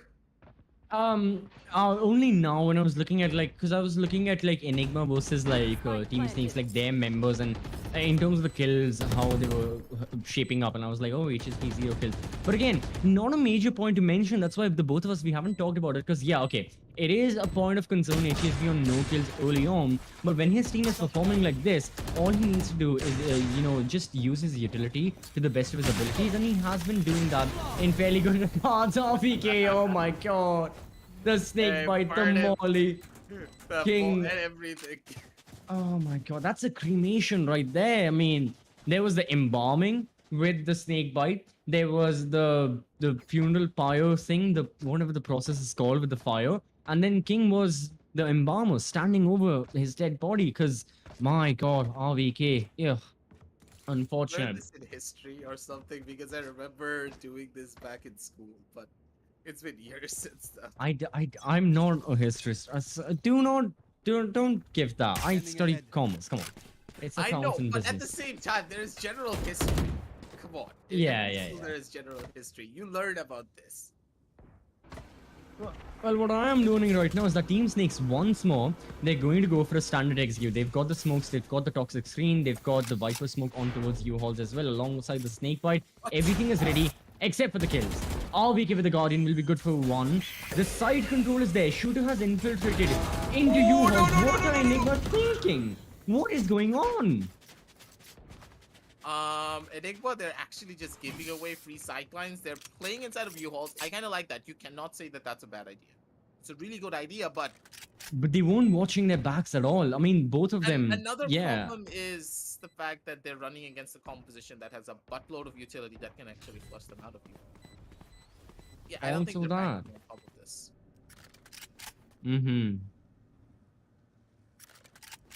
Oof. Alright, well, the final 2 surviving members of Enigma, it's going to be Raw Fuel Curly. They've got the rifles with them. Unless Shooter has other plans. Now, in this case, Raw Fuel gets the better of him. So, that's good. Yeah. But still, another round going in favor of Team Snakes. They now have a 3-round lead. Potentially, they can build it even further if they like.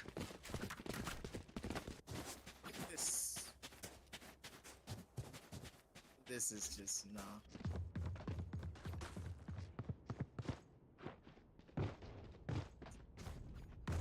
Can't make this up here, CCV. Some of the stuff that is happening is like stuff of legends. I would rather believe in Narnia than believe in something like this. The mistakes being made on some of these accounts. It doesn't feel like Enigma whatsoever. And because of this, they're dropping further and further down into a ditch, and if they're not able to crawl themselves out of this one, it's just gonna get even worse. I understand that in this round in particular, you don't have a lot of lives. These are very much possible. Position's already given away, and Shooter. He's looking to see as much damage as he possibly can. Hiccup's gonna be good for one though at the very least. That's gonna be good for him, but now empty. He's not gonna be fine. Spike planted. Last two players. Rawfield's the only one with a rifle. It's the previous round all over again. That's it. The members of Enigma, they tried to hold down the bomb site, unfortunately couldn't. Whether you keep that because of the fact that they don't have the best of compositions, like no Sentinel, or it be for the fact that their positioning isn't on top of the game, the frags, whatever the reason may be, honestly, doesn't matter, because at the end of the day, Team Snakes are winning the round, plain and simple. That's the result. Player standing. A full stop. Enigma Gaming are not able to close out for themselves, and that is shaping up to be a bigger problem, because time after time, round after round, the members of Enigma, oh god, they are losing out their life. You knew. King is like diversion tactics, more diversion tactics. I'll scare him right into your awaiting arms, HSV. Don't worry about it. Read him like an open book, and of course, Rawfield, he's gonna get stomped on pretty much instantaneously. But then again, not much you can do here. Team Snakes, they have a 10-6 scoreline for themselves. 10-6 CCV on the map of Bind, one of the strongest maps, I would say, for Enigma. Yes, Enigma, they're having a pretty rough time trying to get a control of this map because of the recent new changes on the map of Bind. They even brought in Hika to try and switch out this map and maybe feel it out a little bit more, but it's just not working out for them at all now, is it?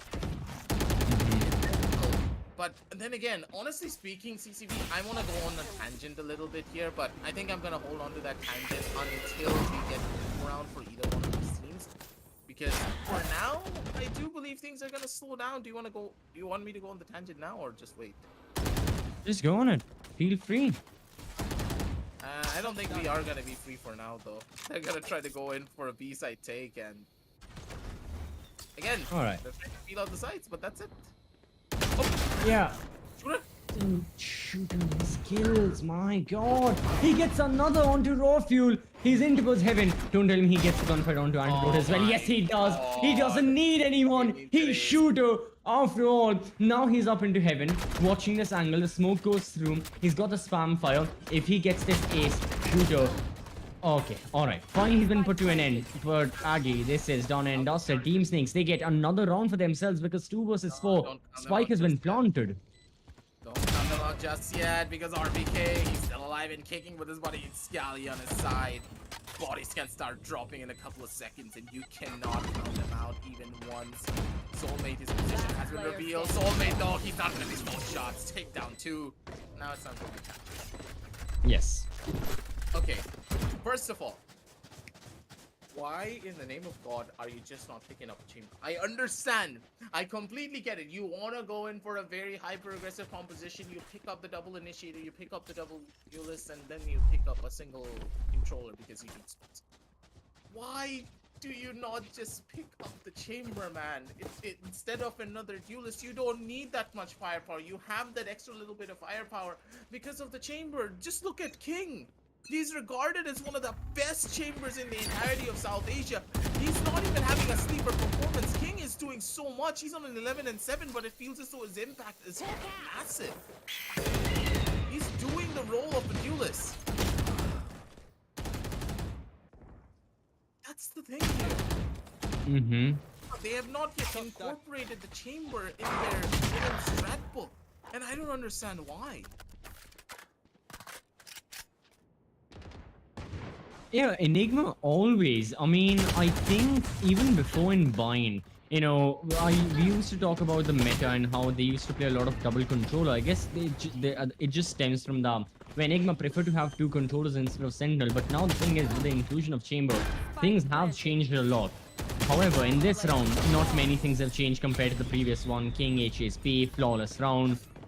That's it. That's it. That's it. Enigma Gaming. Match point. They are well on their way to go to the decider map after losing two maps consecutively. Team Snakes, the momentum that they have with them, psychologically, they will be very much intact as a roster. The confidence is going to be sky high as they'll be looking forward to being the new champions of the Gauntlet and the final champions of Gauntlet as well. For the past 3 seasons, it's been Velocity Gaming untouched. This season, they chose not to participate. And this season, the competition we have seen, well, very, very soon, it's gonna come to an end for sure because I certainly believe we are going to decide a map. Team Snakes, it's only a matter of a couple more rounds, maybe even this one with how King and Shooter are playing. It's gonna be Excali. The showstopper, he misses. No, he didn't miss. He dodged it. God damn it, bro. No, they're gonna drop. Okay, how do you want to entry there? Okay, never mind. It's over. Yep. That Viper spin kind of just puts a damper on their plans. There's no way Rocky was gonna be able to get through this one. They're done. They're dusted. Oh my god, This utility. vibe is just gonna be heated up more and more and more. And honestly speaking, this is where the bodies are just gonna start piling on up. Ladies and gentlemen, the grand finals for the Gauntlet just got even better. They absolutely did. Map number 5. It's gonna be Fracture, the decider map. Like we've been saying, the best of 5 is now essentially a BO1. Plain and simple as that. But overall, my oh my, Team Snakes, what a performance it has been. From being almost out of the tournament to now being able to defeat Enigma with relative ease. Taking a look on over to the highlights, this can be proved not just in Ascent, but now seeing the kills that happened on Bind. Yeah, Team Snakes are looking in control. The gunfights they're winning. Enigma making a couple mistakes here and there as well. Not looking like they're the best of their form. The favorites, Enigma, who have, I believe, a flawless run in the group stages, are now on the brink of finishing second. And yes, Heading. overall, second is not a bad result. I mean, at the end of the day, They're it's an not amazing first. result. But yep, it's the glory and the extra cash that comes with first place. You want to get to that first spot. There's no way you're gonna be able to be content with just being second. Gotta remember something else. Team Snakes, they're going through massive changes. This is not even their full roster anymore. Initially, they were Team Exploit, but Yeah. they don't have that backing. But still, Enigma, they're getting dropped like flies, and they're making mistakes that are not even made by a lot of the other tier 2 teams. This is not what you would expect from them. Not this level of performance on the map of Vine. There's a lot more that they can do. And I know for a fact I'm being harsh on them, but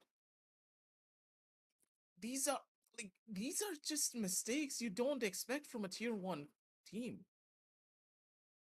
It's heartbreaking to see. And as we go on down over to map number 5 and looking at the scoreboard as well, it just paints a picture of what really went out here and what really went wrong for them. Mm-hmm. Pokemon shooter 22 kills for him. Shaka with 19, Soulmate with 13, King with 13, HSB with 6. Consistency being screamed by every single one of them, but from Enigma, Rawfuel had a sleeper game on 11 kills and 153 ACS. He's been having such a rough time on the map of Ascend, on the map of Bind. Where are the performances from Split and Icebox? It's missing, and as we head on down over onto Fracture, it's just gonna get worse because Fracture is a map that requires team play coordination and communication and also momentum. If you don't have the momentum at all, and if Team Snakes are able to carry forward the momentum that they had in the last two maps, this you gotta remember something, CCV. First initial map was a 13-5. Second map was a 13-6. That screams momentum because Enigma, they won their maps on a 13-10 and 13-11. Exactly. Yeah. The maps which Enigma had to win, they had to fight really hard for those, and it was not an easy journey any step of the way. But for the side of Team Snakes, things are looking extremely well. So far, all our questions, the winner is going to be decided in the final map. That is it. Ladies and gentlemen, when we come back from the break, you will be watching the final map of LG Ultragear presents the Esports Club Gauntlet Season 4, powered by Crucial, apparel partners 656, and our gaming partners Intel. If you want the best gaming value and the best gaming experience, go with Intel and make sure you follow the hashtag Game with Intel to see what they're up to. We will be loading up map number 5. Till then, keep watching, stay tuned, and we'll be right back.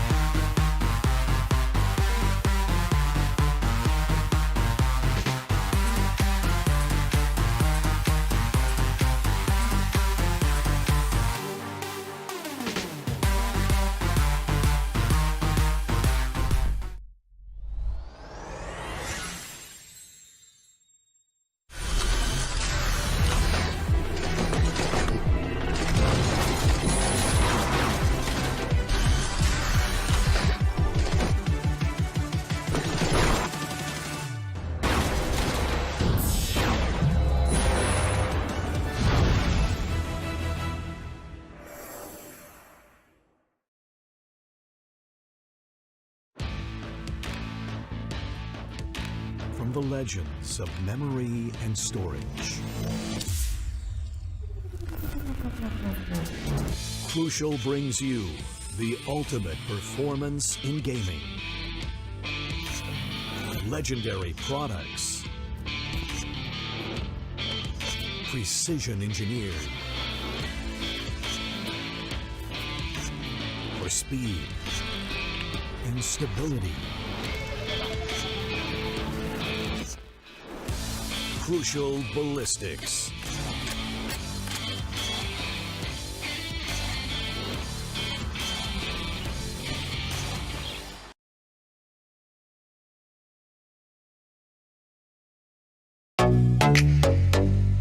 Hi guys, this is Zaya and welcome to Streamer Reviews, where gamers review the best new gaming laptops.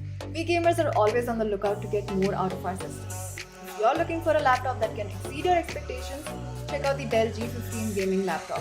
Its 11th gen Intel Core i7 processor surpasses my expectations with a max turbo frequency of 4.6 GHz. It also has a game shift key on the keyboard which triggers a dynamic performance mode to maximize the fan speeds to keep your system cool while the processors push harder. The G15 also sports an Intel Thunderbolt 4 port which boosts your transfer speeds to unbelievable levels with its blazing fast bandwidth of up to 40 Gbps. It also lets you connect all your accessories using a single port. It's obvious that this system is designed to go above and beyond to deliver the results that you desire. Get your Dell G15 powered by 11th gen Intel Core processor now.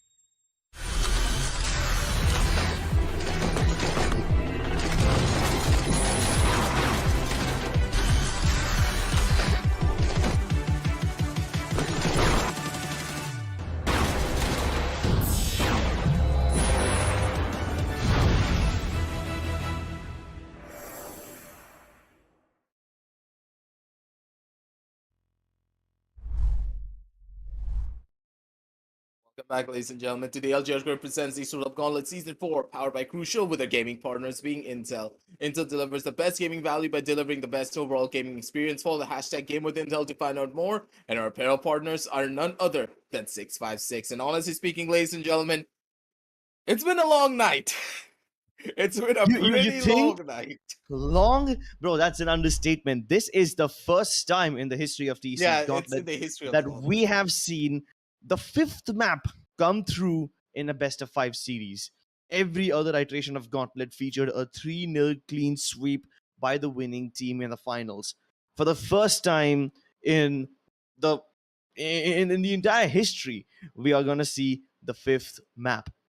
And of course, it is absolutely fitting that it is Fracture, the map that not all these teams are comfortable Defines with. Valorant. And this is going to be the wild, wild west. Honestly speaking, I believe that the map of Fracture is the definition of what a team needs to strive for to try and be one of the best in the entire region. If you're able to just completely take over the map of Fracture, if you are able to play this map better than any other squad, then I will personally say that you are the pinnacle of what the region should be like. This map defines Valorant as a whole. This is the most Valorant map that I've seen in comparison to any other. And a lot of people are going to hate me for this. And they're going to say, oh, Fracture is a bad map. But no, not It's really. not. It's not. It's one of the most different maps in the game, and that's why people hate it. People do not like things that are outside of their comfort zone. And that's one of the many reasons why you fall into places like this and you're like, oh, we don't want to play this. We don't really want to even go here as far as we would have expected. But it's completely fine now, isn't it? Because the teams are slowly proving that, hey, as soon as these new maps come out, whoever masters it first will be the ones to reign supreme on multiple different fronts. But for now, at the very least, Scripps, I want to see a compositional difference coming in from the members of Enigma. I want to see a Chamber and I want to see a Breach. If they do not have these two constants on their team, they're going to lose. I'm going to call it right here because personally, in my eyes, Enigma, the primary flaw that they have is their agent composition, and they're not willing to adapt. They're not willing to flex, and I don't understand why. I think they're trying something too bold, something that's incredibly new, No, they're and trying they something tried it very a bit too comfortable. often. No, Yeah, I that's the mean, thing. They think much more for comfort based upon the old meta. They're not trying to embrace the new meta stuff at all. well, whether they follow the old meta or the new meta, there are certain red flags that you see in their compositions, right? In both Split and Bind. Like, for example, in the map of Split, they didn't have a single initiator. In Bind, they didn't have a single sentinel. And sure, maybe that risk can pay off in certain occasions, but when you're in the grand final and when you're up against a team that has as much firepower as Team Snakes, you better bring something more stable to the lineup. But then let's be honest, the composition also wasn't the biggest problem now, was it? There were a lot of communication gaps as well. Just in the previous map, we saw That's instances where Shooter just goes into the A site all by himself, like Rambo, that's three sprays down kill. 3 people, and that was just a bait. He was just literally throwing away his life towards the A side while all his other teammates were going for a plant on B. But after he got that triple kill, everyone was like, well, I mean, why are we even playing? Why don't you just go ahead and finish the game for us? So they all just went and planted towards the A side as well. And then again, there were differences when Team Enigma, we saw mistakes from them, for example, leaving the spike behind and communication gaps like those. That's the kind of mistakes that was keeping them apart from the win. Whereas they were just so close. It was in their hands. It was like right in their grasp, but then just slipped out of their hands. And I thought that, yeah, maybe the weird composition is the reason behind their defeat, but there is a lot more where that came from. The thing is that the composition is not really weird. I was talking to CC about this, and you probably heard me as well, because Bind is historically, of course, a very defender-sided map. So you wanted to take a composition that facilitates the attacking side. It's a really good idea on paper, but Yeah, execution-wise, Enigma just execution fell wise, flat. exactly. Like, they fell flat on their faces, and there's no way they could have picked themselves up from it. And I like this. They actually picked up the initiators proper, but where is, where is my boy? I don't see my boy. Well, you have Excalion Breach, something that I haven't seen him do before. It's been a Antidote and while. RVK, both of them picking up the double controller. Same with Soulmate and Abdur. So it seemed like double controller is indeed the meta, with Breach being the primary initiator. Now, Yep, the only difference over here is obviously the Sentinel, with Rexy probably picking up Cypher, and King picking up Chamber. get the chamber gun. Nah, it's a cipher. Imagine playing the cipher. I'm sorry. I'm just one of those guys that will bash people for not playing chamber anymore. I'll take up all the hate in this entire world if you don't pick up a chamber on the map of Fracture and of course the map of Icebox. Then no, you're on my hate list. Well, right now, I'm looking at the hit list that HSB and the boys have assembled for themselves. It's got 5 names on it, and I hope they're able to take off every single one and complete this reverse sweep, which will be the comeback of epic proportions, ladies and gentlemen. This is it. It all boils down to the most volatile, the most vulnerable, and unpredictable map in the entirety of Valorant. And what's at stake? It's the title of the Gauntlet. Everything that these teams have worked for so hard will now bear fruit. Enigma have gone nearly undefeated in their entire run, whereas Team Snakes, well, they are no strangers to comeback. They've made a massive comeback in the lower bracket where they were able to trash every single team and find themselves in the grand finals. And of course, they may be on the verge of completing this reverse sweep as well. Here we go, ladies and gentlemen. Let's jump into Fracture. Soulmate though. He's trying to see what he can do with his body. Already pushed up through from the side of Arcade. Okay, they're taking a lot of control away, but slowly but surely they're able to make their way up. Only one person is holding from the inside of the side. And RVK, he's stuck in a pretty precarious corner. He's trying to get that first initial pick up, but Shooter maybe just will catch the perfect timing on him. That's gonna be a flash, that's gonna be a dash, and that's gonna be a kill as well. One by one, they're gonna start dropping the bodies. And King, just as you mentioned, his hit list is slowly getting ticked off. 2 names already down, 3 more to go. The crossfire established between RVK and Excali over here was doomed to fail right from the start. There was no way it would have succeeded because they just simply didn't have the positions to cover each other. The moment the flash came through, it had the death written all over them. And now all they need to do is just hold on and buy time. King is toying around with his food towards dish, while the other teammates of his are just fighting towards A main and winning every single duel. None of them die in the process, and it's a flawless win for the side of Team Snakes. Oh my god. If that's the kind of gameplay that we're going to get to see from them, then I am so excited for Team Snakes right now. What an explosive push. Sneakrips, I want to ask you this question. Do you believe that Fracture is a very defender-sided or attacker-sided map? Because in my eyes, I still, even after so many months of this map, It's kind of... It's not balanced for sure, but it doesn't really lean towards either side. It really depends on what kind of patience plays you're going for. Well, it depends on the proficiency of the breach. If the breach is able to play well, then it can be both types of maps. Because the defense and the attack heavily rely on this. But then again, Excali, he's probably going to be able to get away with murder, but nope. He's just trying to be a little bit of a pain in the butt. And that's it. I like how Team Snakes are always gambling by purchasing Vandals and Phantoms in the second round itself. They've done this in almost every map. And not a lot of teams will do this, where they just pick up the Spectres and maybe sometimes even Sheriffs and just roll with it in the second round, hoping that they don't give away too much to their enemies in case they do lose. But these guys are gamblers and they make some calculated bets. Right now, the only bet that they have to make is they should be able to carry forward the weapons in the next round as well and win even with just the Spectres. And let me tell you why, because these guys are going for contact plays quite a lot. They make their approach towards either side, whether it's towards A main or towards B main, very slowly and very methodically. But the moment they get spotted is when they carpet bomb the entire side with the breach utility and then they just burst out.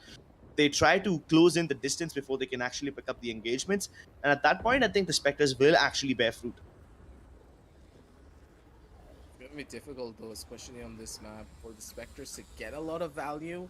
But then again, the Spectre is such a good weapon, and I believe that a lot of people just hate on it as if it's like an Odin. They will still play it, they'll still use it, but the hate's gonna be present because of how strong the weapon is at those close proximity engagements. And then again, nothing can really beat out a Vandal now, can it? Especially when it's the hand of a superstar known as Shooter. Exactly. Now, after making contact with B Arcades, the members of Team Snakes will fall back. While they're still committing the flashes from HSB, they try to sell the fake that they are indeed going for this push, but Rafuel calls the bluff. And his push will be the most important factor over here to determine whether or not Enigma can rotate to the correct side on time or not. Yep, here comes the bodies. They're gonna come on in, but still RVK, he's trying to hold them down strong, and RVK is making the difference here. But at the same time, Abdur, not gonna be ready for this one. Flash coming out. He blinds himself by accident, though. Excali, this is a dangerous game that you're playing, buddy. But up there's no way he can enter. He needs to get this one up, rotate over towards the other side, and hope for the best. He's got plenty of time to work with. He can go around to the other side, maybe circle back while the zip lines. The opportunities are endless. And the lack of Sentinel on the side of Enigma now will probably make them a little vulnerable. Rafu ready to stop, but Abdur wins the duel. And now he's got free reign over the site. Wait, he has one flash. Excali has a flash. Oh wait, no, he has an aftershock. That also works. but first he has to find out where Abdur is. He knows he's going to be somewhere towards the side because he didn't hear him cross over towards the B main region. So probably he's going to have to call his bluff towards towers. But does he check the correct angle? Yes, he does. But Abdur still wins a 1v2 clutch. And everybody on the side of Snakes is popping off right now. Abdur. Nerves of steel on this man to just not even panic or make any form of noise, knowing that hey, Excali's not that type of player who just signifies the pros don't fake meta. So I'm like an open book. But on the 0 and 3 here, Crips, it's just, I mean, they walk into the round with just a bunch of Spectres, and then they walk away with Phantoms, Vandals, and they break Enigma's economy once again. oh my god! Please, shooter, no! Oh my god. Never mind. I don't even need to say anything. Just enjoy the silent symphony of frags that the members of Team Snakes are offering to you. Hello there. Enemy remaining. I think he fell asleep for a second. He's like Planted. scratching his arm, and then oh, Viper, wait. He's just farming up his skills now, isn't he? Like, look at this. We are 4 rounds into the game. Shooter, King, Abdur already have their ultimates ready. You know how deadly this orbital strike can be in a situation like this? Yep. You pick towards the B side and you can burn up the entire tower region. That's the entire area gone. Now the Viper's Wall will easily let you in, creating a highway essentially for you. And if you do it towards the A side, it can encompass the entire goddamn side. And there's nowhere to run, nowhere to hide. The only thing that can probably stop them is a reverse orbital strike, or maybe like a rolling thunder. But then again, you have to be at the right place at the right time to utilize that. That's the thing here. There's a lot of problems that you need to worry about with draw fuel with this operator. May just be the deciding factor to try and circumvent these problems, but we can't really put a lot of pressure on him now, can we? But oh god, his Viper's Wall. Yeah, he's Toxic put it. screen is pretty bad. He didn't aim up for it, and ooh, that's gonna be the first raw fuel. He knows what he needs to do to try and bring this one back. Gets a double kill simultaneously. Finally shuts down shooter. Rexy's- That he can do to get away with this, but Rexy's always gonna be there. He's the anchor. He's the backbone of the squad, and there's a reason why we call him to be one of the best sentinels in the entire country. Well, he certainly has a backbone, but King wants to rip out his spine, trying to go for the smoke shenanigans, and the moment that happens, he's going to have a clear line of sight onto Antidote, not before Rexy takes his hat off and reveals all their plans. But what they do not know is that the spike still stands towards Dish. It just be now, he's just trying to make some noise over here, and there's no way he's going to be able to win the round. So might as well just try to sell a distraction. Maybe try to play the long game where he tries to feed misinformation to Enigma, and then deter, or rather go back on his own words in the next one.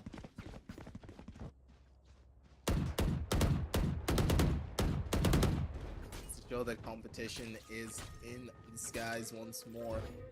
And Enigma, they mean business, but at the same time, they did have to do it on the back of Raw Fuel's operator.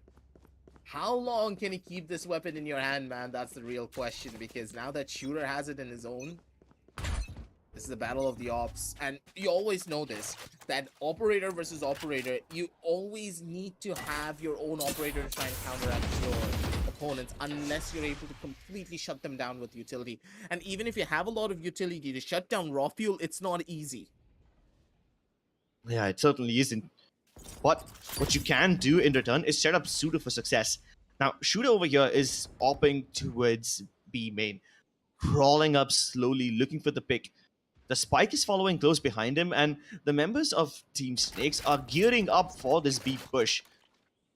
They exchange the weapons, probably setting up Shooter to go dash into its side, and HSB will probably follow up with the splashes as well. RVK is just trying to buy time by throwing in his snake bites and hoping that the members of Team Snakes can't crunch them together from both the sides. Meanwhile, the rotations of Enigma have arrived over here, so Do Team Snakes still go in for this one? Yes, they do. Orbital Strike burns up the tower region, and Shooter still looking for frags just outside of generators. And he's gone through the smoke straight into Excali's crosshair. That's the mistake that they were waiting for. Now that the man advantage has been secured, all they need to do is stop the plant from happening. Excali has the Rolling Thunder at the ready. RBK gets picked off, but that is not an issue as his teammates can still move ahead. The Viper Spit will cover the entire towers, but the spike, it's gonna have to be in the corner. They're winning all their duels, and King is popping off. Antidote, the captain, needs to step up right now. In a 1v2 clutch, he has to put on the performance of a lifetime. If he gets one kill, he's gonna have his orbital strike, and now he's got the satellite burner at the ready. Will he stick it? Pros, do they fake? Does King call the bluff? King, oh god, he has a perfect position. No! Hold on to your hats. Well, you need performances like these if Enigma wants a comeback. And he's got enough time for the defuse. King, you had the perfect angle for it as well, buddy. He didn't even need to go on down through from that side. He could have just went left, peeked the bomb, and just sat there. There's no way he could have even gotten spammed. Both the Brimstone stepping up for their team. It was Abdur with that 1v2 clutch a couple of rounds ago, and now it's Antidote. But if you take a look at not just the clutch potential, but also the number of frags that these guys are getting, and you will clearly see that Team Snakes are winning on the basis of their aim duels a lot more frequently. King and Shooter are popping off. They're literally double the number of frags that any member of Enigma has right now. I think that could be a massive win condition. Just shoot your opponents in the head. Clean and simple. Ultimate Orb captured, and that is HSB a step closer to his Rolling Thunder. Both the teams have 3 ultimates right now, but RBK's Viper Spit is probably going to deter them from coming towards the Beast side. Only from main. They can still move in from arcades. Oh, he gets caught in the trap fire, and that leads to Shooter's death. Can he still find the other one? So far, they put a lock and key on this site, and Snakes are not able to break this lock. They might try to sneak in from the window, though, and this is the window of opportunity. Soulmate moves inside. Nobody's checking him. The only resistance over here is inside the Viper's pit, and RBK is probably going to be shot on the back if he doesn't check the site. Not in the best of spot, but RBK is going to be able to get away with it. Orbital Strike plays beautifully by Antidote. That's the setup that they required. And now, yeah, Player standing. just dead. They're trying to push into a Viper Spit. There's no way they're going to be able to get 30 out of seconds this. left. Abdul's going to be good for 1, but that's it. Fastest positions is revealed. Shot being taken, and Rexy gets a clean shot. 3 and 4. Enigma, they are now back on the driver's seat once again. Beautifully done. No more mistakes being made, and they're finally able to recollect themselves and reconcile. But what exactly went wrong for them? And primarily, it was just the trades and the communication. Now that the communication is back on point, now that they're not being overly aggressive, they've finally slowed things down. They've taken a back seat, and they just have to keep on building on top of those advantages. One step at a time. They recognize that RBK can only defend B main and Arcade is left open, so they deliberately gave up controls of it because they were just hoping for that orbital strike to come in on the right time. Shooter loses a life, and that is Rafael winning one of the first duels against him. He's not been on the winning end of these duels quite often. RBK, though, getting control towards arcades, that's going to be crucial information for his team. As King tries to play as the lurk and his teammates are still towards the spawn and bridge, it's going to be up to him to create an opening for his team, but he can't venture forward ahead of that trap fire, hoping that one of the members of Enigma will overpeak, and that's the opportunity that they are hunting.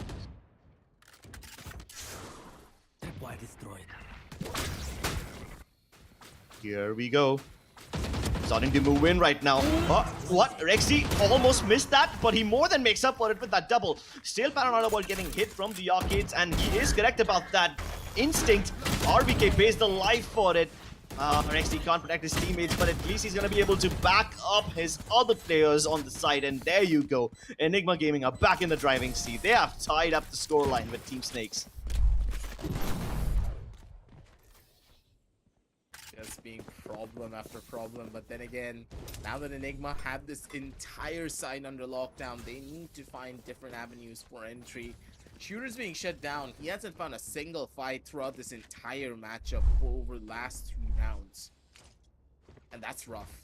you don't want to be in such a position on your jet, because your jet needs to have a lot of confidence moving forward, and unless that confidence keeps on building, you're not going to be in a good spot at all. But still, hey, it's 4-4 scoreline.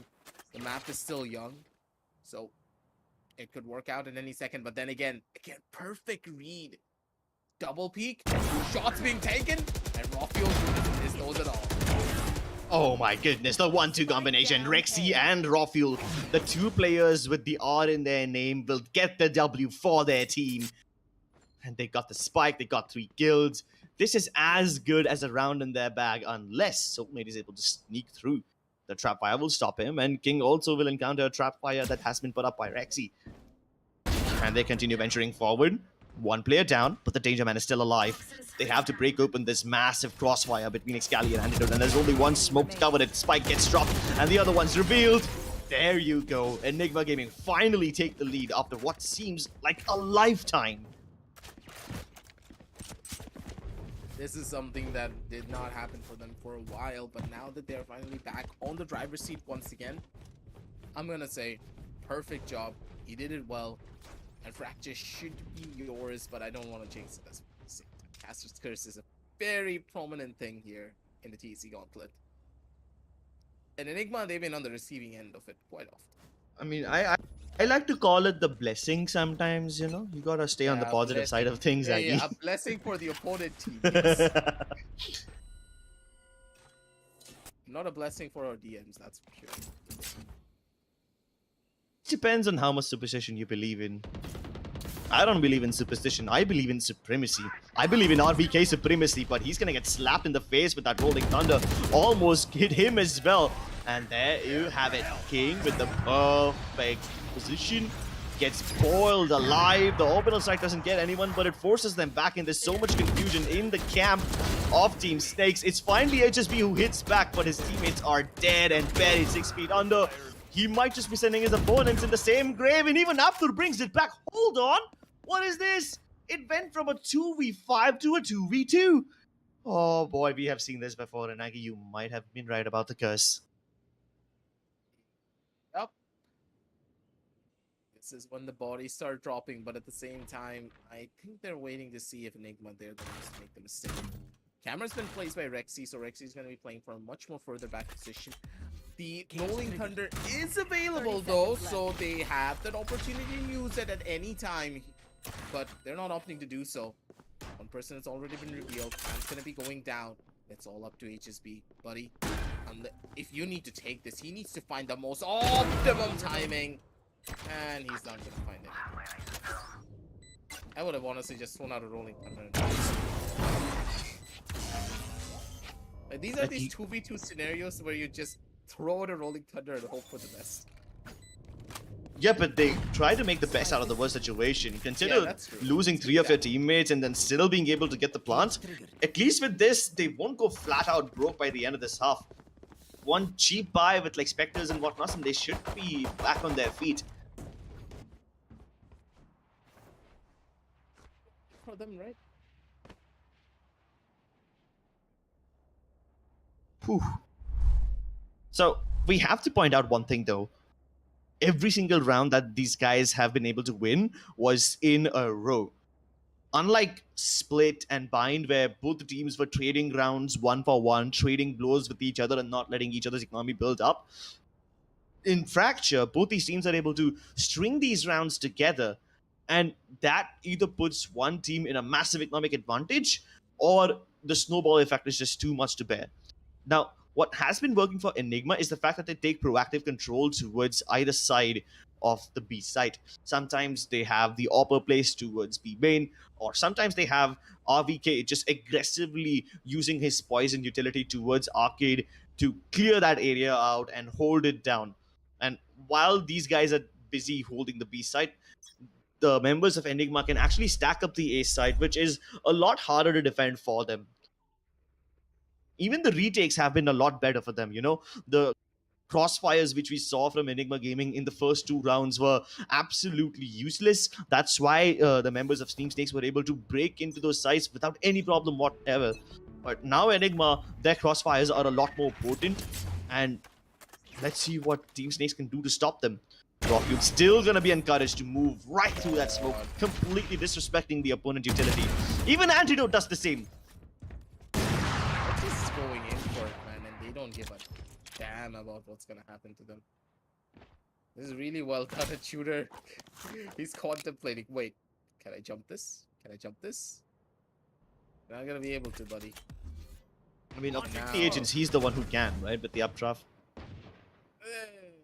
Without noise. Yeah, without noise, yeah. It's still gonna give away his position regardless.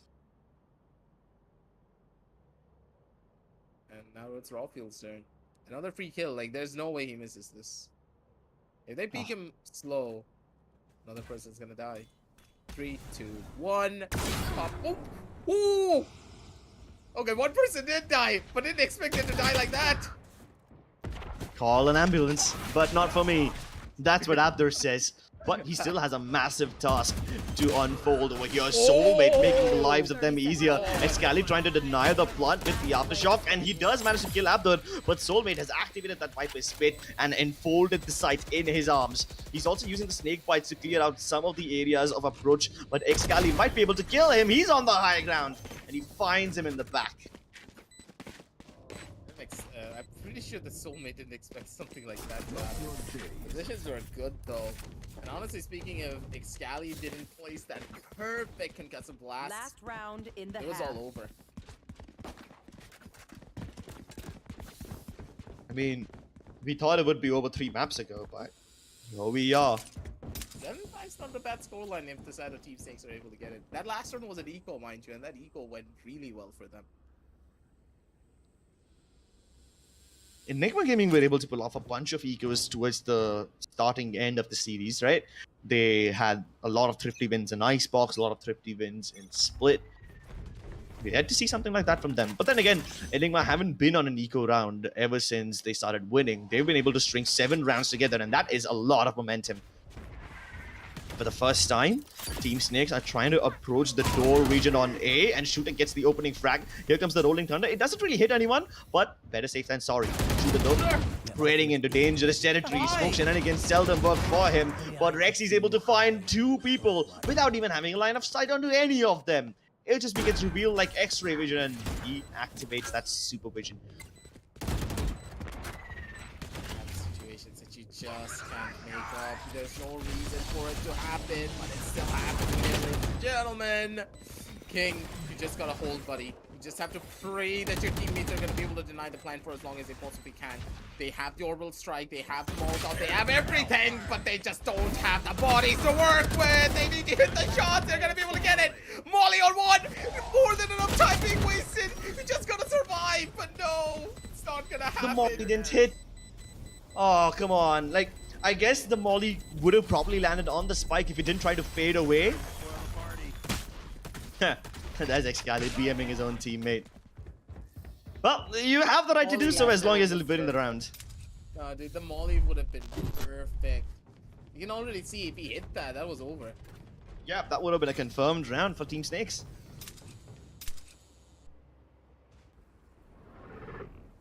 Look at that. Ah, he tried to run away a little bit too early.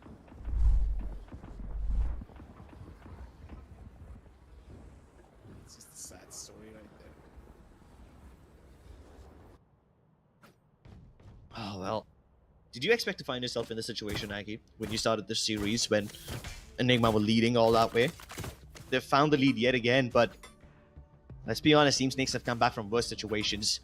They won the first 4 rounds of the half, and then Enigma won the next 8 in a row. Now, that's the kind of momentum that Enigma needed. I hope they don't squander it, because this is a lead that they can not afford to lose. A lot of movement being... rounds consecutively, man. Yeah. It's funny how Enigma are trying to utilize the underpass a lot more. We never saw Team Snake utilize that area at all. And that results in all of them peeking out from Arcade at the same time. Anyone on top of towers would have been destroyed. But King with the elevation gets taken down by Rawfield, and that's their cue to move in. Smokes come through, but that doesn't deter Abdul from peeking again. Excali punishes him for his over-aggression, and now they've got control of the site.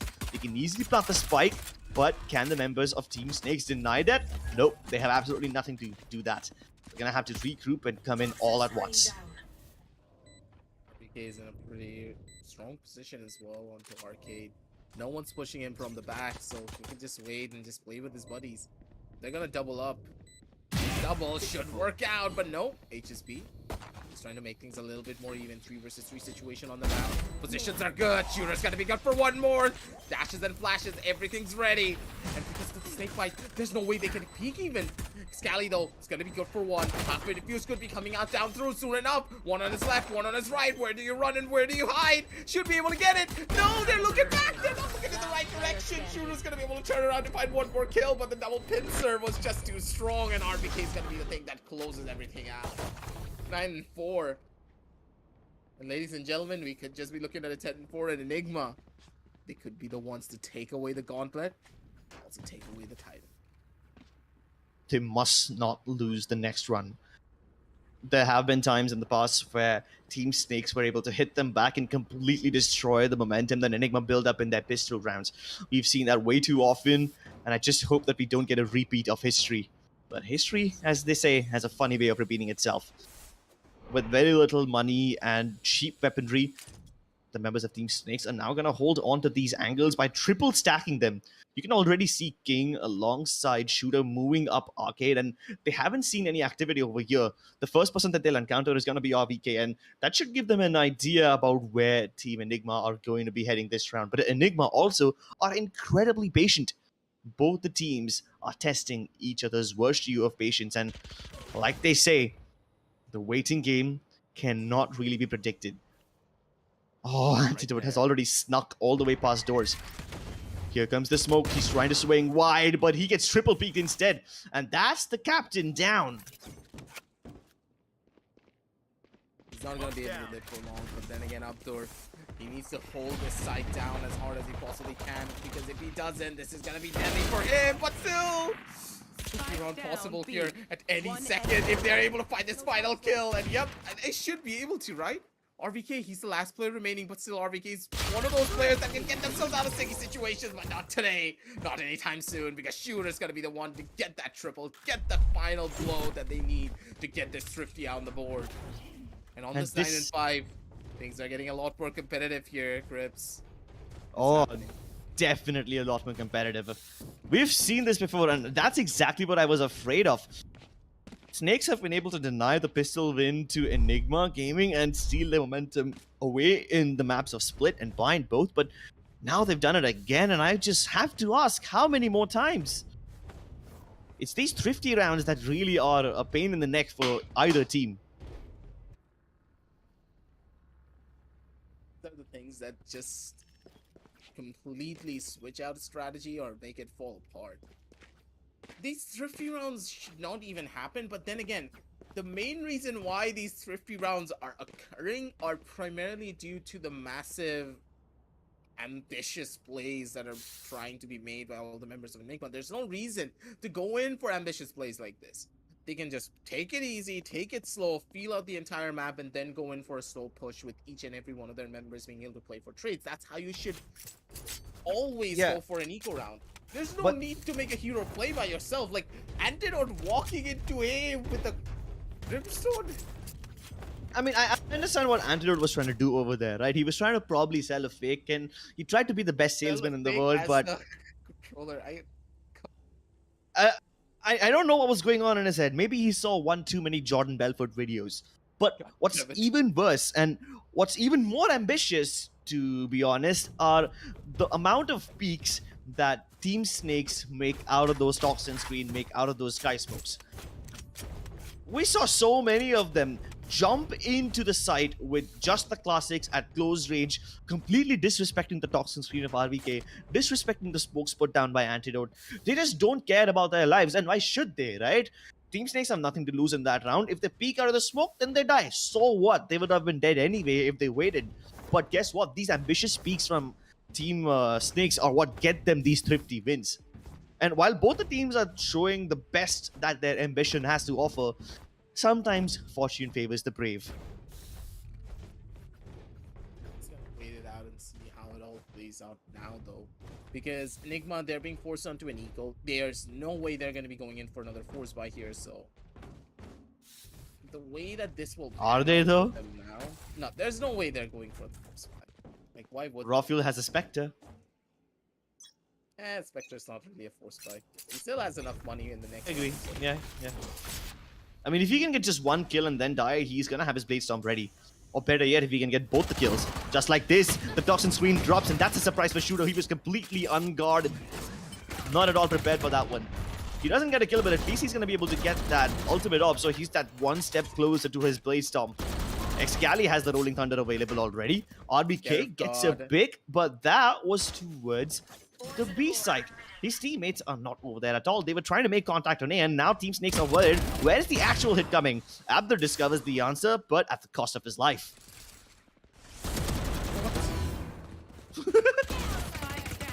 Okay. Well, they have a 3 versus 3 situation to work with, but at the same time, this is not really the most favorable 3 versus 3 that you could have hoped for. Anti, he's playing with fire on his own side. He's trying to survive this for as long as he possibly can. A Oh my God. beautiful fault line and the snake bite to get that final kill up. And now it's all up to Raw Fuel. Raw Fuel, you can't miss a shot, buddy, because if you do, that's gonna be deadly for you. That build's gonna be good. They're giving away a lot. And then now they're gonna drop. Those are the kills. This is the round. And ladies and gentlemen, 9 and 6. A little bit too close for comfort, I would say, though, at the end of the day, right, Cribs? Because this round really shouldn't have gone to the 3 versus 3, or even allow a plant pretty much at that end. Exactly. The fact that Enigma are able to go and plant that spike gives them that extra little bit of money, which means they can afford that extra flash or extra smoke, which is going to be very crucial to their success. Although I have to admit, Antidote not having full armor, probably in favor of purchasing smokes instead. Yeah, that's the team play that you need. But Enigma need to go for a two-pronged approach wherever they go. So far, they're trying to sell these fakes and making contact towards multiple sides of the max. And to some extent, I can say that they are trying to play for picks. But then again, the picks don't always roll in their favor. And of course, why will they? Team Snakes are also incredibly talented aimers, and you can't just straight up challenge them to aim duels. You need to bet a little bit more than that. Like, for example, that fault line and snakebite combination. That was beautiful. Enigma need to do something like that, especially when they have the information about where their enemies are. Meanwhile, it just feels as though both of these teams, they're at another level. But then again, here comes the problems. Here comes the bodies. Raw Fuel does get the first. That should be another kill on both ways of Lexi. A little bit over ambitious there from the other side. And Shooter, he nearly died there. He's on very low levels of HP. 1 HP and a dream for this man. Will he be able to do it? Then again, his teammates, they're coming in as backup as soon as I say it. Excali is the last player remaining. The spike's not on him, and he has no utility to work with other than a concussive blast. That doesn't even help him. Once again, communication issues from the side of Enigma Gaming. The Rolling Thunder was committed, but nobody followed up on the back of it. It stunned every player of Team Snakes who was on the site, but it did not stun Shooter. In fact, he did not even get locked out of the action by that Toxin screen because he played ahead of it, and he was able to get a clear line of sight onto Rexy. For some reason, jumped towards CT spawn instead of going into the site or trying to be in a position which has been cleared by his teammates' utility. So Rexy died for absolutely nothing. And then even the Rolling Thunder was not capitalized on because nobody from Enigma went in on time. And it gave enough time for the members of Team Snakes to reset. Shooter, though, he doesn't just reset, he will set a grave for his enemies, mark it with iron, and put them down 6 feet under. I mean, this was an eco for Enigma in the first place, so we never expected them to win, but every step that Enigma falter is a step closer that Snakes are getting to them. Yes. One of the members have been spotted out. Rexy, he knows he can no longer even enter from that sideline. He's gonna run on back, maybe try and see if he can find a better angle, but honestly, it's all up to Anti. Anti needs to get the most phenomenal performance he can possibly get here. He needs to swing. He needs to find 2 headshots, otherwise this round is impossible. Yep, he's been spotted. Goodbye. Actually, he's lucky to be alive right now. Soulmate can already see Antidote's body. 30 seconds left. A little pixel is all he needs to execute the captain, and now Rexy has pretty much nothing that he can do. If he dies, at least he'll get his neural theft. Yep, he's got that Small hatch victories. ready. Small victories. Small victories, Hacky. Small victories. One step at a time. That's all they need to take.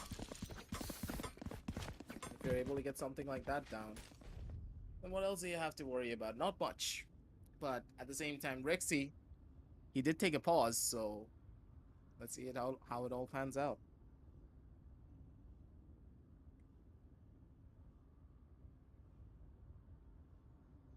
So far, I think the formula for success for Team Snakes is pretty obvious, right? If they just find a way to dislodge and dodge the initial utility dump that Enigma do, they will be in a position where they have their senses and their eyesights above them.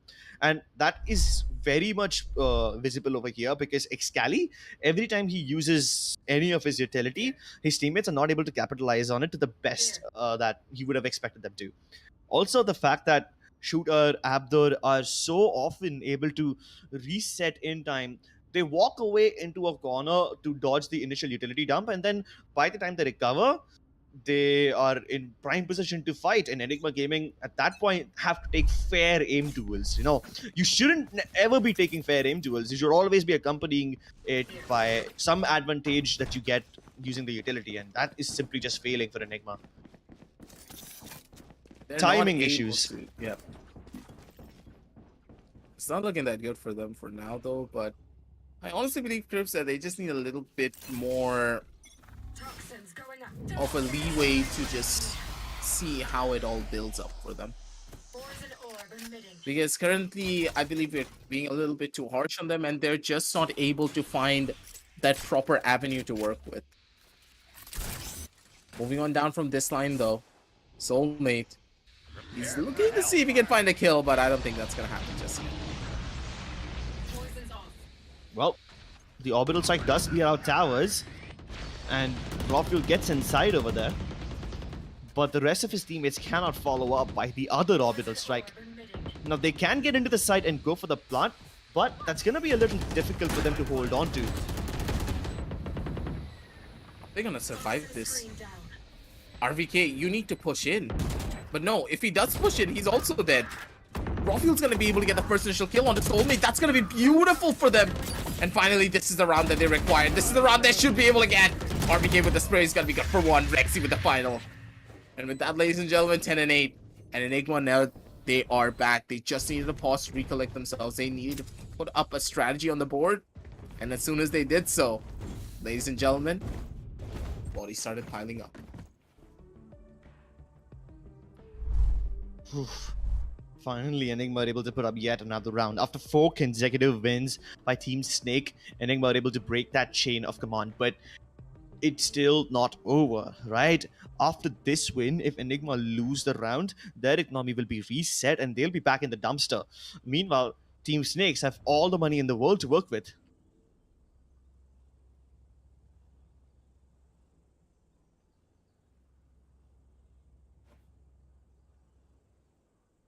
It's 10 and 8. Another pause has been taken to try and break away the momentum. And you can see the seriousness on this coach's face, right? yeah, When we saw him on Icebox, he was memeing, he was fooling around. He had that little notebook with the cheeky message in it. Right now, he's like, nah, no time for nonsense. It's business. And we need to bring our best foot forward.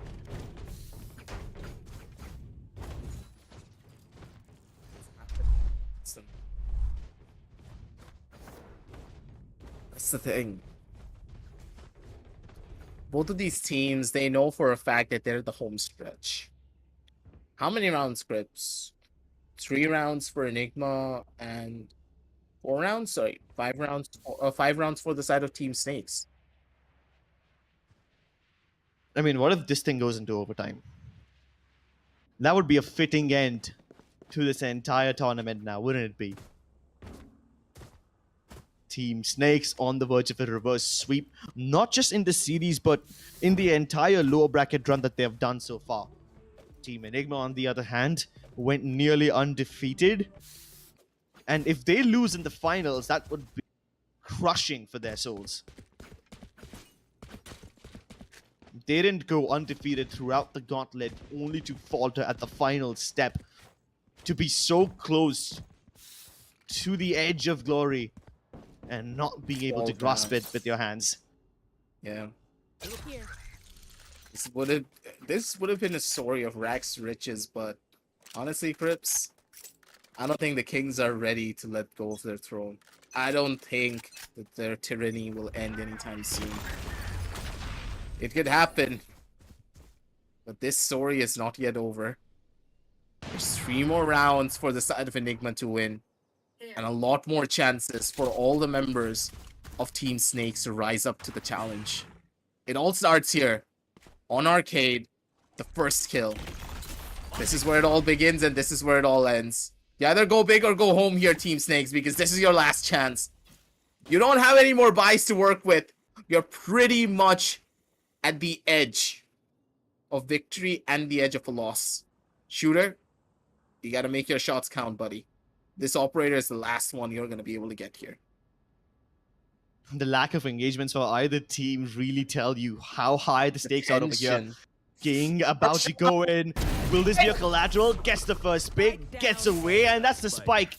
Lots of information being given away over here as the members of Team Snakes about to move in towards the towards the A side, ready to rotate. But the Viper Spit being committed over here will stop the rotations. Soulmate's right in the middle of it, gets completely sidelined by RBK, but King able to make a say over here.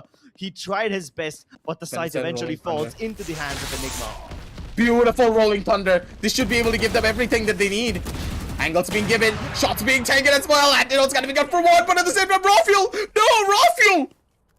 Because this man in this position has gotten a lot of shots. He has done everything that is inhumanly and humanly possible. 4 seconds left on the clock. He doesn't have time. He's gonna try to run away. HSB gets the kill, and he shuts everything down. I honestly was scared for a second there, and you know why, Crips. Rafael's one of those players that can clutch out in a situation like this. He had the angle, he had the timing. If he got that first initial headshot on the shooter, this was gone. This was all over. But he was the getting shooter just survived. Yeah, but he was getting bullied by HSB. The amount of utility that HSB was dumping at them.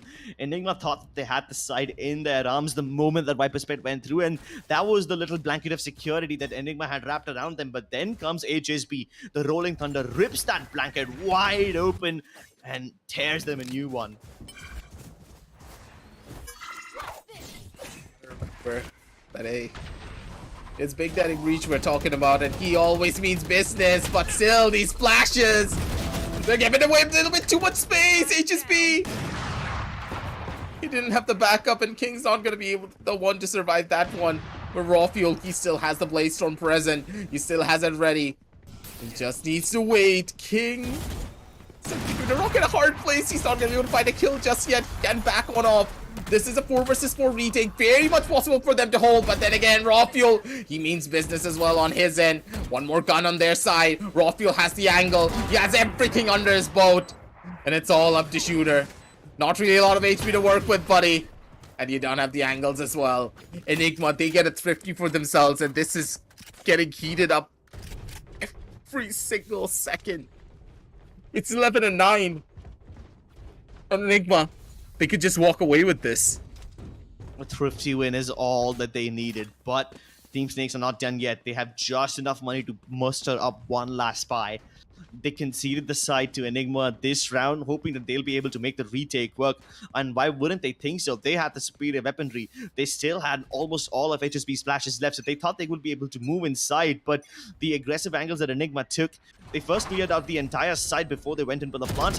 Rafael, poor guy, he's stunned, and now he's in the grave. Antidote exacts revenge, but Shooter makes sure that the advantage still lies with them.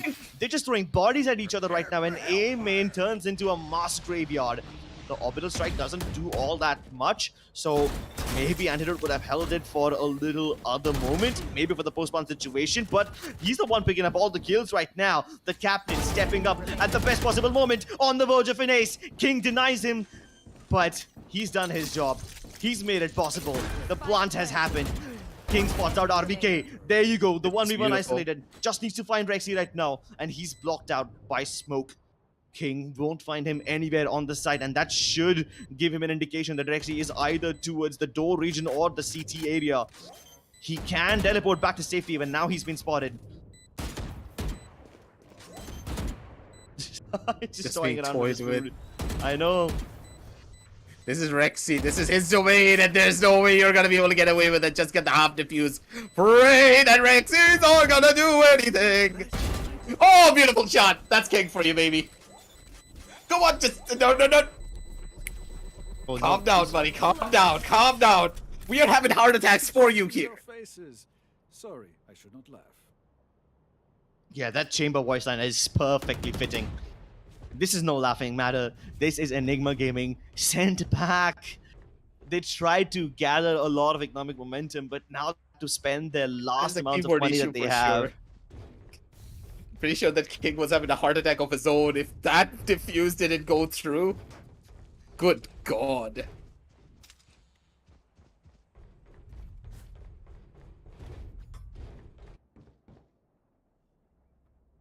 Love the way how he played that one out. He knew for a fact that Rexy was not anywhere on the site. All he needs to do is bait him out. He stuck the half defuse. That was so brave. Especially when you're up against a guy like Rexy, the one who likes to toy with your emotions like that. To go ahead and call the bluff against a man like him is incredibly difficult. And it takes nerves of steel to pull something like that off. Antidote, though, I feel so sorry for him. The man got a quad kill in that round, set his teammates up for so much success, but then it all came falling down.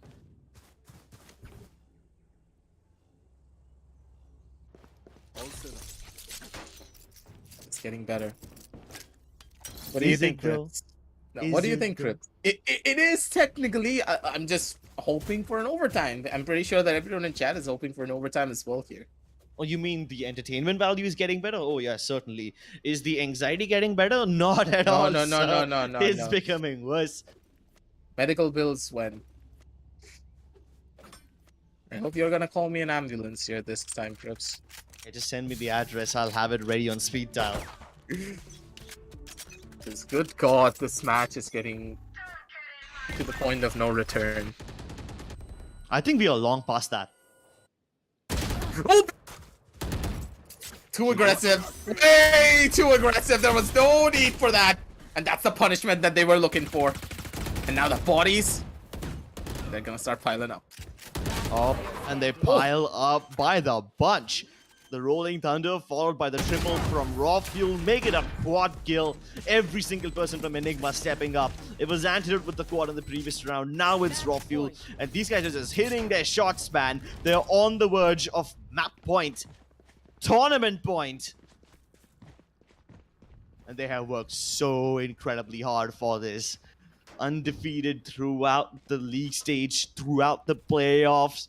Stumbled a little in the last two maps, but now they can taste victory. And they have done enough damage. There's just no money on the side of Team Snakes. They're gonna have to slither their way into enemy territory and hope for some cheeky frags. Shooter just 1 point away from his Blade Storm. Go ahead, buddy. Get those knives. You're gonna need them. Smoke's down. That's a good spot. Like that good for them here, is it? Just one kill to start everything off. That's all that the members of the defense need. Shooter, he's making noise. He's gonna go in for the swing. 3, 2, 1. Take the fight. He needs to find a kill. Gonna be good for one. Not gonna be good for more than that, but I'm done with the double kills. Gonna be beautiful. So then straight to the smoke shuts down Antidote. It's a 3 versus 1 in like a matter of a couple of seconds. What just happened here? They tried to pile the bodies. They're all dead and dusted. They're still alive in a 12 and 11 scoreline.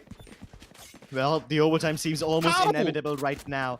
And I No. said this, that the members of Team Snakes are simply just not respecting RVK's utility. Almost every single player walks out of the toxin screen, peeks them just when Enigma think they're safe. They get all the way into the site before they are able to clear everything out. And the moment they tap the spike, 4 people from the toxin screen peek them at the same time. It's like a shooting gallery that emerges from the shadows and takes the light out of their eyes. Is it gonna be overtime? Is Enigma gonna win it right here and now? This is it, ladies and gentlemen. On the edge of your seats. King blinded, but not dead. Russell doesn't check it, and he lines two of them up. Oh my god, give this man the ace! He deserves it! No, god damn it, Solvik. No problem, man. He doesn't need the ace. He's got the crown, and he's found overtime. We have gone from 2-0 to 2-all, and just on the verge of a reverse sweep, we go into overtime, ladies and gentlemen. It's almost like this game is scripted. It's almost like we were destined for a nail-biting finish. I never thought I would get to see a 5-map extravaganza in the first place, let alone that 5-map ending in an overtime. Exactly, man. It feels like NA Challengers, man. It literally does. The underdogs going up against one of the best teams of the region. Optic versus the Guard? Hell no. I'm going for Team Snakes versus Enigma. Oh, and right now, it's gonna be Raw Fuel up against the world. Rexy shots down that other flying jet, but he gets taken down in return. Oh, Raw Fuel no. becoming a bit too over-ambitious across that sky smoke. And Excalibur to do the same. It's just disastrous. Antidote, though, might have a little glimmer of hope. Gets the spike, but he's blinded. HSV puts him out of his misery. And RVK can't even comprehend. Man, why is it that every time Team Snakes peek out of the toxin screen utility or the smokes, they get all the wins, but when Enigma tries to peek out of the smokes, when they try to go for these shenanigans, they get shut down in the most brutal ways.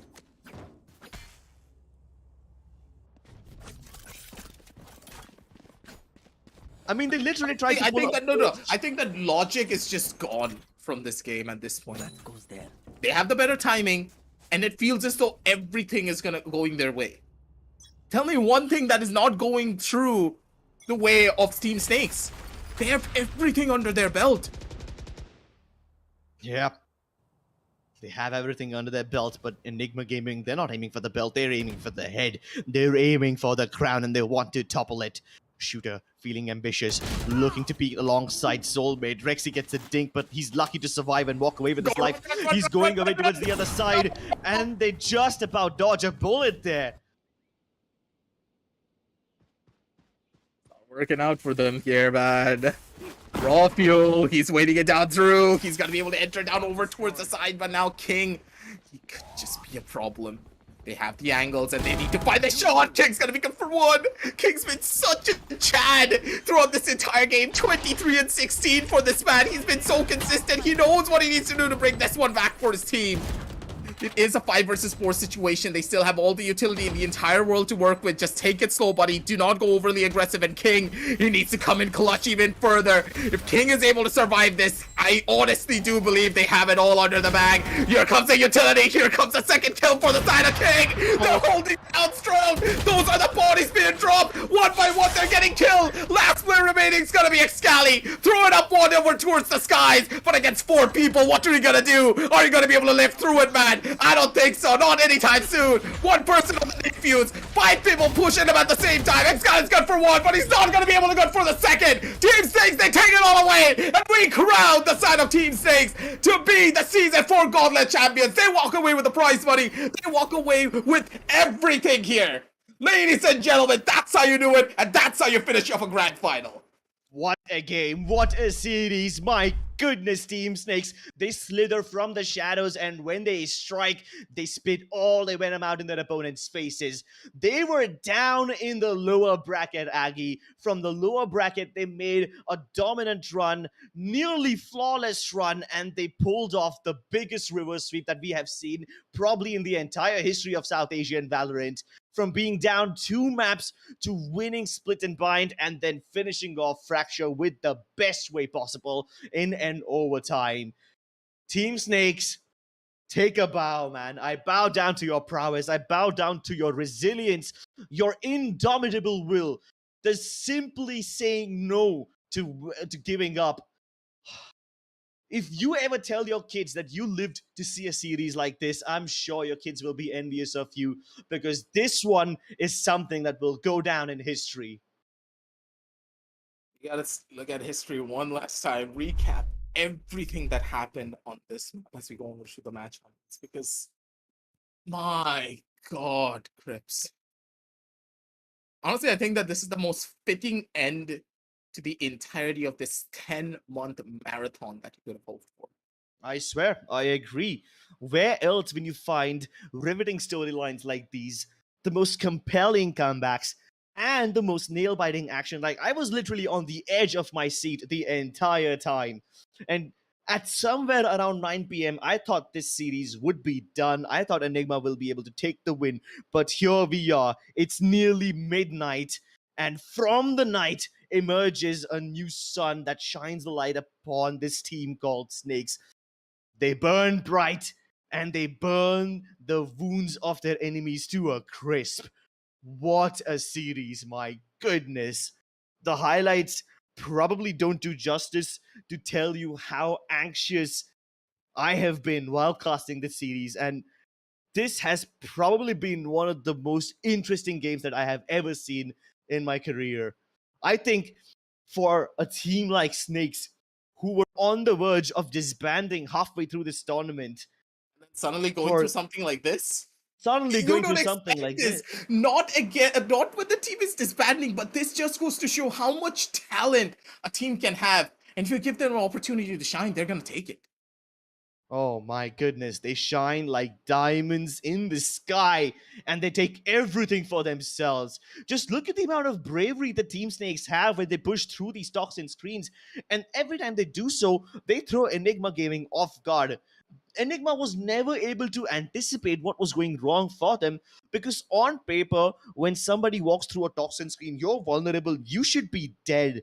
But somehow, Team Snakes find every single member of Enigma Gaming looking in the wrong direction. They catch them off guard and they do it again and again and again. It's almost like it was bread and butter. They were relying on it to get wins consistently. But when Enigma tried to pull off something from the Snakes playbook, it backfires for them so horribly. Nothing really worked out for them here. Enigma, honestly speaking, I won't say that they played really badly because Team Snakes, they just played phenomenal. The communication was there from all the members of Enigma. The shots were hitting, the aim was present. But at the end of the day, the main reason why Team Snakes were able to win were because of phenomenal trading. I didn't see that level of trades coming in from Enigma even once. And you can see it on the scoreboard as well. King, man, the chamber being the most dominant performance I have ever seen. Like, King is possibly the MVP of this entire tournament. I'm gonna write it down, hands down, that he is my MVP, primarily because his chamber has had impact over every single map that he has played. And he has played chamber in every map, mind you. He didn't miss a single time. Shooter's there. He has 23 kills, but no one matched King when it came down to the consistency that he was able to bring down to the table. A king deserves his crown, and now he's got one. This crown shines bright, and it's gonna blind everyone who looks at its glorious peak. This man is so incredibly talented, always backing up his team, always winning the aim duels, and pulling off what could potentially be the best comeback in the entire South Asian Valorant history.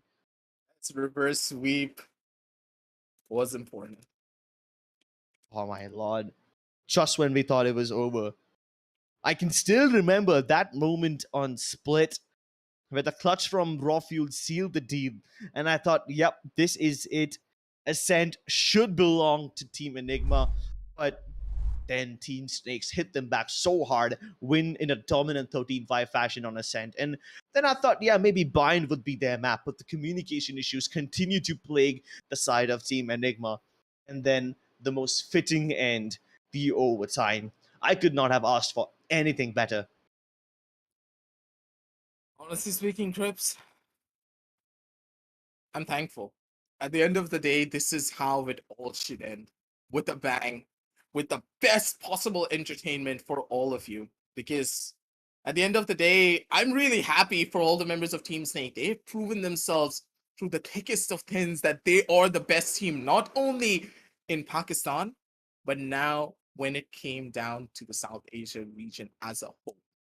They're no longer that tier 2 team. They're no longer that underdog. They're able to take down Enigma and take a spot to be a tier 1 organization. Hopefully, not an organization, but tier 1 players playing for a team. It's sad that they have to disband, but at the end of the day, stuff does happen. But hey, you bring in a lot of these memories. You five played together, and through all the odds that you have gone through, you have brought yourself back into the limelight, and now you lift up the Gauntlet trophy and take away the massive prize pool that you have here. Exactly. This is going to be something that you have never experienced before. What an interesting story. And I think interesting is like an understatement over here. You have to consider the situation that these guys were in, right? They were on the verge of not playing together. They're playing their last match, last tournament together, and they pull off the most epic comeback ever. Now, that is a way to go out with a bang. And that is the end of TEC Gauntlet Season 4, ladies and gentlemen. We thank each and every one of you who's been with us through every step of the journey. And for those of you who stuck around till the end, I'm pretty sure that you were rewarded with what was potentially one of the best matches in South Asian Valorant. And we thank you all for your immense support, ladies and gentlemen. My name is Crips, and with me was Aki, and we're going to be signing off for one last time from TEC Gauntlet. You guys have been an incredible audience, and it's been an absolute pleasure to cast for you. And it's been an absolute pleasure to cast for these players who, in my mind, are gonna be running around all day. Like when I go to sleep tonight, I'm probably gonna be looking at all these plays, and it's gonna be like a highlight reel running in my head all throughout. Thank you so much for being a part of this journey, ladies and gentlemen. You've been watching TEC Gauntlet Season 4, brought to you by LG Ultragear, powered by Intel, Crucial, and our apparel partner 656. Go ahead and check out the hashtag Game with Intel because they deliver the best gaming value by providing the best overall gaming experience. And right here at the Esports Club, we provide the best entertainment possible. And I can hands down say this was the most entertaining match that you would have ever seen in 2022. Easily right there. But for now, we're going to sign off, and we're going to be seeing you soon enough with a lot more tournaments. Good night and happy gaming.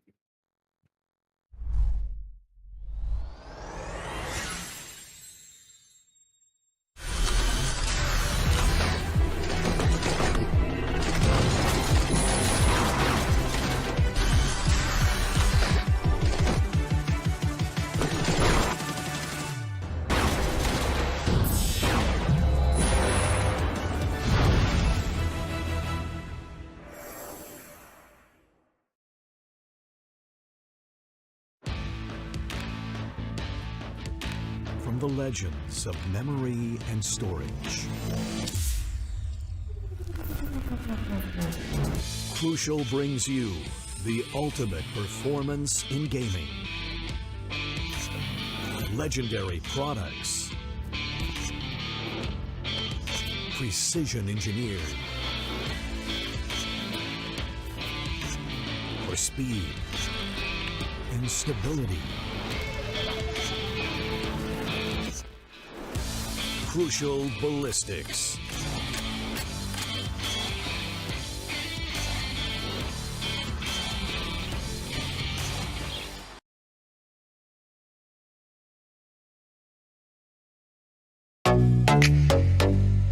Hi guys, this is Zaya and welcome to Streamer Reviews, where gamers review the best new gaming laptops.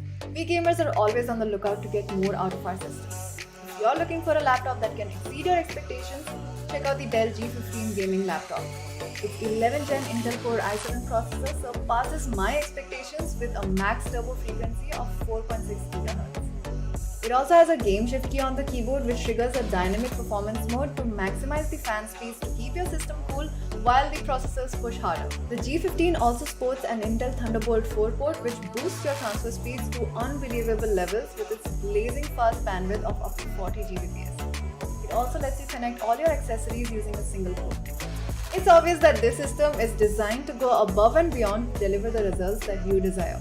Get your Dell G15 powered by 11th Gen Intel Core processor now.